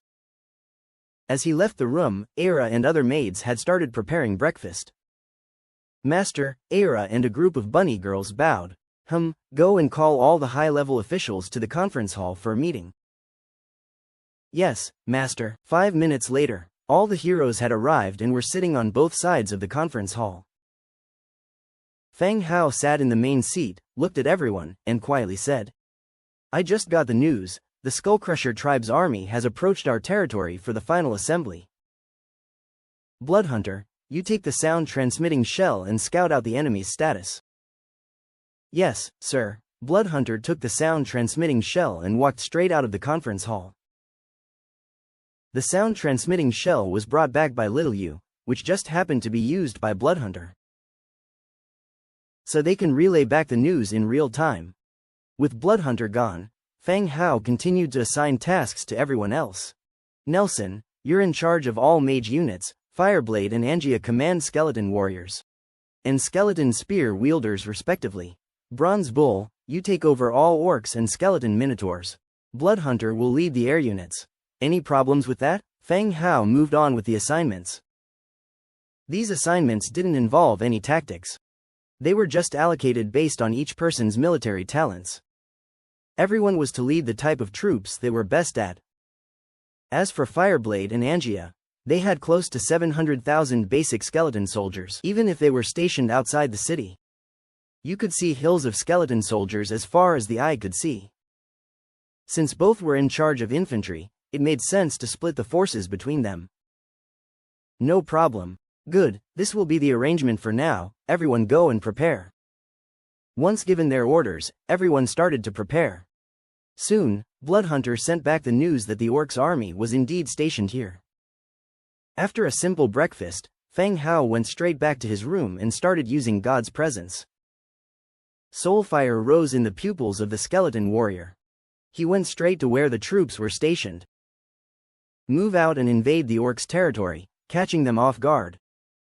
The orc army certainly wouldn't expect the undead army, which should have been frightened away, to be assembling and ready to strike. 100,000 undead soldiers were left within the city. Even though there were no heroes left behind to command, Feng Hao could still terminate God's presence at any time to take control if there were an attack on the city. Of course, if something unexpected were to happen, it would be that the orc army, not waiting for Bronze Bull, set off early, encountering the undead army halfway and resulting in a field battle. It would be difficult to bypass such a large army and directly attack the city. The colossal undead army was setting off grandly, heading toward where the orcs were stationed. On the way, they ran into Bloodhunter, who was returning. Lord, the orcs haven't set out yet, but they've arranged for someone to rush to Manwha Market. I killed him on the way, Bloodhunter reported. The giant bat wings provided Bloodhunter with mobility that ordinary soldiers didn't have. Scouting out enemy situations and killing solitary orcs was a bit of an overkill. Good, you're in charge of the flying units, said Feng Hao. Yes, sir. The army continued to advance quickly. 8 o'clock in the morning. The system's notification tone rang out once more. Mandatory mission, Demon Rat Invasion, officially begins. All lords, please prepare your defenses. Then, Feng Hao received another notification. Your mission is a changed mission. The situation will progress on its own, not included in the calculation. It seemed that battles in other domains had already begun, while Feng Hao's group was still on a long journey. Finally, after a quick march, the large forces were approaching the target. Ahead was the orcs' camping site. Skullcrusher Army, the camping location. Inside the military tent, Amiri looked grim. Have the people who went to look for the Bronze Bull returned? A guard outside the tent walked in, answered, Lead, they haven't returned. Should we send more people? Amiri sunk into silence. A strange sense of danger welled up in his heart. Something must have gone wrong somewhere. But where the problem was, he couldn't figure it out for the moment. Bam! Punching a chair beside him, the chair shattered into pieces, bustling with scrap wood. No more waiting, notify them to prepare to move. After we wipe out the undead territory, we'll come back to settle accounts with Bronze Bull, Amiri said angrily. Yes, lad. The orc guard was about to relay the order when their expressions simultaneously change. Amiri furrowed his brow, watching the ever-expanding ripples in his water cup. An earthquake? Just then, the camp outside suddenly erupted in chaos. An orc stumbled into the tent, didn't wait for Amiri to chide, he yelled out. Leader, an undead legion has appeared, there are too many. Amiri's heart tightened. The undead daring to attack was really out of his expectations. A kick sent flying by the vociferous orc, who cursed. If you dare roar again, you'll be the first one I butcher. He had precise intelligence on the numbers of the city of Undead's army. About 50,000 low-ranked skeletons, though their numbers were many. Those low-ranked undead facing a large force of 300,000 orcs would crumble like paper. Even if they attacked, what could they do? Merely shifting the battlefield here. The orc, who was kicked over, retracted his neck and said, Leader, You should go and see, the number of undead is too many. Go, Amiri said, and walked out of the tent. As soon as he left the tent, Amiri felt something was wrong. The ground's trembling was increasingly clear. It's a bone dragon. They have a bone dragon. Suddenly, the front cluster of orcs erupted with a cry. The cry only added to the chaos on the scene. Amiri ordered his trusted aides to keep order, and the whip in his hand whipped the orcs, ordering them to return to their units for battle. With the successive whip cracks, the encircling crowd dispersed. Amiri and his trusted aide saw the scene before them firsthand. The oppressive feeling of death from the undead enveloped him. The vast army of skeletons occupying the entire field of vision as far as could be seen. Like a white tsunami, crossing the jungle and fields, it was rapidly closing in. The vibrations just now were not an earthquake. It was the sound of this skeleton army's approach. Above in the sky, an enormous number of bone dragons were flying at an even faster speed, clearly closing in on the camp. Blow the horn, prepare for battle, Amiri roared with all his strength. This battle was likely to be a battle of life and death.